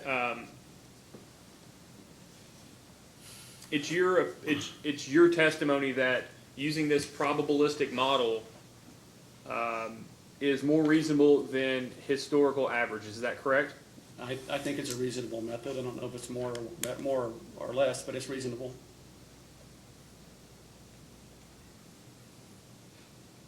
So it's not your position that it's more reasonable? We're making an estimate of outage cost, and I think Dr. Moran was very clear that estimate's going to be wrong. So we're using the best available information we have, forecasted forward power prices, forecasted fuel prices, estimated outage costs, and we're running a simulated probabilistic model. This is a reasonable estimate. And so the company's proposal, and I believe it's the company's proposal to have a test year amount of replacement power expense, and the company's also asking for deferral accounting for any amount over that. Is that correct? Or below. Or below. Yeah. Thank you. Did you read Mr. Collins' testimony on the subject? I did. And would you agree that it was his position to also have a test year amount and then to provide, he agreed with the company's proposal for deferral accounting for any expenses over or under that base amount? That's what he said. That's, and so you would agree that what you take issue with Mr. Collins' testimony is the amount to include in base rates, correct? That's correct. Did you provide rebuttal testimony on the AMI levelized benefit adjustment? I did. And on page 9 of your rebuttal testimony,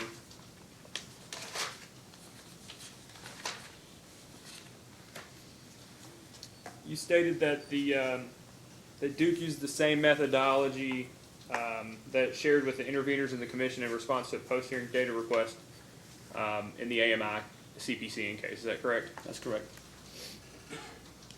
Is it your testimony that that post-hearing data request response gave savings for 5 years? The post-hearing data request asked us to present how we would levelize the savings that were shown on that schedule. We levelized 5 years worth of the savings. based on the staff's suggestion that we use 2019 as a test year. So you used 2019 as a test year, and there was an exhibit that had 16 years of data, but the actual benefit that was calculated at the bottom was only for 5 years. Is that correct? The benefits were shown for all 15 years. I calculated a levelized amount for the 5 years. For the 5 years. Thank you. Do you have a copy of the settlement and the order in case 2016-152? Not with me. Do you all mind to provide him that? It's AG Exhibit number 5.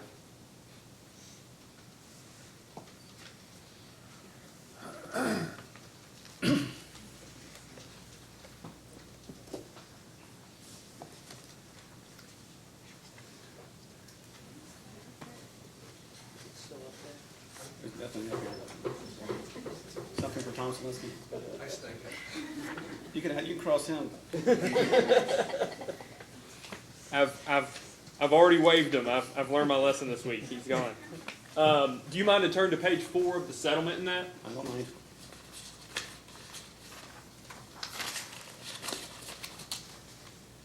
All right.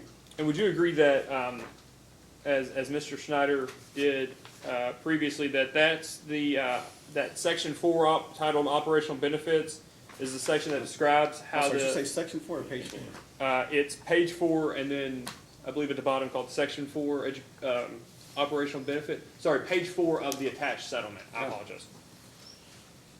It's I think it's about 8 pages from the back. Okay, gotcha. Perfect. Would you agree that the section titled Operational Benefits is the section that details how the levelized calculation in the next rate case was to be determined? It's not. It doesn't say anything about using all 15 years. So My question to you is, does it say anything about 5 years? no. Does it mention that that it should use the savings that are present in the confidential exhibit DLS-4? That's what I used. So. And would you agree that confidential exhibit DLS-4 contained 15 years of savings? As I suggested earlier, it does. It also includes 15 years of cost. And in that section 4, where does it detail that 15 years of cost to be used in calculation? Well, I know in one of the responses that Don Schneider gave in Discovery, in this case that he sponsored, I think it was AGDR 174. It includes all the costs and the savings. In the savings that are in the test year? It includes the savings in his 15-year calculation. Okay. Where in here does it say to use in the operational benefit calculation in the settlement to use the incremental cost, I think is your quote from your rebuttal testimony? It doesn't seem to make a lot of sense to use gross savings without doing net savings. So does it say that though? I'm asking specifically about your application of the settlement agreement.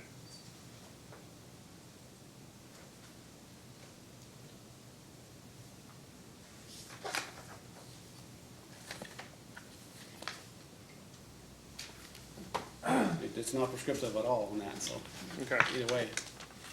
But it does include things like the ongoing cost of operations, correct? I think that's number 2. does. And those are included in the test year, correct? Not all of them. Not all of them. So why didn't you include all of them? Because our test year was it was 4/1 of 18 to 3/31 of 19. If you go back to that schedule, that AG 74 I just mentioned, we prorated the dollars. So we included about $490,000 of the O&M. But if you can see on that schedule, the ongoing costs are around $650. So we did not include all of the cost, just the part that was in the test year. Right, and so you had for the meters there were 2 different pieces on this, right? There's the stuff that shows up in the test year, and then there's the levelized amount, correct? There's go back to AG 74 again.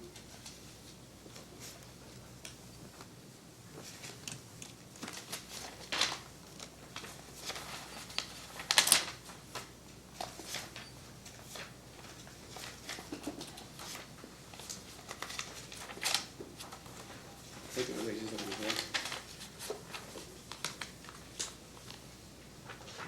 So you can see on the, I'm looking at attachment, AG 74A, page 2 of 13. Mr. Watson, I'm gonna caution you, that was filed confidentially. I won't mention the details, the numbers are fine. But the bottom, you can see the year 1, 2, 3, and 4, it's line 20, I think the one below line 23. We prorated the numbers for the year 3 and 4 to get to the 490, and then the Okay. ongoing costs are higher than that, so. Okay. Would you agree that there are two different groups of adjustments to the rate case for the test year? There are the things that occur in the test year that were made as specific adjustments, right? Which is the $490,000 O&M, ongoing O&M, those sort of things. And then there's the levelized amount that is provided as an adjustment. I think your testimony states that it was as provided by the company, $2.321 million, right? As the levelized adjustment it made. Yeah, I'd have to look at the schedule, but I trust you. So. Okay. And I'm just trying to figure out, you say, I asked about the ongoing cost of operations, and then you talk about, well, we included some of them, but not the ongoing, not the ones in the out years. And then you're saying you use 5 years because it didn't say you couldn't use 5 years. I'm just trying to figure out why the company didn't follow what it says here. Why it chose to do the 5 years. It doesn't say use 15. No, it says to use DLS4, which provided benefits and cost for 15 years. So why not use 6? Why did the company choose 5? We've used 5 before for levelizing savings. For example, in the 2006 merger case, we projected savings for the Duke Energy Synergy merger that extended for years, right? It's in perpetuity. And that we created a rider that levelizes savings over 5 years. So we have a little history there. Okay. In Ohio, we used 5 years for exactly this event right here. Did the agreement say 5 years in those cases? No, but it didn't say 50. Oh, the agreement in the 2006 merger case did say 5 It said 5 years, but did it provide a study in perpetuity?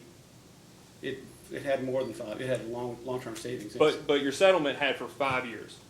The settlement said 5 years. And the settlement here doesn't say for 5 years, is it correct? It doesn't say 15 either. So. But it says to use the benefits in DLS4. Would you not agree that DSL4 showed cost and benefit for only 15 years? It showed cost and benefits, right? We only picked up the benefits on our levelization adjustment. I understand, that's not what I'm asking. I'm asking, was it a 15-year Excel spreadsheet? It was 2034 minus 2017, whatever that amount is. I don't know if it's 15 or 16. That's technically 16, but yeah. It went out to what year? 2034. 2034. Yeah. So that's not 5 years from a test year 2019. You would agree? My basic math says no. Were you at the hearing on the application in case number 2016-152? I don't think I was at the hearing, no.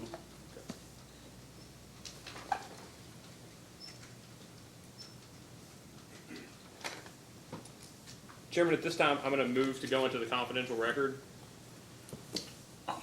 Any objection? You probably- No objection, Your Honor, but I believe there are folks here that are from the public that are not subject to any We'll need then to confidentiality. identify people who aren't part of this case, so that, because you'll have to step outside until the confidential part of the record is over. And the reason is there's confidential business information in some records that when they were filed here, they're filed outside of the public record. We haven't ruled on whether they are subject to confidentiality or not, because there may be 7, 8, or 9 of these motions consisting of a lot of documents. So what we do is we try to protect the party's claim of confidentiality until the case is over. So if anyone who is here as an observer or as a customer of Duke or something are not part of the case, please step outside, and then when this is over, we'll send somebody out to get you so you can come back. Okay? Thank you. Now we will go on to into the confidential record. We are now back on the public record. Mr. Sessions, could you please notify the ladies?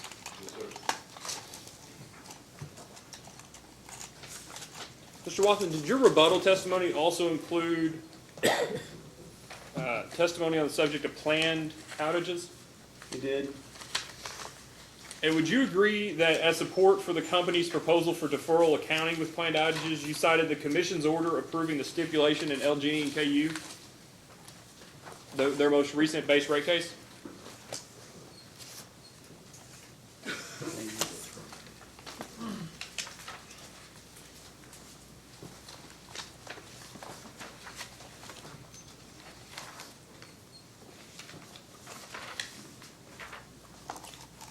I can give you a page number if you'd like. 13. Which page? 13.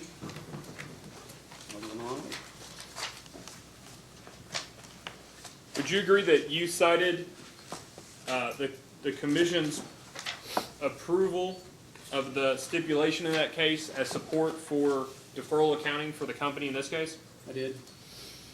Have you reviewed the orders in 2016-370 and 2016-371? I have. And was that case settled or fully litigated?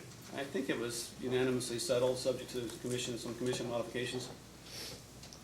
And would you agree that with any settlement there's give and take amongst parties to its terms? Generally.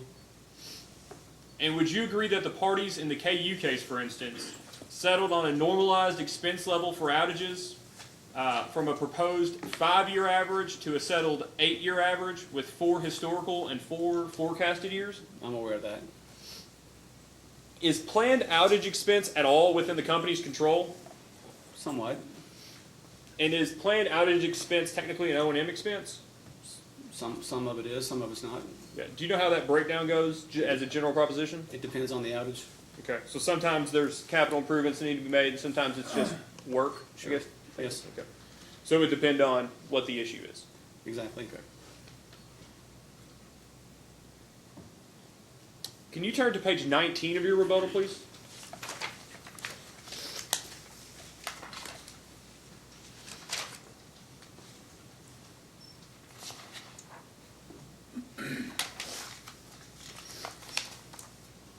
I'm there. Now, would you agree that this section of your rebuttal deals with the East Bend O&M expense regulatory asset? Yes. Do you mind to just briefly sort of explain where this asset came about or why this asset came about? I don't recall the order number. Okay. But as a result of the acquisition of East Bend that you alluded to when you first started cross-examining me, the commission allowed us to defer the difference in the fixed O&M cost for, not fixed O&M, the O&M cost for East Bend non-fuel versus what we're incurring at 946. We've been accruing that since the acquisition. So for I think from January of 15, I believe, we've been measuring the costs at East Bend compared to the cost at 94 and accruing a reg asset. That's the genesis of that. Okay, so there was a difference in the O&M costs, and effectively, instead of coming in for a rate case to kind of line things up, the commission allowed you to defer that net, that difference between what it took to run in Miami Fort 6 and the rest of when you required the rest of East Bend. Essentially correct. Okay. Yeah.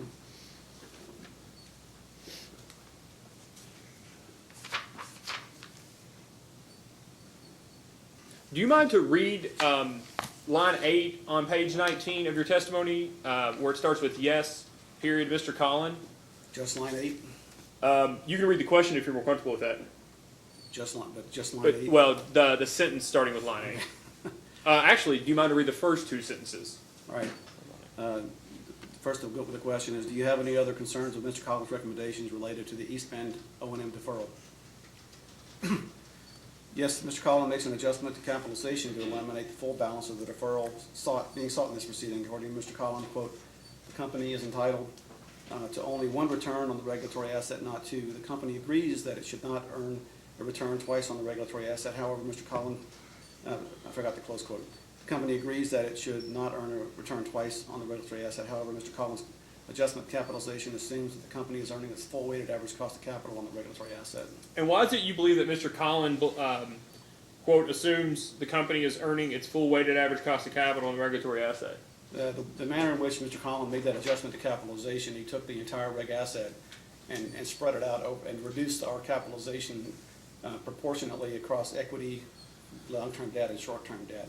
So by reducing that capitalization by the entire $30+ million, he essentially reduced our return at the weighted average cost of capital. So he pulled, so it was included in all of capitalization, this reg asset, it was as part of the application. And he just pulled the entire amount of the regulatory asset out of capitalization. Proportionately across all Well, I mean, he components. pulled it out of the big one, and that's the effect it has technically, right? You pull a string, that's your position, you pull that string, and you state that, you know, it changes capitalization. He reduces capitalization because we're earning return on it, but he doesn't just pull it out of the debt, which is what we're earning at. He pulls it off of equity too, in proportion to the total weighted average, component of equity. So in other words, if he pulled $30 million out of capitalization and we got to 50% equity, he pulled 50% of that $30 million out of our equity balance. And since that gets a return at a higher rate than the debt, then he overcompensated for our double recovery. And that's the question I have, right? So his effect was to take, and we'll call it the sum of money, right? Well, I think there's maybe a disagreement on what the overall reg asset amount is, but we'll just call it the sum of money, right? And it's his position, would you agree that that sum of money should only earn the long-term debt rate? Well, it's not his position, that's the order, that's what we. But that's his position, correct? That's correct. And so,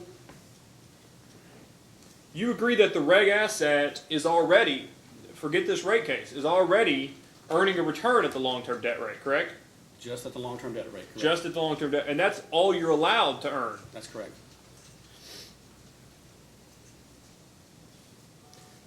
But in your application, you included it's earning a long-term debt rate anyways, and it's included in capitalization. So doesn't your application have the effect of it, the same chunk of money earning a long-term debt rate and a fully weighted average cost of capital? I don't see it that way. This is a component of our capitalization. It's not considered long-term debt. It's just, but we're getting our capitalization is really independent of this. We're earning a return at the debt rate on this, so the customer should be credited only with that debt rate. But it's a regulatory asset. How is it part of your capitalization?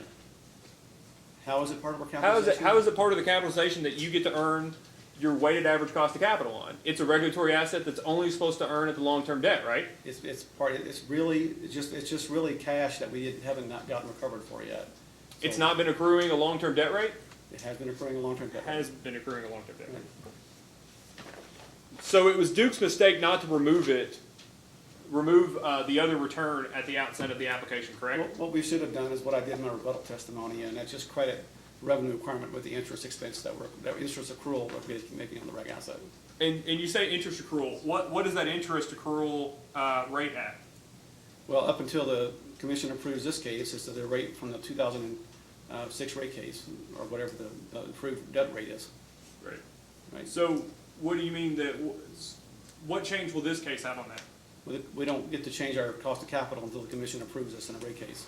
So your hope in this case is that it goes from earning the long-term debt rate from the last case to now earning the weighted average cost of capital? No, it'll earn, once this case gets started, it'll earn the long-term debt rate in this case, which is about 150 basis points lower than The what we had updated for long-term 26 debt rate. At the long-term debt rate. So your proposal in your rebuttal testimony was to credit back to revenue the interest that it was earning on the long-term debt rate. The adjustment I made in this case was to credit it back at the long-term debt rate in this case. That's right, the credit back that long-term debt return. The 4.243%. Right. But if it's included in capitalization, won't it still be accruing at the weighted average cost of capital? It's accruing at the long-term debt rate. To take your adjustment here, to credit back the long-term debt rate that it's only supposed to earn, and to keep it in capitalization, is it your testimony that leaving it in capitalization, it won't earn the weighted average cost of capital? It's not an explicit part of our capitalization. Our capitalization is made up of long-term debt, common equity and short-term equity. It's not an explicit component of capitalization. I don't know how that, can you explain to me how that correlates with what you just said, that it's part of your capitalization? 2 minutes ago it was part of your capitalization. Now it's not technically part of your capitalization. I'm trying to find out that, simple question. If we take your adjustment and we leave it in capitalization, does it earn a weighted average cost of capital? Do customers pay a weighted average cost of capital on that sum? Or does it earn a long-term debt rate? That's the question. It I'm earns gonna long-term debt object, rate. Your Honor, there was like 3 questions in there. Can you rephrase that? Well, I'm gonna let him go ahead. The witness didn't seem to be confused, and if he is, he can ask the attorney to break down the question or ask one question at a time. You may go forward. Is it your testimony and your proposal that the adjustment should be made to credit back revenue for a return on that sum of money at the long-term debt rate? I think this is the third time I've answered it, but at the long-term debt rate. I'm starting at the beginning to walk through, one question at a time, excuse me. And is it your testimony that that sum will then still be part of capitalization? Our capitalization is long-term debt, common equity, and short-term debt. That doesn't change capitalization. I'm asking, is that 30-something million dollar sum, given your adjustment, going to be part of capitalization? Capitalization is long-term debt, short-term debt, and equity. Can you say yes or no? It's to not, that question? it's everything, all the cash outstanding is part of a capitalization. Well, that's not true, right? Because don't you have ADITs that aren't part of capitalization? It's cash outstanding, right? It's a Isn't that cash? reduction. ADITs are essentially offsets to capitalization. Offsets to capitalization, so it's not included in capitalization, correct? It's an ADITs offset to capitalization. Well, it's not cash. I mean, it's an offset to cash. Taking your adjustment, will that 30-something million dollar sum earn a weighted average cost of capital as part of capitalization? Our overall capitalization will earn the WACC. The reg assets earning a return at debt rate. And the overall capitalization will include the $30 million sum at issue, right? Given your proposal. Our overall capitalization is partly funding that, is correct. But it's only earning the debt rate. You mind to look at page 21 of your rebuttal, please? I don't mind.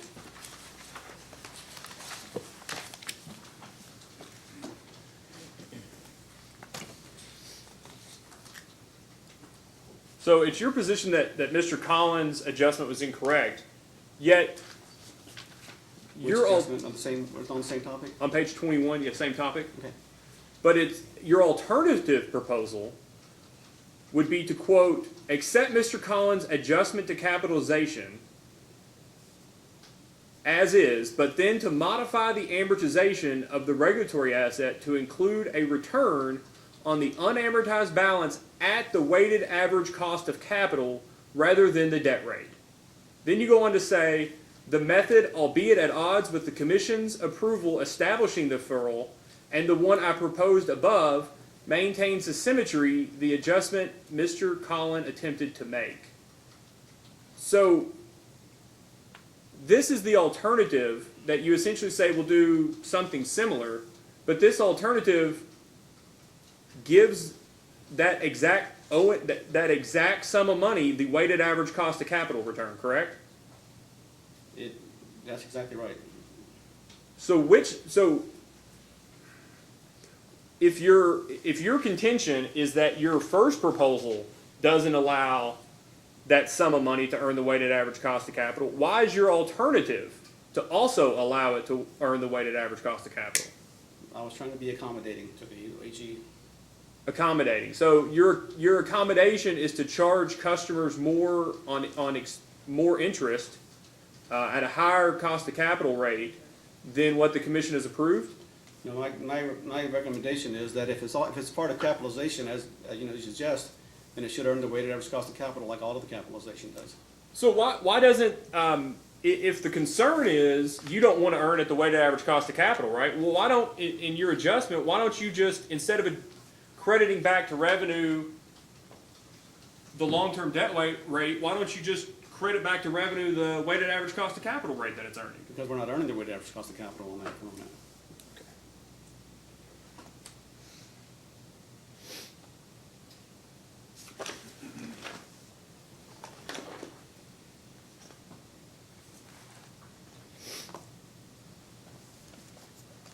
On page 26 of your rebuttal, you discuss the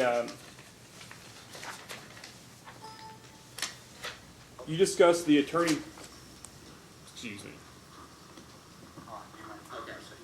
I'm sorry, Mr. Schneider. Excuse me, Chairman. Could you, Sorry, Quan. Is that part of the transcript too?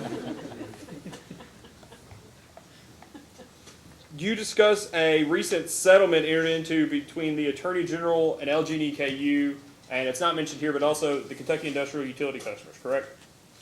What line are you talking about? 26 down at the bottom, starting on 19, I believe. Yes. And did you include a copy of the final order from that case along with your rebuttal? I don't know that there's a final order of the case. Would you be surprised to find out there is not a final order in that case? I would be surprised if there is. I haven't seen one yet. Okay. So when you state on line 22 on page 26 about the commission maintaining consistency, you're not basing that off of any actual commission precedent or order, are you? No. And have you reviewed the record in the LG&E and KU tax case? Not exhaustively, but I have read Kent Blake's testimony and the stipulation pretty carefully. And did you see the Attorney General's complaint in that case? In the LG&E case? Yes. I don't recall seeing the complaint. If you did, I didn't see it. So. And did you see any expert testimony filed on behalf of the AG? I have. Again, if you have, I haven't seen it. Okay. And did you review the discovery that the AG conducted in those cases? I have not.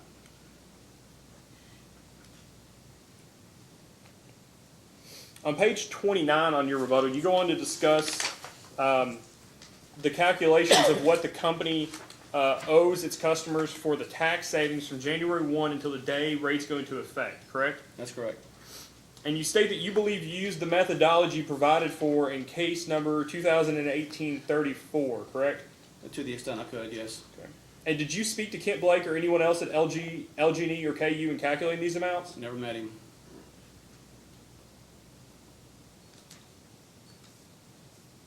One too many Kents? Is that the... I've never met Kent, so. Kents get old after a The while. other Kent, sorry. Do you know why LG&E or KU made the calculation that they did? I wasn't privy to the settlement talks. And just to confirm, that LG&E and KU settlement has not been approved, correct? Again, no. Do you mind to... Not to my knowledge, anyway. Do you mind to... Not to mine either. I'd be surprised to both of us. Do you mind to turn to WDW Rebuttal 1, please?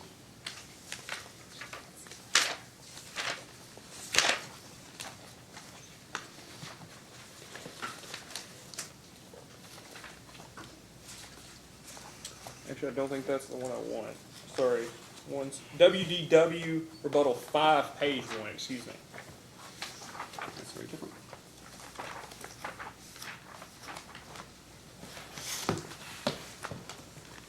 Okay.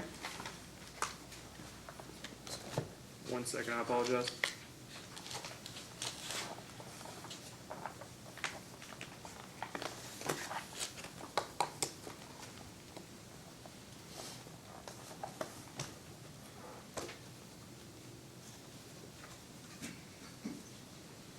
May I approach, Chairman? Yes, you may.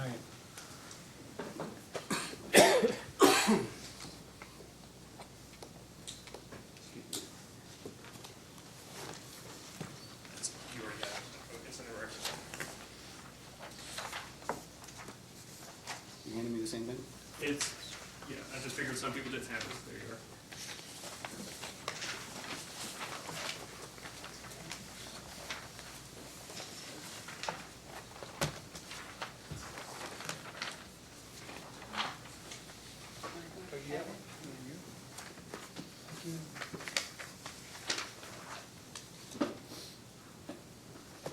Is this the calculation you came up with for that amount, for the amount that the company feels like they owe customers from January 1, 2018 to the rates that day the rates go into effect? It's actually through March 31. March 31, first 3 months? Yes, And so I see that in this calculation, you took the capitalization from the last rate case and the forecasted capitalization from this case, correct? that's correct. And just to be clear, let me just to clarify, the forecasted period for capitalization using this calculation is the calculation for capitalization starting April 1, 2018 through March 31, 2019. That's close. It's actually March 31, 18 through March 31, 19. Okay.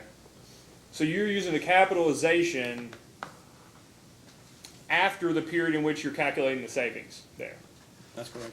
So that's a forecasted capitalization starting March 31, yet the savings you're trying to calculate start January 1. Correct? That's correct.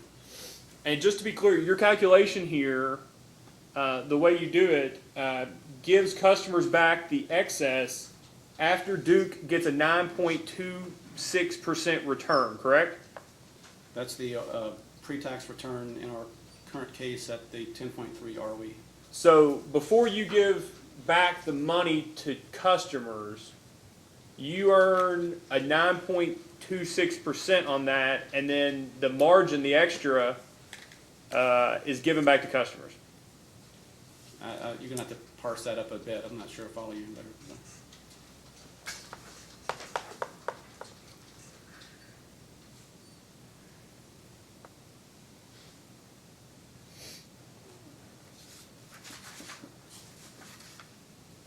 Well, let's just walk through this then, will we? So your first step was to take your capitalization from the last rate case, right? 2006-172. That's correct. This model follows exactly what the AG signed in the LGD case. Right. Thank you. So you took the capitalization from the 2006-172. Yes. Correct. And you took the pre-tax return from that case. Was there an ROE cited in that case? No, as I mentioned, the ROE was assumed because we didn't have a specified ROE in that case. Right. And what was it assumed as? 11. 11. And that's what Duke, has been using as an AFUDC since then? That's correct. So that 12.12 is an 11% pre-tax ROE, and that's the full return? That's the pre-tax return at 35%, including the debt rate and so on, and the cap structure, everything else. And so you multiply that percentage times the capitalization, and you get the increase or decrease in the annual revenue, or you get the annual revenue requirement, right? The annual revenue requirement associated with return. With return, right. And taxes. And then the second part of your calculation is you took the expected capitalization for the test year in this case, right? That's correct. And that's the same capitalization, I guess, is provided probably in the record. It's the reference to Schedule B. It's what you all are using for the test year. It's on our B1 or A1 schedule in the case. Okay. And then you take that full amount and you multiply it times the pre-tax return of 9.26%. And the difference here, where we're finally catching up, is that includes the lower 21% federal tax rate, correct? That's correct, and it includes lower debt rate as well. And so that's what you are earning on that's what you feel like you should earn on $705 million of capitalization, right? That's the calculated amount, yep. And so that's the calculated amount is the full weighted average cost of capital on that new capitalization. That's correct. From up until March 31, do you expect, what's today? Excuse me. Today's March 7th. Do you expect by March 31 that the commission will have an order out stating that $147 million difference in capitalization were reasonable investments? Do I expect the commission to say, well, first of all, it's a capitalization, not rate base, so the investment question is different, but whether they get it out on March 31 or not, you'll have to talk to Chairman Schmidt. I don't know. So. Okay, but this is calculated for the savings between January 1 through March 31, correct? It's the difference in the return from January 1 to March 31. And effectively, this calculation allows the company to earn its full weighted average cost of capital, not only at the capitalization that it had in the last rate case, but the capitalization that it anticipates or hopes that the commission will approve in this case, and then any excess savings are flowed to customers. I wouldn't expect 705 million to be different, whether we started the January 1 or April 1. But other than that contention, you would agree with that statement? Yeah, I mean, it's exactly the same model that AG signed with LG&E, so it would be consistent with something you've agreed to. Well, and so I wanted to ask you about that. Because wasn't it the testimony earlier today by Ms. Bellucci and Mr. DeMay that there were negative, or I believe it's Ms. Lawler, excuse me, Ms. Lawler and Mr. DeMay, that there are negative side effects, negative consequences to the company for the Tax Cuts and Jobs Act? There are negative, and Mr. DeMay's concern is cash flow, right? The negative concerns for customers is going to be the future impact on rate base, because eliminating bonus depreciation and the reduction of depreciation, the tax rate will make rate base grow faster than it would otherwise. And that's what I was going to ask about, the increase in capitalization. So there are unintended consequences to rate-regulated utilities that otherwise, unnecessarily, all things equal, force capitalization to rise, correct? There's things that make capitalization rise and capitalization fall. Right, but net, the company's going to have to borrow money, raise capital one way or the other to make up for that cash shortfall, correct? Whether Duke Energy Kentucky has to or not is a different question. I think that Duke Energy Corp has a different issue.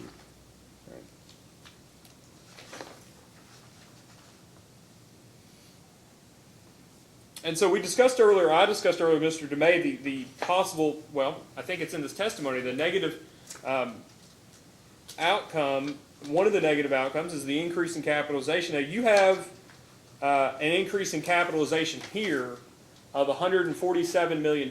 Do you know if that increase in capitalization is due to the side effects or the outcomes of the Tax Cuts and Jobs Act, or if that's the new plant in service since the last rate case? Are you looking at back on WDW Rebuttal 5. The difference in column A and B has nothing to do with the taxes. Nothing to do with the taxes. Yeah. And do you have any idea whether or not the changes in capitalization in LG&E or KU were due to taxes, or if they were due to additional plant in service? What was the last part? Do you know if the differences when LG&E and KU did this methodology, you said you've not talked to them, do you know whether they updated their capitalization for negative effects of the Tax Cuts and Jobs Act, or if it was expected to be due to increased plant in service? I don't know if they did or not, but we did not include that. It would increase the 705 if we did reflect all that. So you claim that you did the same methodology, Yeah. but the differences between your capitalization is not due to any effect of the Tax Cuts and Jobs Act, correct? It's more conservative, yes. And you have no reason to believe that that is or is not the reason that LG&E and KU had a difference in capitalization, correct? LG&E, my understanding is LG&E used their forecasted test year, which would include the increases in their investment and so on. And whether they included ADIT changes or not, I don't know. But you don't know why their capitalization increased. Well, I can with a fair amount of certainty say it had to do with some increased plan. That's just the natural order of things. Whether they included ADITs or not, I don't know. What do you mean include ADITs? We were talking earlier about the loss of bonus depreciation as a negative effect. It causes increases in capitalization in the long term for rate-regulated utilities. Are you aware of whether or not they increased their capitalization due to the loss of bonus depreciation? If they did, it would be only in addition to the changes they made for growth and plant. But you don't know that they didn't do that, correct? The change I saw, it probably was not, it couldn't have been explained by just ADIT. And why is that? You know that? The magnitude was too. The magnitude. So. Okay. But you have no idea whether it's due to taxes or investment, right? As I said earlier, I wasn't involved in the case. It's just your opinion, correct? Just my opinion.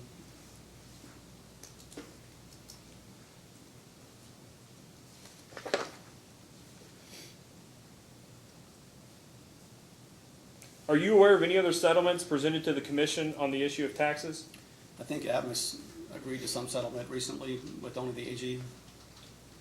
Do you know if there were any other parties to that case? Atmos, I'm not sure if there anybody else, but. Have you reviewed that settlement? I reviewed it when it came out on the Kentucky website, but I don't remember. It's been over a while. May I approach? Yes, you may. I wasn't involved in that one either.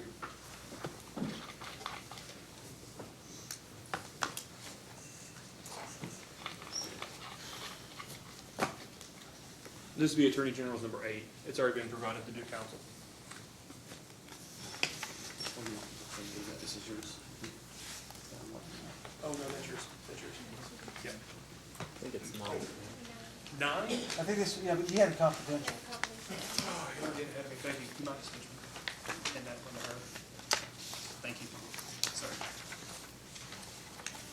You already have 9. Is that what you want? Yeah.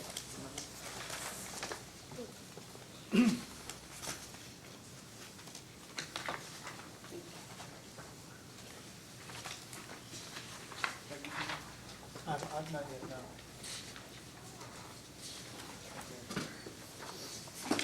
And so did you state that you had reviewed this or had not? I'm sorry. I skimmed it. Mr. Chandler, how much longer do you have on pause?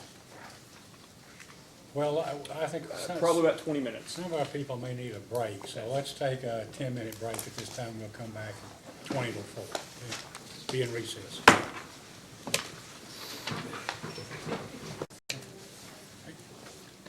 We're now back on the record. Mr. Chandler, would you like to continue your cross-examination of the witness?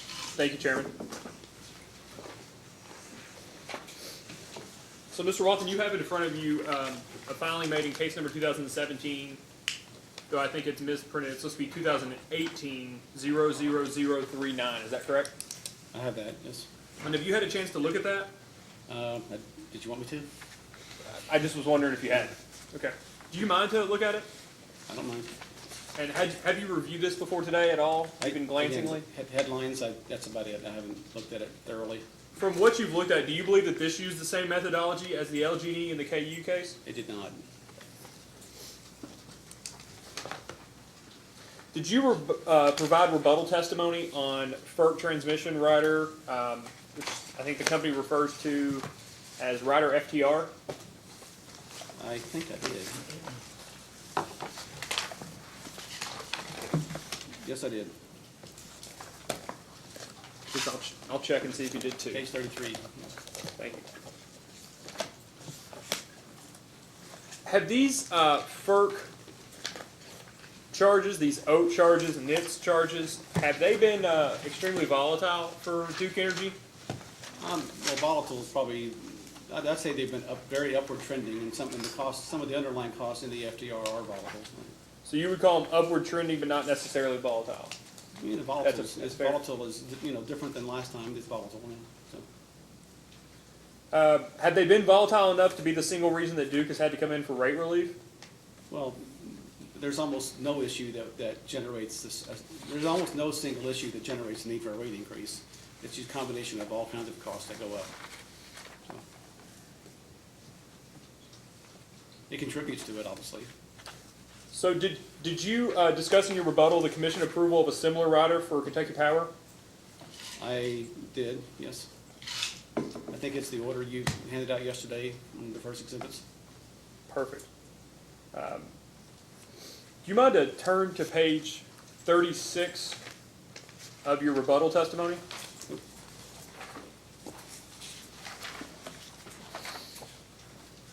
I'm there. And this is the page in which you respond to Mr. Collins' issues with rider FTR, correct? Probably, yes. And in one of your responses, you state that Mr. Collins' testimony, it starts on line 2, by the way. Mr. Collins' testimony fails to point out that the commission approved a similar proposal in the most recent Kentucky Power rate case, case number 2017-349. Is that correct? Yeah, you read it accurately. Yeah. What's Yes. that? Yes. Would you agree that the rate case in Kentucky Power was not case number 2017-349, but was rather 2017-179? Yes, I kind of go back and start to my original direct and make a correction of my testimony. 179. And where on page 36, when you discuss the mechanism that was, well, let me go back. Is it your understanding that the Kentucky Power case was settled by a global unanimous settlement, or if it was ultimately litigated? It was litigated, Was litigated. And was there a partial or non-unanimous settlement in that case? to my knowledge there was, yeah. And do you know if there were any mentions of this rider FTR in that settlement?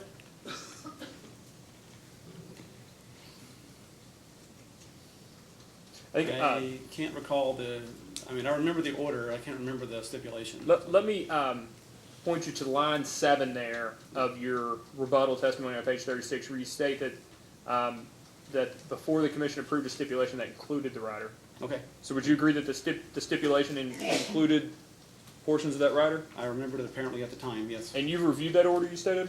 I did.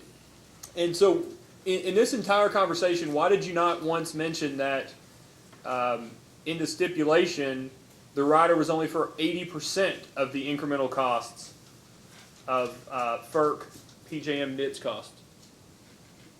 That's a provision that was included in the stipulation. The only thing that I cared about was that they approved the rider at all, so. That was due for the commission. Gotcha. So that was new for the commission in approving that 80%, and so that's what's important to you in mentioning it here. And the order says what it says. Okay. And so you would agree that the order approved the stipulation, and the stipulation provided for 80% of the incremental cost over base rates? I believe that's correct. And did you read any of the testimony in that case? Did I read any of the testimony? Yes. I did.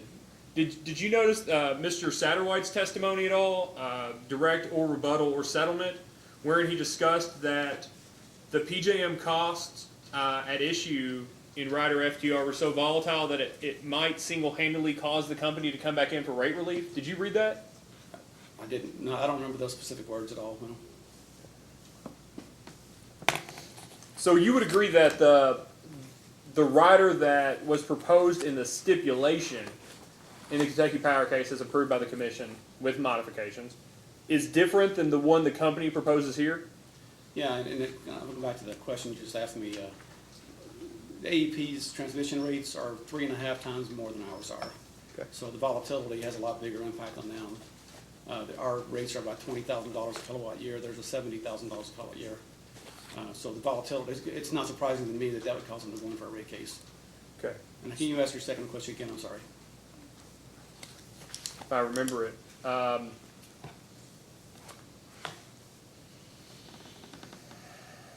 think the 80% was part of the question. Would you agree they're different They're different. than what you're proposing? Well, yes, a little slightly different than what we're proposing. That's correct. And would you also agree with what you just said, that the utilities are in very different positions?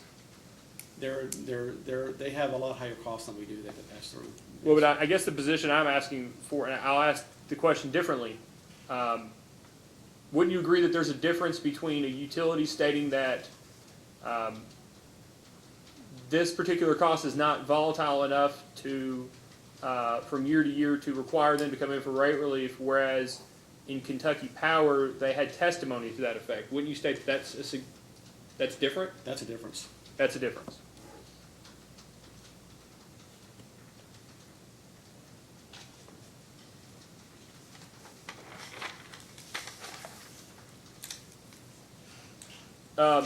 You make a lot here that Mr. Collin provided testimony in that Kentucky Power rate case. Did you read his testimony in that case? Most of it, not all of it. And did you read the portion of the testimony in that case where he discussed rider FTRs proposed by Kentucky Power? If I did, I don't remember the details. Would you be surprised to know that Mr. Collins' testimony on behalf of KIUC, that he was not the witness who did discuss rider FTR? I think Barron testified on that issue, if I believe. Okay, so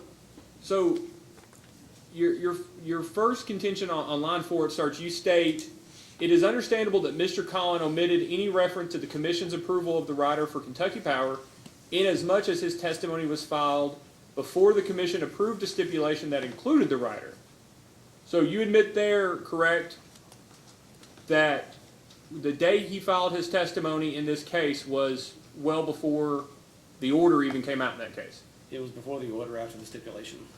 Right. But then you go on to say, however, it is curious that Mr. Collin neglected to mention that the transmission rider had already been agreed to by a party that he represented in that case. Did you mean to use the word represented there, or did you mean, for instance, provided testimony on behalf? Well, I'm not sure, there's maybe a difference that I'm missing, but Well, as a consultant, he represented them. Wouldn't you agree that attorneys represent parties in front of the commission, and that Mr. Kurtz most likely represented KIUC in that case? That's a distinction in legal terminology that I'm not aware of. In my mind, he represented KIUC as well. Okay, but he did not provide testimony on Ryder FDR, did he? He did not. His colleague did at Kennedy and Associates. And do you know that if Mr. Barron provided testimony in support of or against Ryder FDR? I would be surprised if they favored it, but I don't remember for sure. So if Lane Collin didn't provide testimony on the subject, the order on the stipulation didn't come out until after Mr. Collin provided his testimony here. Mr. Barron provided the testimony, but it was against Ryder FDR. Then what was the purpose of your rebuttal testimony on this page? That he was aware of a stipulation that I already approved, that I already agreed to an FDR. He was aware of so the purpose of this page was to cite that Mr. Collin was aware that a non-unanimous settlement that included a different rider for a utility with a different situation had been given to the commission for consideration. Is that a question? I'm asking, is that your position, the purpose of this page? His testimony in our case suggested that he was essentially astounded that the commission would approve an FTR like Ryder. And my debate was that it's not unheard of because there's a pending stipulation that he was involved in that already agreed to one. He was involved in that stipulation? He was a consultant for KIUC who signed the stipulation, so I would expect, as he's done in our settlement agreements, that he would be part of that settlement discussion. So if an expert that Duke hired, for instance, Mr. Spanos, let's just say, stated his objection to, a DCI in another case, in another state, you think it's fair game to point out to Mr. Spanos that he's being inconsistent? How does that make sense? Mr. Collin didn't provide testimony on the subject. Mr. Collin didn't discuss Ryder FTR, did he? My experience in doing rate cases is we work as a team, and issues are vetted as a team. So the idea that an issue like this would escape Mr. Collins' attention is, as I said in my testimony, isn't unheard of, but it's surprising. Escaped his attention. Yeah. So you think he was unaware of that? Isn't that what you're suggesting? No.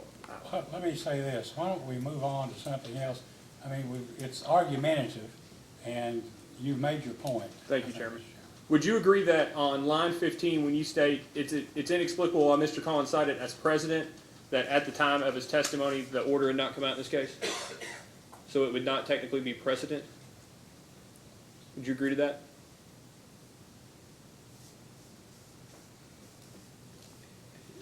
I can say. He cited this as precedent. He cited the 2014 order as precedent, correct? Right. But the decision in the Kentucky Power case had not yet been made when he filed his testimony, correct? The decision hasn't been made. Thank the you. Stipulation hadn't been reached.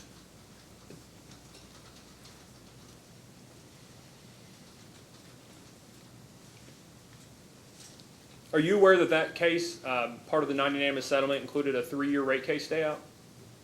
That sounds familiar. And a 9.75 ROE?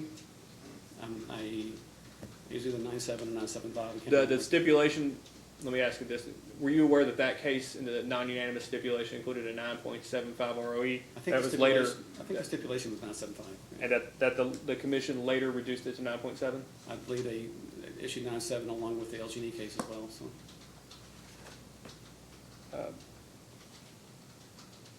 You have a short discussion on Duke's proposed DCI rider. Do you remember noting on page 38 that the commission has previously, I think it's line 19 through 22, that the commission has previously approved single-issue riders such as the PRP or pipeline replacement programs? it's on line 21 and 22, but yes. 21 through 22? Yeah, they've issued orders approving our AMRP back in the day, and they've issued, all the other gas utilities have pipeline replacement riders. And We currently have a service replacement rider in gas as well. And that's called ASRP, is that correct? That's correct. And do you see a lot of similarities between DCI and those replacement programs? In as much as they're both single issue rate making for the capital related riders. Thank you. May I, Chairman, this is, Yes, you may. I'm at the very end, I promise.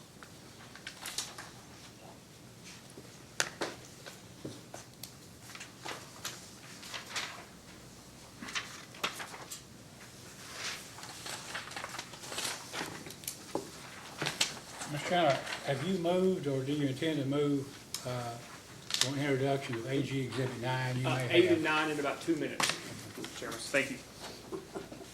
This is already in the record. This is Duke's response to staff DR 312. Would you agree that you're the respondent for this? I am. The question requested the amount paid by ratepayers in rate base, and your answer indicated that, quote, there are no economic development activity costs in the company's rate base. Do you see that response at the very bottom? That's correct.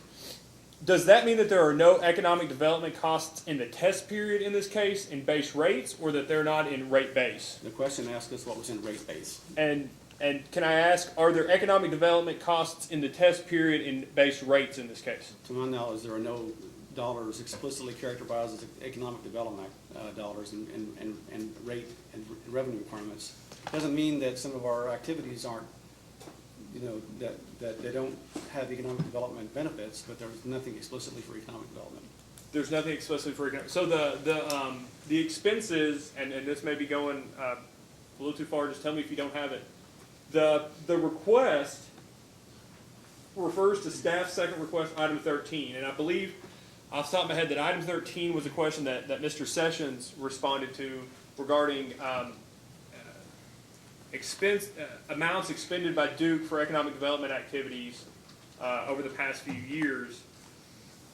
Do you know if those are the sort of costs that you're referring to when you say no economic development costs? Those costs are generally recorded below the line in accounts that don't show up in our revenue requirements.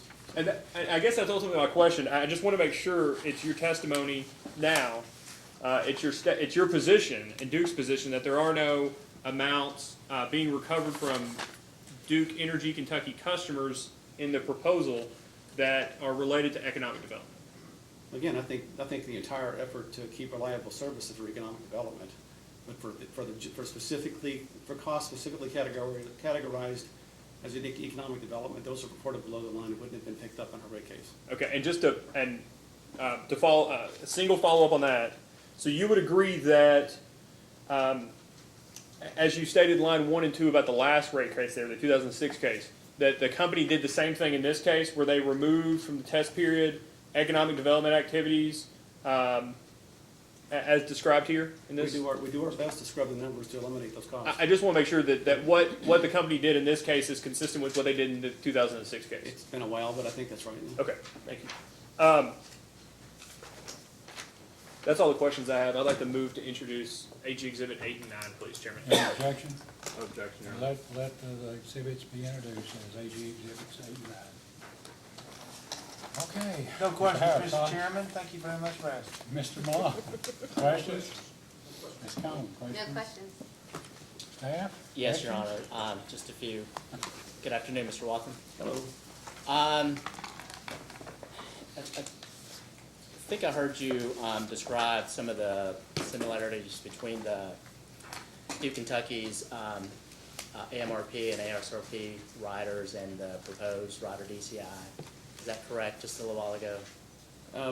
You analogizing them? Yes. Yeah. I guess for the two gas service replacement riders, those are explicitly authorized to be recovered through statute. Is that correct?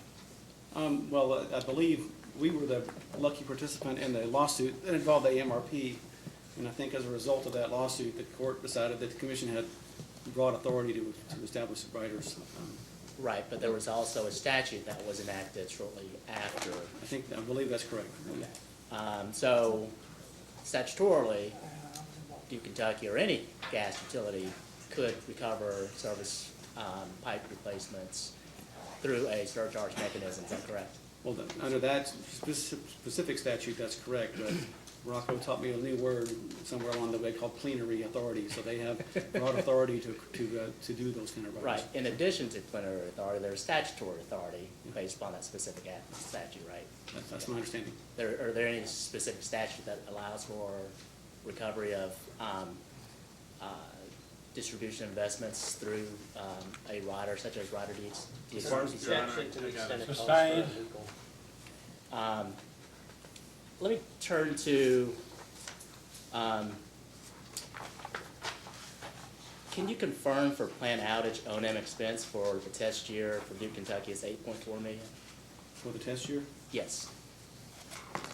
is it my testimony? It was actually in Lane Collins' testimony. It's on page I don't have any 16. testimony. His testimony? Yeah.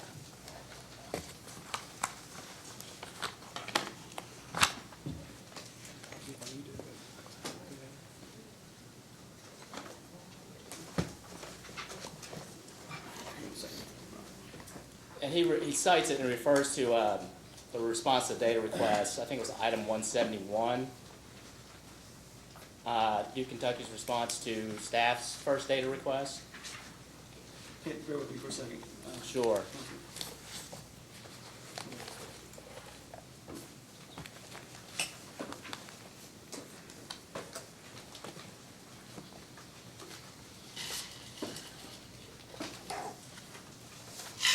So what part of Elaine's testimony was it? Was it a Page 16.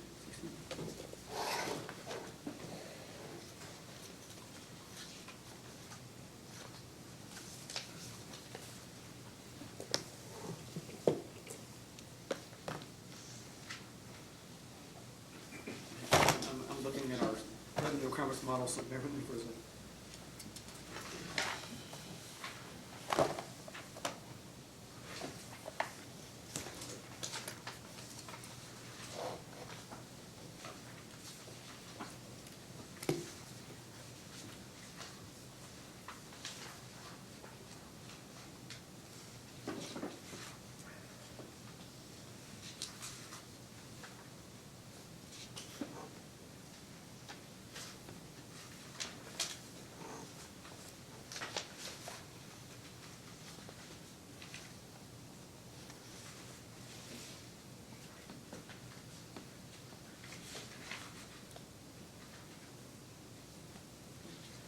See the detail.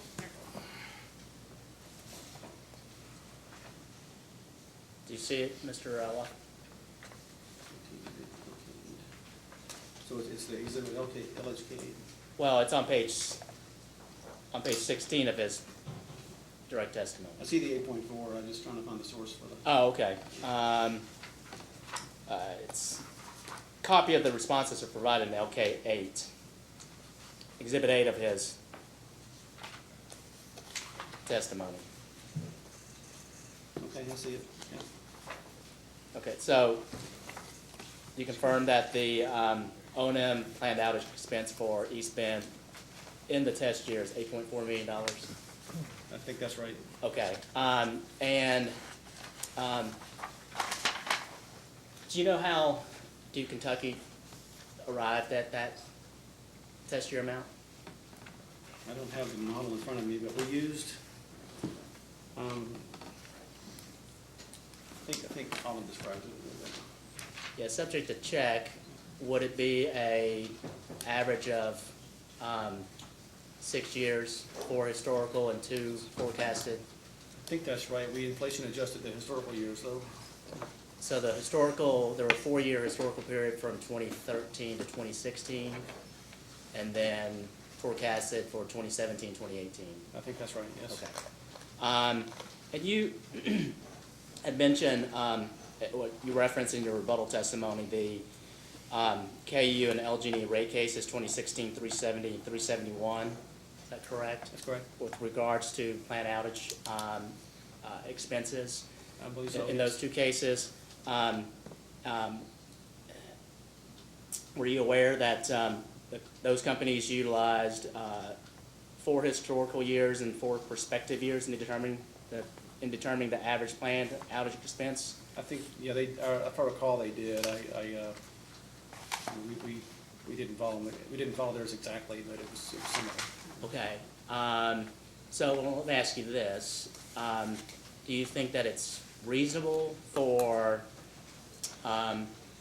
using an equal number of historical and forecasted years would be appropriate method to calculate the planned outage expense? Yeah, among others, yeah. There's probably a number of reasonable ways to do it, but that's one. Okay, so why did Duke Kentucky elected to do 6 years made up of 4 historical and 2 forecast? I think our view at the time anyway, and this is going back months now, but I think it was to get a little bit less exact going farther out in time. So, but you know, we're willing to do the 4 and 4 if it's necessary. So. Okay, sure. Well, would you agree that using a longer period would smooth out any volatility in that particular expense? Well, I think and as I mentioned earlier in my testimony, when you have volatile expenses, you typically want to use a longer period of time to smooth out expenses. Okay. So you can either reach back further in time and history, or you can reach out in the future a little bit. So. Okay, so as a post-hearing data request, could Duke Kentucky provide the amount of planned outage expense for 4 historical years ending in 2017? So 14, 15, 16, and 17. Okay. And 4 prospective years following calendar year 2017. So 18, 19, 20, and 21. And the average of that 8-year period. We'll do that. Okay. As well as the impact on revenue requirement. Certainly. What would be included in the test year. Did you read the testimony of Northern Kentucky University's witness, Mr. Brian Collins? Probably once, but it's been a while. So. Okay. Can you refer to his testimony at page 17? If somebody will put it in front of me, I will.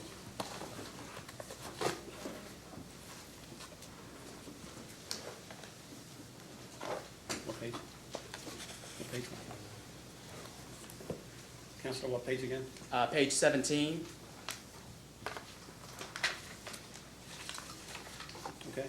And beginning with the question on lines 14 and 15, and the answer on lines 16 to 21, I'll give you a chance just to read it for yourself.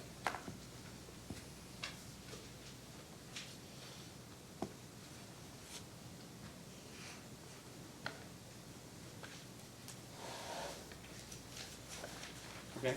Okay.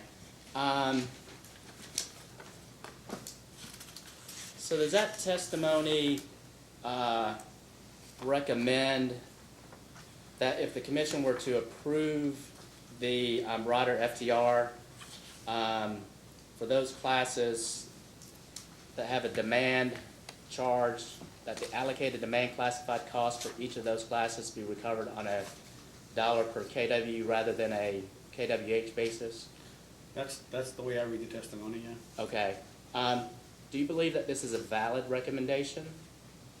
It's the proposal for the FTR we have is a little different. We have a similar rider in Ohio called the base transmission rider. And that rider, we take all of the transmission costs and calculate the rates that are applied to residential, commercial, and so on. This rider we have in mind is to track against a base amount. The base amount will be allocated in the manner he described here essentially. So the DS, DP, and DTT customers, they do get charges on a per kilowatt basis, right? Their demand charge is built on that. But since we're just tracking the difference, it gets a little complicated to allocate the delta and bill it. We can bill it on a per kilowatt basis. That's not a problem. I think the allocation is where it gets a little sketchy when you try to allocate a delta based on demand, right? Okay, so are you saying that for certain of the rate classes, DT, DS, that those classes get allocated on a dollar per kW? Those customers that are allocated, that are billed on demand. Right, You know, I think my interpretation of his testimony is if they're currently billed on demand, he wants this charged based on demand as well. So whatever the FTR rate, it would be on a dollar per kilowatt month.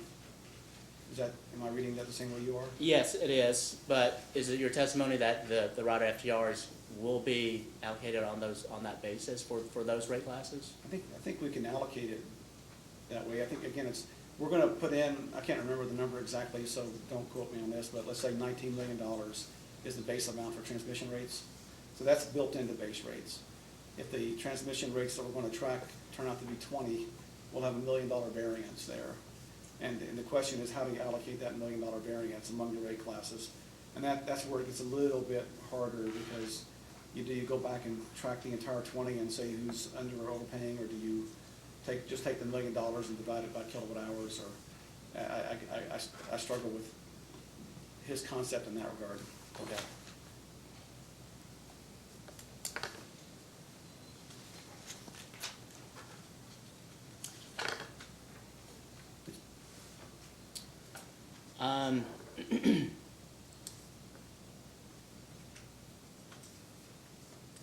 Have you referred to the application at page 40? And also to your direct testimony as well? Direct at 40? No, application at page 40? You direct at what? At page 19.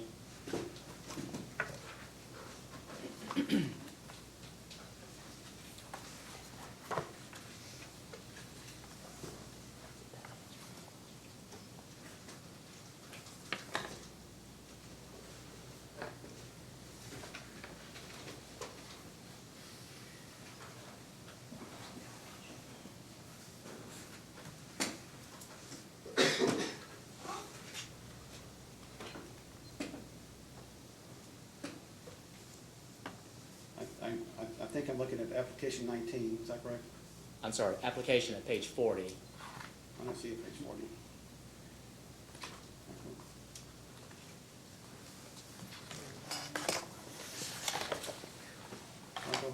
It's on 24 page.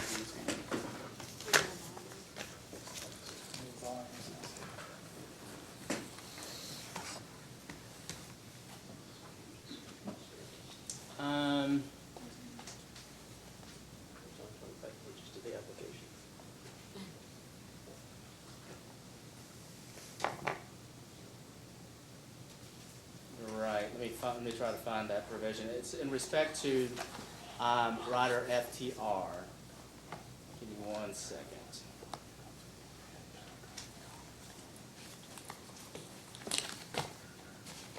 Could be paragraph 40, Could be paragraph 40, page yes. 19. Oh, paragraph 40 is different, okay. Yeah, so the FTR on page 19, yes, it is on page 19, paragraph 40.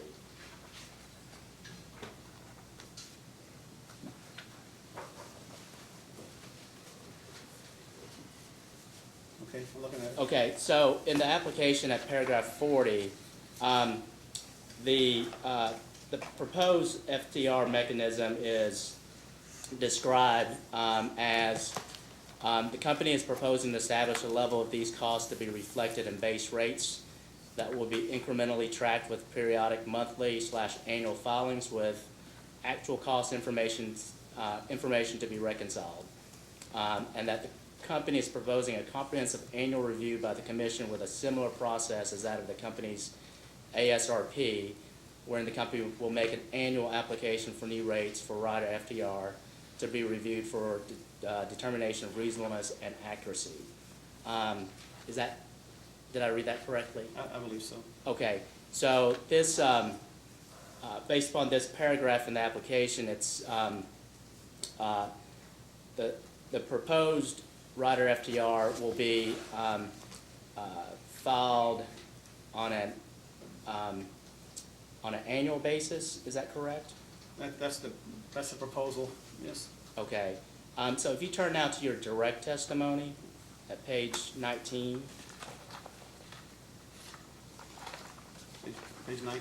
Yes, sir. Yep. In there. Okay, lines 5 through 8. regarding the rider FTR. Yep. Okay, you say that on a quarterly basis, the company will adjust rider FTR based on the most recent actual monthly invoices received from PJM. The company submits to an annual review of its rider FTR for commission of the invoice costs and revenue collected under the rider. So on this one, it says that it will be done on a quarterly basis.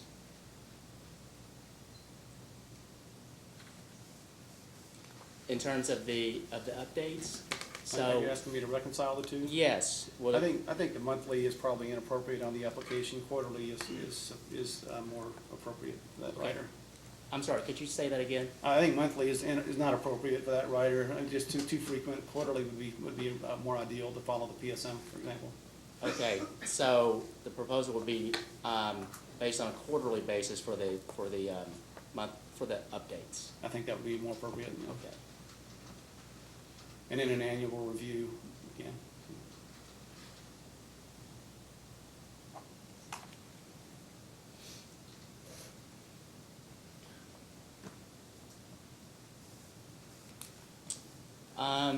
Can you refer to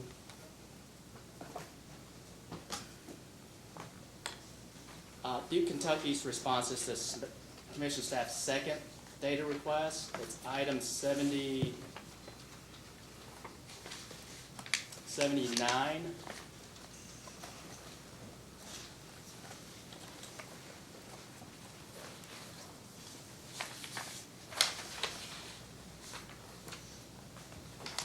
Okay? Okay. Can you, so 70, this request asks Duke Kentucky to recalculate rider PSM for 2015, 2016, and to date 2017 to incorporate the changes that are being proposed by Duke Kentucky for the rider. And that was done, those calculations were made as attachment to that response. Do you see that attachment? I do. Okay. Even though it says at the top right, staff DR 01-79, it should be staff DR 02-79, is that correct? It should be 02, yes. Okay. And can I ask, as a post-hearing data request, for Duke Kentucky to do for the full calendar year 2017, to update that column? I'm looking at the person who's doing it, and I think so. Okay. Did you not do this, or does someone else? Someone in my group, yeah. I'm sorry? Someone in my group. Oh, okay, okay.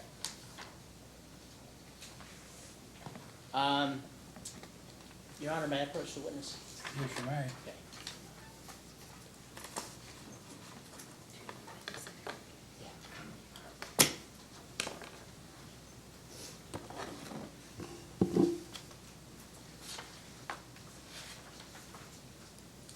So what I'm passing out is the an attachment to, I think it's an attachment or an appendix to Duke Kentucky's commission filed tariff that sets out the bill format.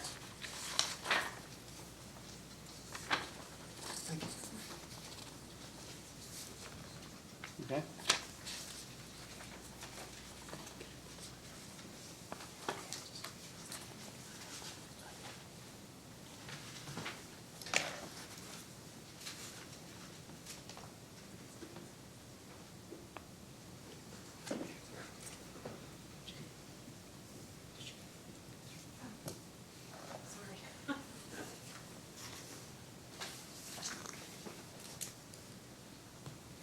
So there's it's actually Appendix A. Do you recognize this appendix? No. I'm sorry? No, I don't. Oh, you don't? Okay. It's a familiar looking bill, though, so. Okay. Well, this is the bill format that's included in Duke Kentucky's tariff. Okay. Okay. So there's 3 pages to Appendix A. Are you a Duke Kentucky customer? I'm not. Okay. Are you familiar with the Duke Kentucky bill format? I Generally, yes. Okay. So, are you aware if the customers, Duke Kentucky customers receive all three of these pages that are included as part of the bill format that is in Duke Kentucky's tariff? I don't know. I'm not in the building department, so. Okay. Do you know who, the person who would be knowledgeable of that? Off the top of my head, I mean, Jim Zolkowski might, Bruce Ayers might. Other than that, it's gonna have to be someone that's not a witness in the case, so. Okay. Are you aware of any complaints from Duke Kentucky customers that they only receive not the full 3 pages, but only a portion? So for instance, just the, not receiving the second page that sets out, you know, the itemized charges that make up both of their electric and gas? I'm not aware, I'm not personally aware. Okay.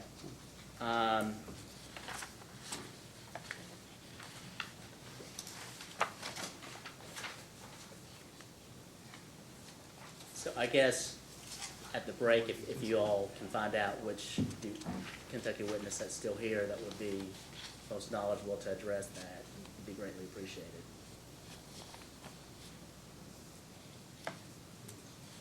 Those are all the questions I have. Thank you. Commissioner Matthews, questions? Just a couple, back to the rider to collect the OAT charges. Okay. Does Duke Kentucky participate in the PJM stakeholder process? I believe we do. I'm not personally involved. Our witness, John Brodorami, who was here earlier, and somewhat John Swells, they both do, but I don't personally. I just wondered if they had concerns about the ever-increasing number of supplemental projects that aren't going through the full stakeholder process, which then would get paid for by the customers now on a much accelerated basis. That was all I had. Just I have no questions. Any redirect? Just a couple, Your Honor. Mr. Wathen, do you remember conversations about the company's proposed rider, FTR, in relation to what the commission recently approved for Kentucky Power? I do. Do you know whether Kentucky Power owns transmission? Owns transmission? I believe Kentucky Power owns a pretty extensive network. I mean, they're spread out pretty well over the state. Do you know whether Duke Energy Kentucky owns transmission?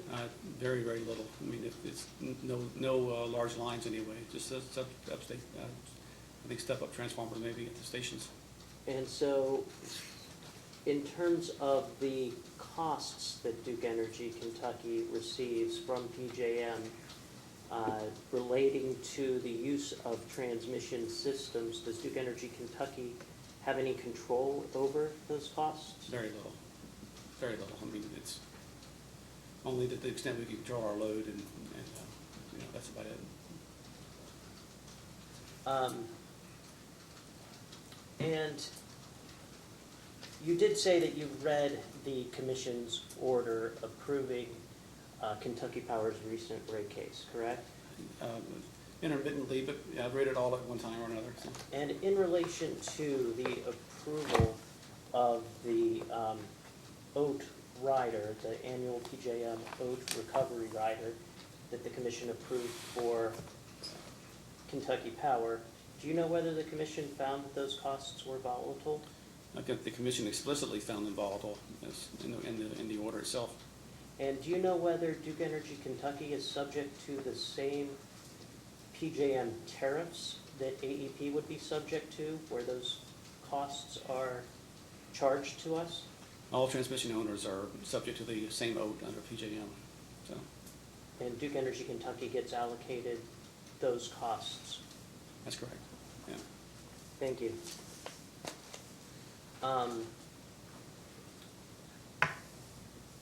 I'm sure you recall the cross-examination by Mr. Chandler about the AMI calculation. Vaguely. In your rebuttal, did you perform a calculation of the 15 years of AMI savings? That's correct. And do you know whether the Attorney General's witness, Mr. Collin, has filed an errata sheet to his testimony regarding his calculation? I believe there was an errata filing around 5:30 or so last night. And do you know when he made that errata filing, did it include a change for his calculation of that 15 years of AMI savings? Yeah, his calculation came within a few dollars of mine for the 15 years.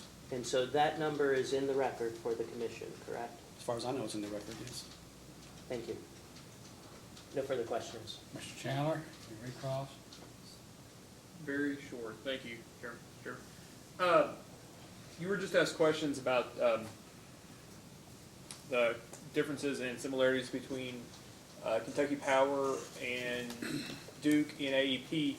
To the best of your knowledge, are Duke Kentucky and Kentucky Power in different zones for transmission in PJM? Each major utility basically operates in its own zone. Right, so Kentucky Power's in that AEP sort of zone, and you all are in the DEOK zone, is that your understanding? That's correct. We rely on the entire system, but we have our own zone. And you had a couple of, and I should have written them down earlier, you had a couple of costs earlier. Were they per megawatt for transmission? No, PJM has there's a link on their website that updates, I think it's monthly, that shows you the current NITS rates for all the companies. Okay. And the last time I looked, AP was around $70,000 per kilowatt year. Okay. Or 70,000 per megawatt year. Anyway, 70 something dollars per megawatt. 70,000 something. Okay. And ours is 20. So for the DEOK zone, so about 3.5 times what ours is. Okay, We're one of thank the lowest, and they're one of the highest. So. And to Mr. D'Acenzo's most recent question, is it Duke's opinion, is it your position that the company should adhere to the settlement as agreed in case number 2016-152 as to the AMI benefit level? I'm not following your connection to. Is it this your question. position, is it Duke's position, that the company has committed and is committing to provide an AMI benefit level that's consistent with the settlement in case 2016-152? In my mind, weighing all the circumstances and fairness to customers and the company, what we presented in our case is the appropriate number. However, go ahead. I would correct, if I was going to use the number that, following Mr. Collins' method, I would update it to reflect the number that he updated last night. So the question is it yours and the company's position that you have committed to the benefit level as determined by the settlement in 2016-152?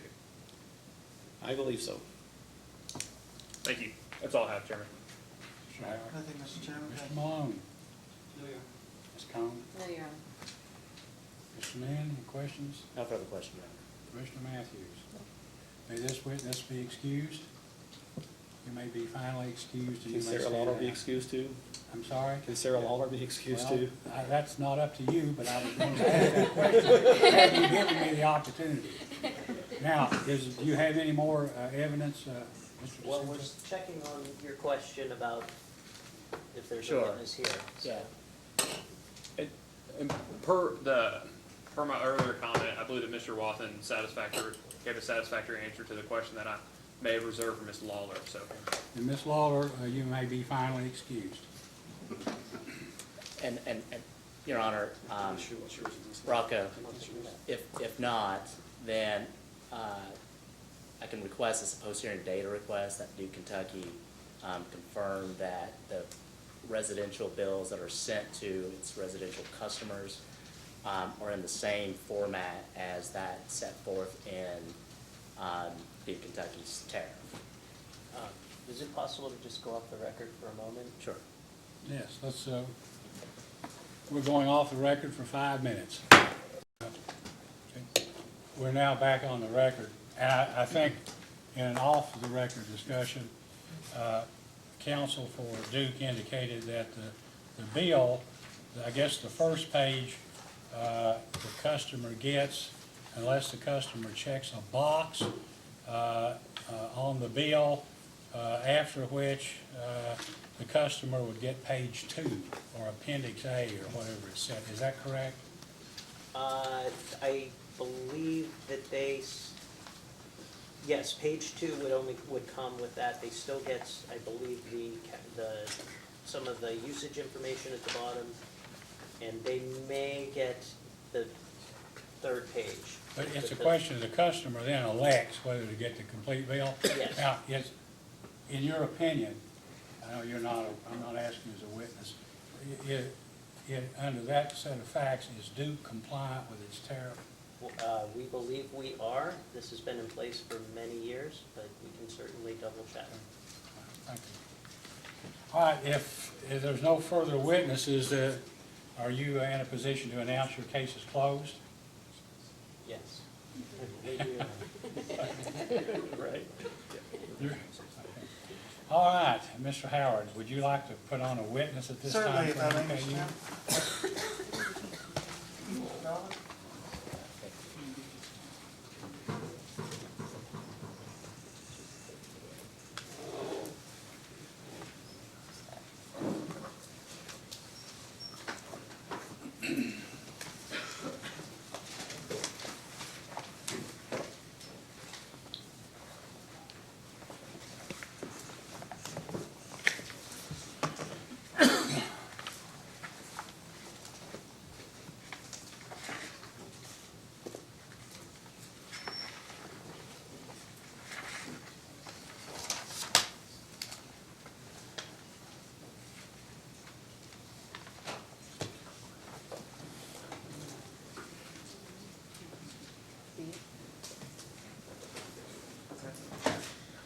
Mr.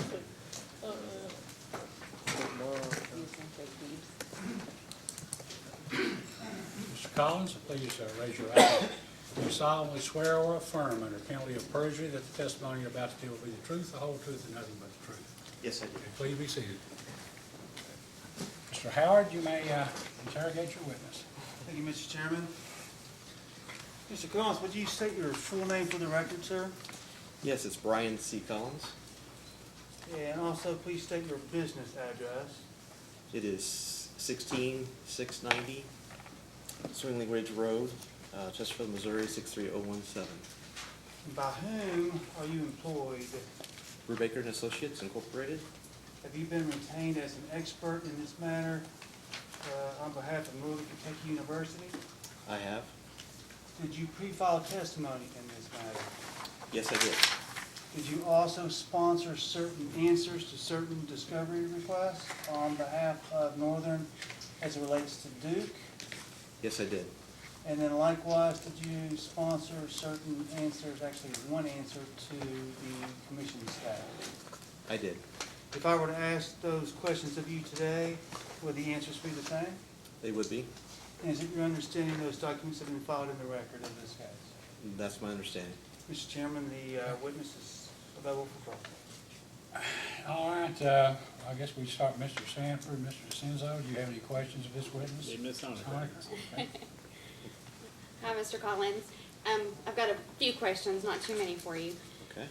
You're offering an expert opinion on the company's cost of service study, correct? Yes. And you're also offering an expert opinion on the company's proposed revenue allocation, correct? Yes. And on the proposed rider DCI and rider FTR? Yes.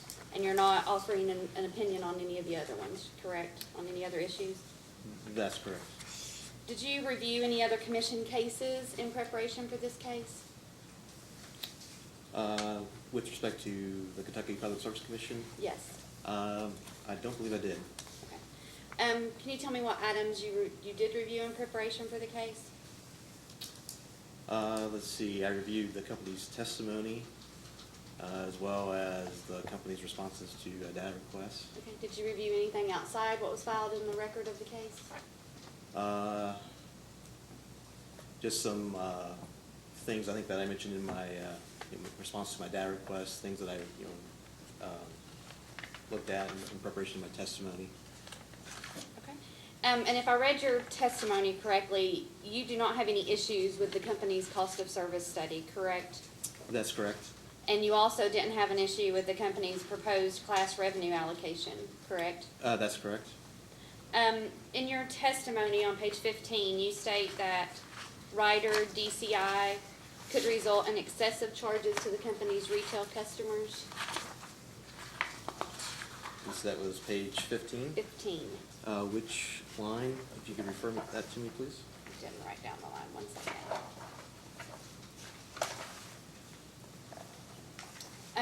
It was the question at the top of that page. Could implementing rider DCI result in excessive charges? Yes, I see it. Did you review the testimony of Mr. Wathen, who just testified for Duke? Yes. And are you aware that in his testimony, it states that the company is proposing annual applications to establish new rider DCI rates based on the actual incremental investments in eligible plant and service? I think I recall reading that. Okay. So they're proposing the annual filings with the commission? Yes, that's my understanding. Okay. Do you believe that the commission has the ability to thoroughly review those annual applications to make sure that only prudent costs are included in those? Yes. And wouldn't annual filings give the commission more oversight over the rates that would be included in a rider DCI to ensure that the company's actually making prudent decisions? I could. And could that also cause rate increases to be less substantial if that's done annually instead of waiting for a base rate case? It may or may not. And couldn't the annual filings also be less expensive for the company to file instead of having to file rate cases more frequently? Yeah, it may or may not be more expensive. Okay.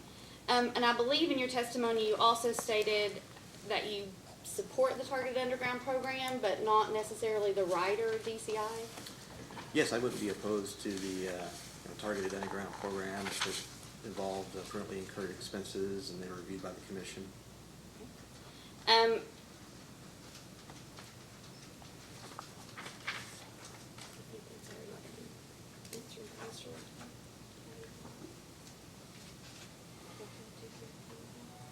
think that's all we have, Your Honor.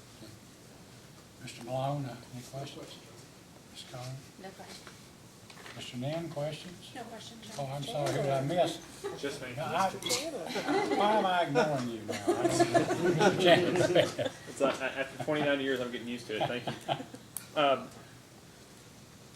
you. You were asked about just now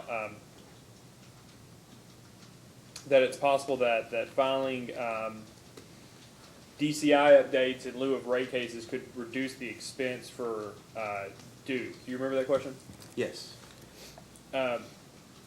Would you agree that your experience in Kentucky Duke cases, that there are a number of individual entities that intervene or have intervened? It's my understanding, yes, that there's been several interveners, yes. And that there are several interveners in this case? Yes. And so would it also, as a general proposition, would you believe that those interveners would also be interested in the rates in these annual DCI filings?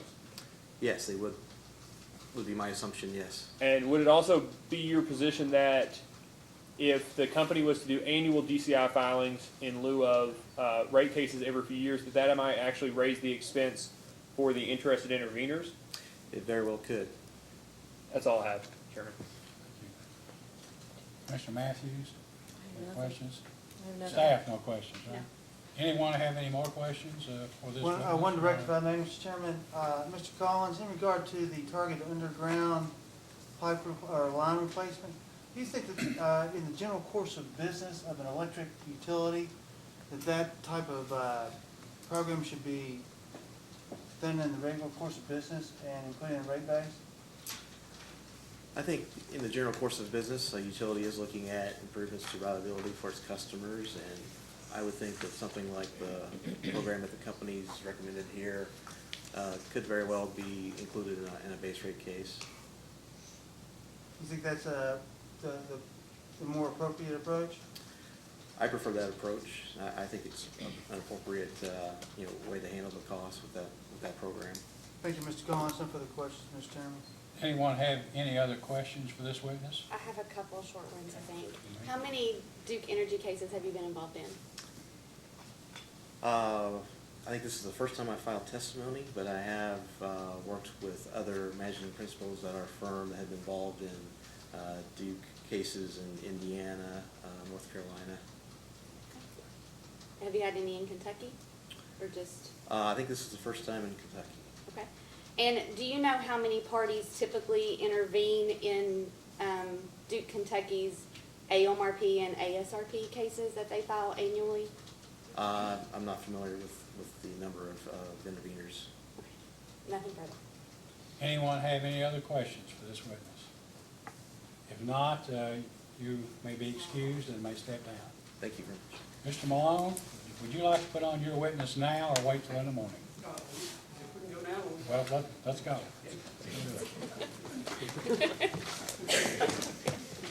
Then we can start off in the morning with either Mr. First or Ms. Cohn with Mr. Beaver. Oh, no, Mr. Kurt's, Mr. Beaver. He gets Beaver. Mr. Please raise your right hand. You solemnly swear or affirm under penalty of perjury that the testimony you're about to give will be the truth, the whole truth, and nothing but the truth. Thank you. Please be seated. Mr. Malone, you may ask the witness. Thank you, Your Honor. Mr. Wilhite, if you could please state your name and your business address. Ronald Will Heights and 760 Democrat Drive, Franklin, Kentucky. And in what position are you, or role are you acting on behalf of the Kentucky School Board? I'm the director of the school energy management project. Okay.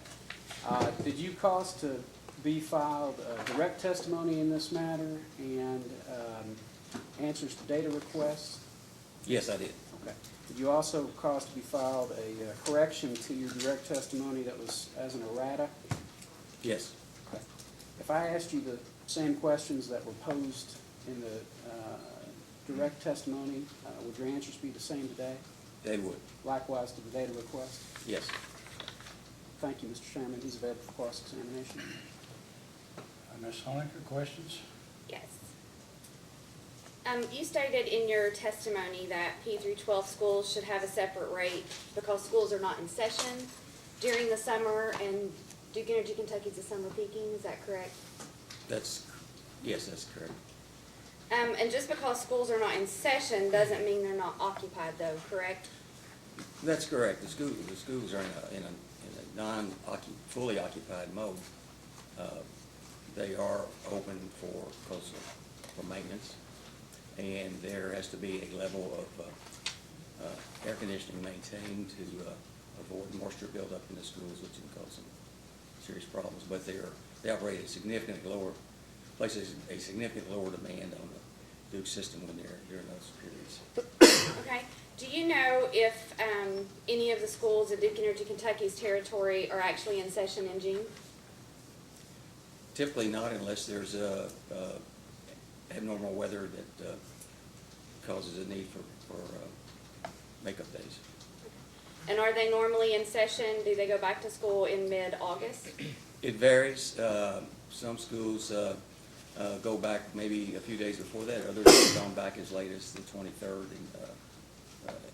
in the last school year. And you mentioned that during the summer months they will do maintenance, so they, will paint the inside of the building. They'll do different things like that, correct? They during typically the summer do, months? yes. General maintenance in the buildings. And normally there's administrators who are in the building since they have more contract days that they have to be at work than teachers do. Is that correct? They could be, and they could be in control zones in the building.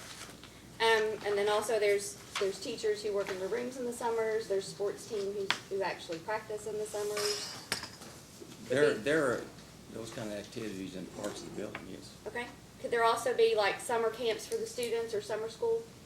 There could be. I'm not aware of those. Do you know if any of the schools in Duke Energy Kentucky service territories have implemented energy efficient measures? Any energy efficient measures?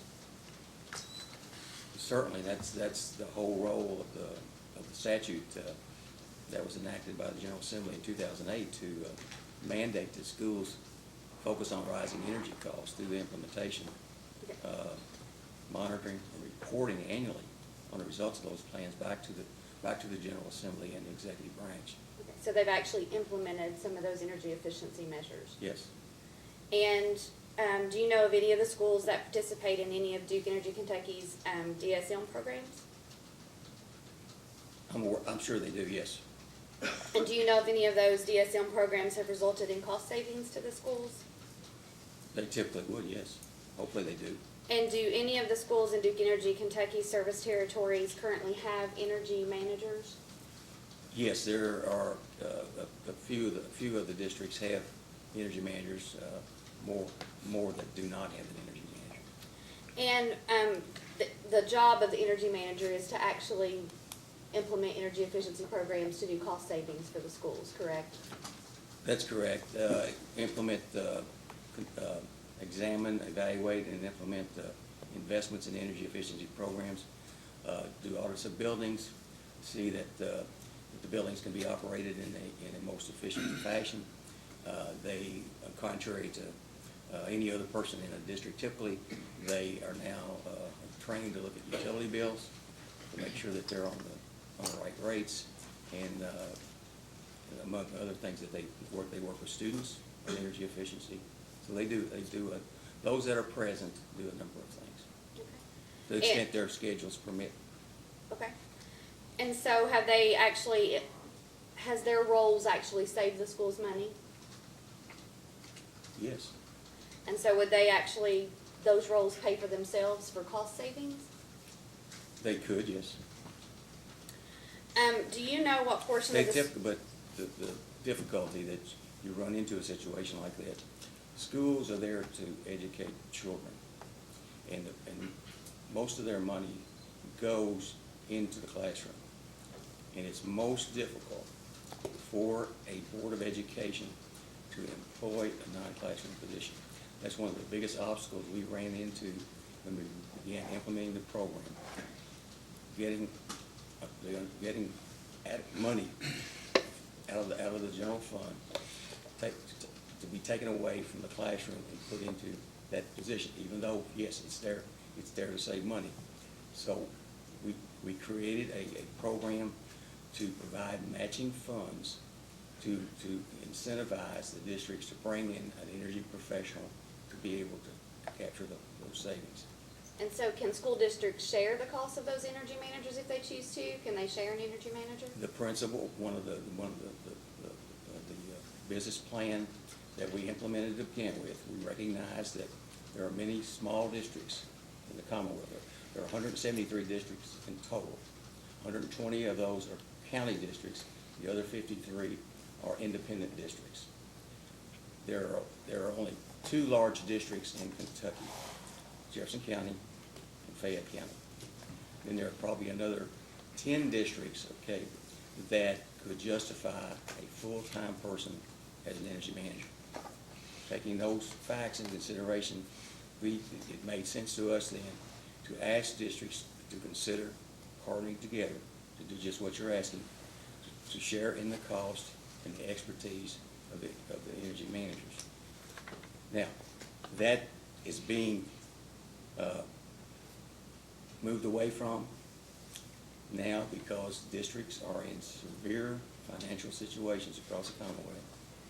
And when somebody drops out of that partnership, then that makes that partnership difficult to continue. So we're seeing now that we've advanced in the program and created awareness that there's an opportunity to eliminate wasteful spending on inefficient use of energy, that it raises in the priority level of an existing employee. So the a facility person, or it could be an assistant superintendent, or it could be an IT person, they take on that extra role as an energy manager. But that makes it a little bit more difficult because there's always transition in those folks and there's always continuing of training. Do you know what portion of a school's budget is actually funded by the gross utility receipts tax? I do not. And were you in the room earlier when, I think it was Bruce Sailors was asked questions about the sports field rate and how many sports field were not under the old sports field rate SP? Yes.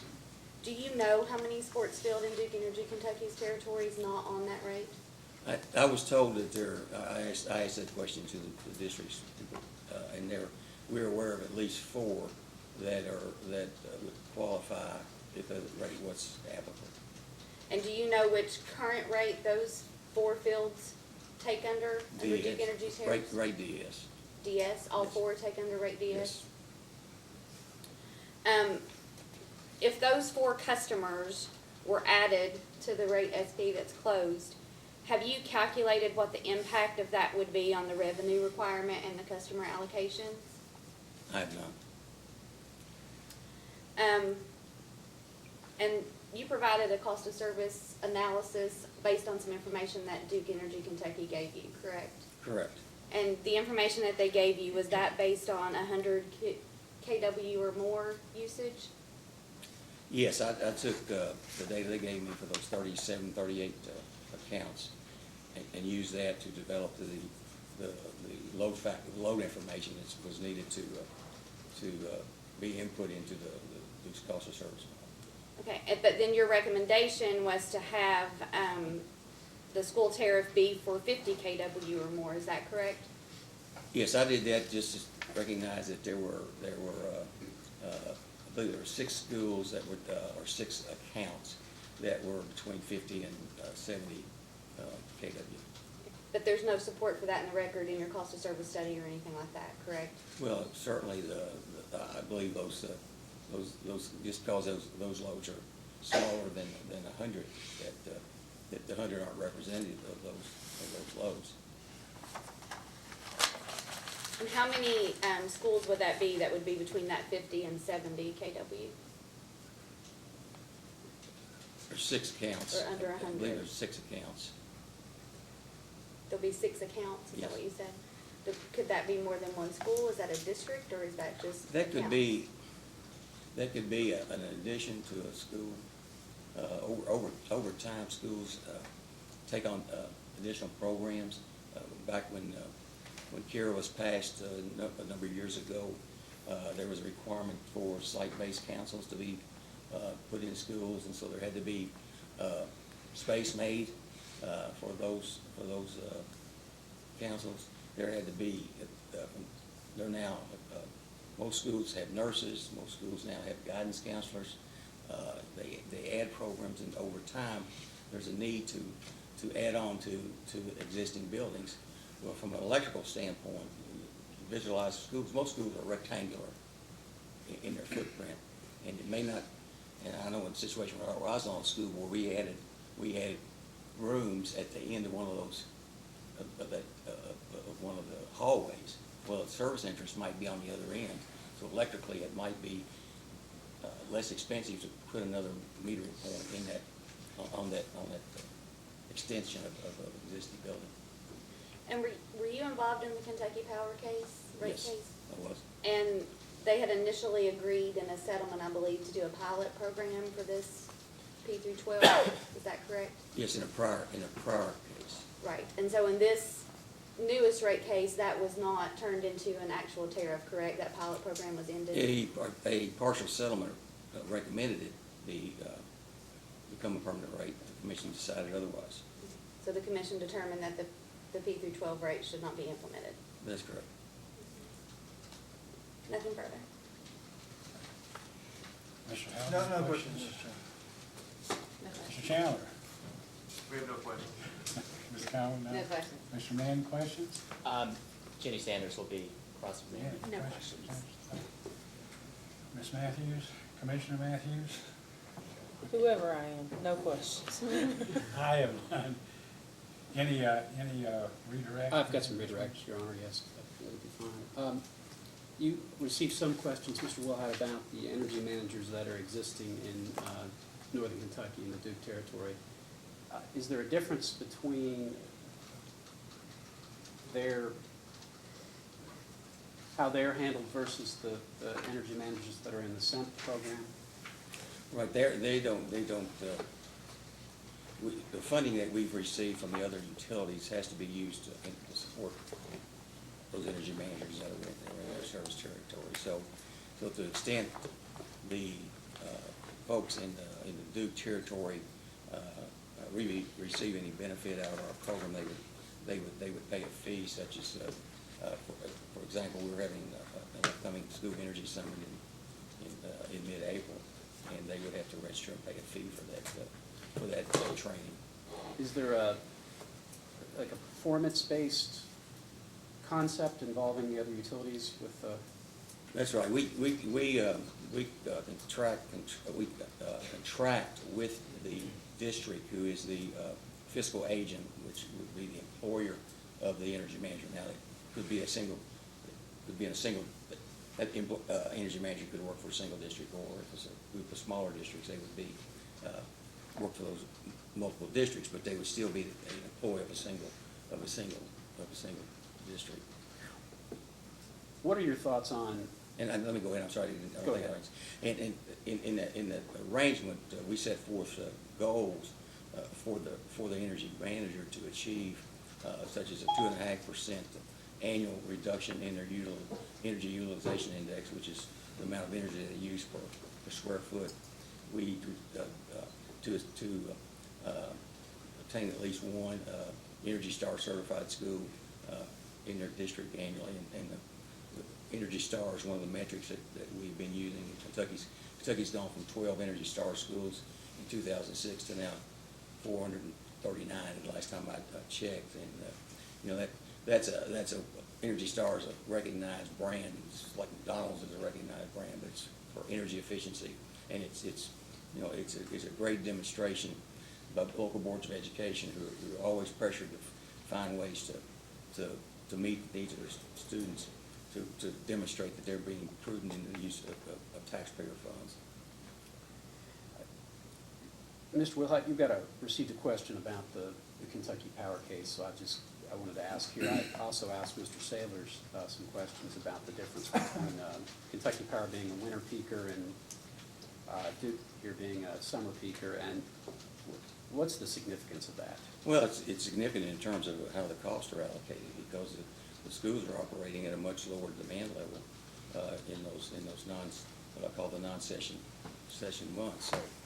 So in the Kentucky Power case, while Kentucky Power, who did the cost of service study there, showed that a school class was earning a little bit over twice what the average return for the company, it was returning less than the class average of the otherwise applicable LGM rate. In this proceeding, the cost of service study I did here, which, not to my surprise, shows that the schools that's treated as a separate class provide a greater return than does the classes as a whole. And just to be clear, so the commission knows what KSB is asking for here, are there options that you would suggest? Yes, those, and I think Commissioner Matthews asked Mr. Sailors about this a while ago. The schools are really hurt by the demand charge. Whereas I looked, and he referenced the Schedule M, and the portion of demand charges, of demand revenues, was like 22,000 out of 105,000. So roughly 20 to 22% of that class charges go into demand. For schools, the demand costs are anywhere from 30 to 40%. So they get hit by that difference, and then the ratchet, the 85% ratchet is just unfair to schools whose load is down. It's there, but it's down during Duke's peak season, and which is according to their IRP, it's August. Based on the date I looked at, I'd say it's July. And so schools are down, yet that ratchet applies to their highest usage, which occurs mostly in September. So they take 85% of that and then they end up paying that in the other, most of the other months during the year. So that, to me, that's just fair, that's just unfair. And that 85% is a ratchet much higher than the other investor-owned companies have in Kentucky for similar rates. And with respect to rate DS, if the commission wanted to, rather than even setting up a separate school rate, which we want, of course, too, but if rather than doing that, if they limit, what else could they do to just the rate DS? Well, if the commission, the commission decides that it's not appropriate to have a separate school rate, certainly would want relief of the schools from that demand ratchet. And they could either be simply do a separate tariff, or there could be a modification or inclusion in the minimum provision of the DS tariff that exempts P through 12 schools with loads greater than 50 or 100 kW from being exposed to that demand ratchet. One more question. Mr. Sailors, when I was asking him questions about what's the significance of a group of customers peaking at a time in opposite to the system peaking, the subsidy issue, could you speak to that? Well, it does provide, if you're paying 85% of what you occurred in September, which is not during Duke's peak planning period and experience peak period, then that sets a level during all those other months where it's kind of a perverse incentive. I mean, it's like, why should I do anything here? I'm going to be paying it anyway. And, that's not what we're trying to make happen. We want our folks to be focused on using energy all times as efficiently as possible. But you have to understand that with the exception of districts where there's an energy manager, there is likely no one in the district that understands how the composition of a rate structure affects their utility bills. Is there anything else you'd like to add, Mr. Wilhite? No. Anyone have any other questions for this witness? I have one more, Your Honor.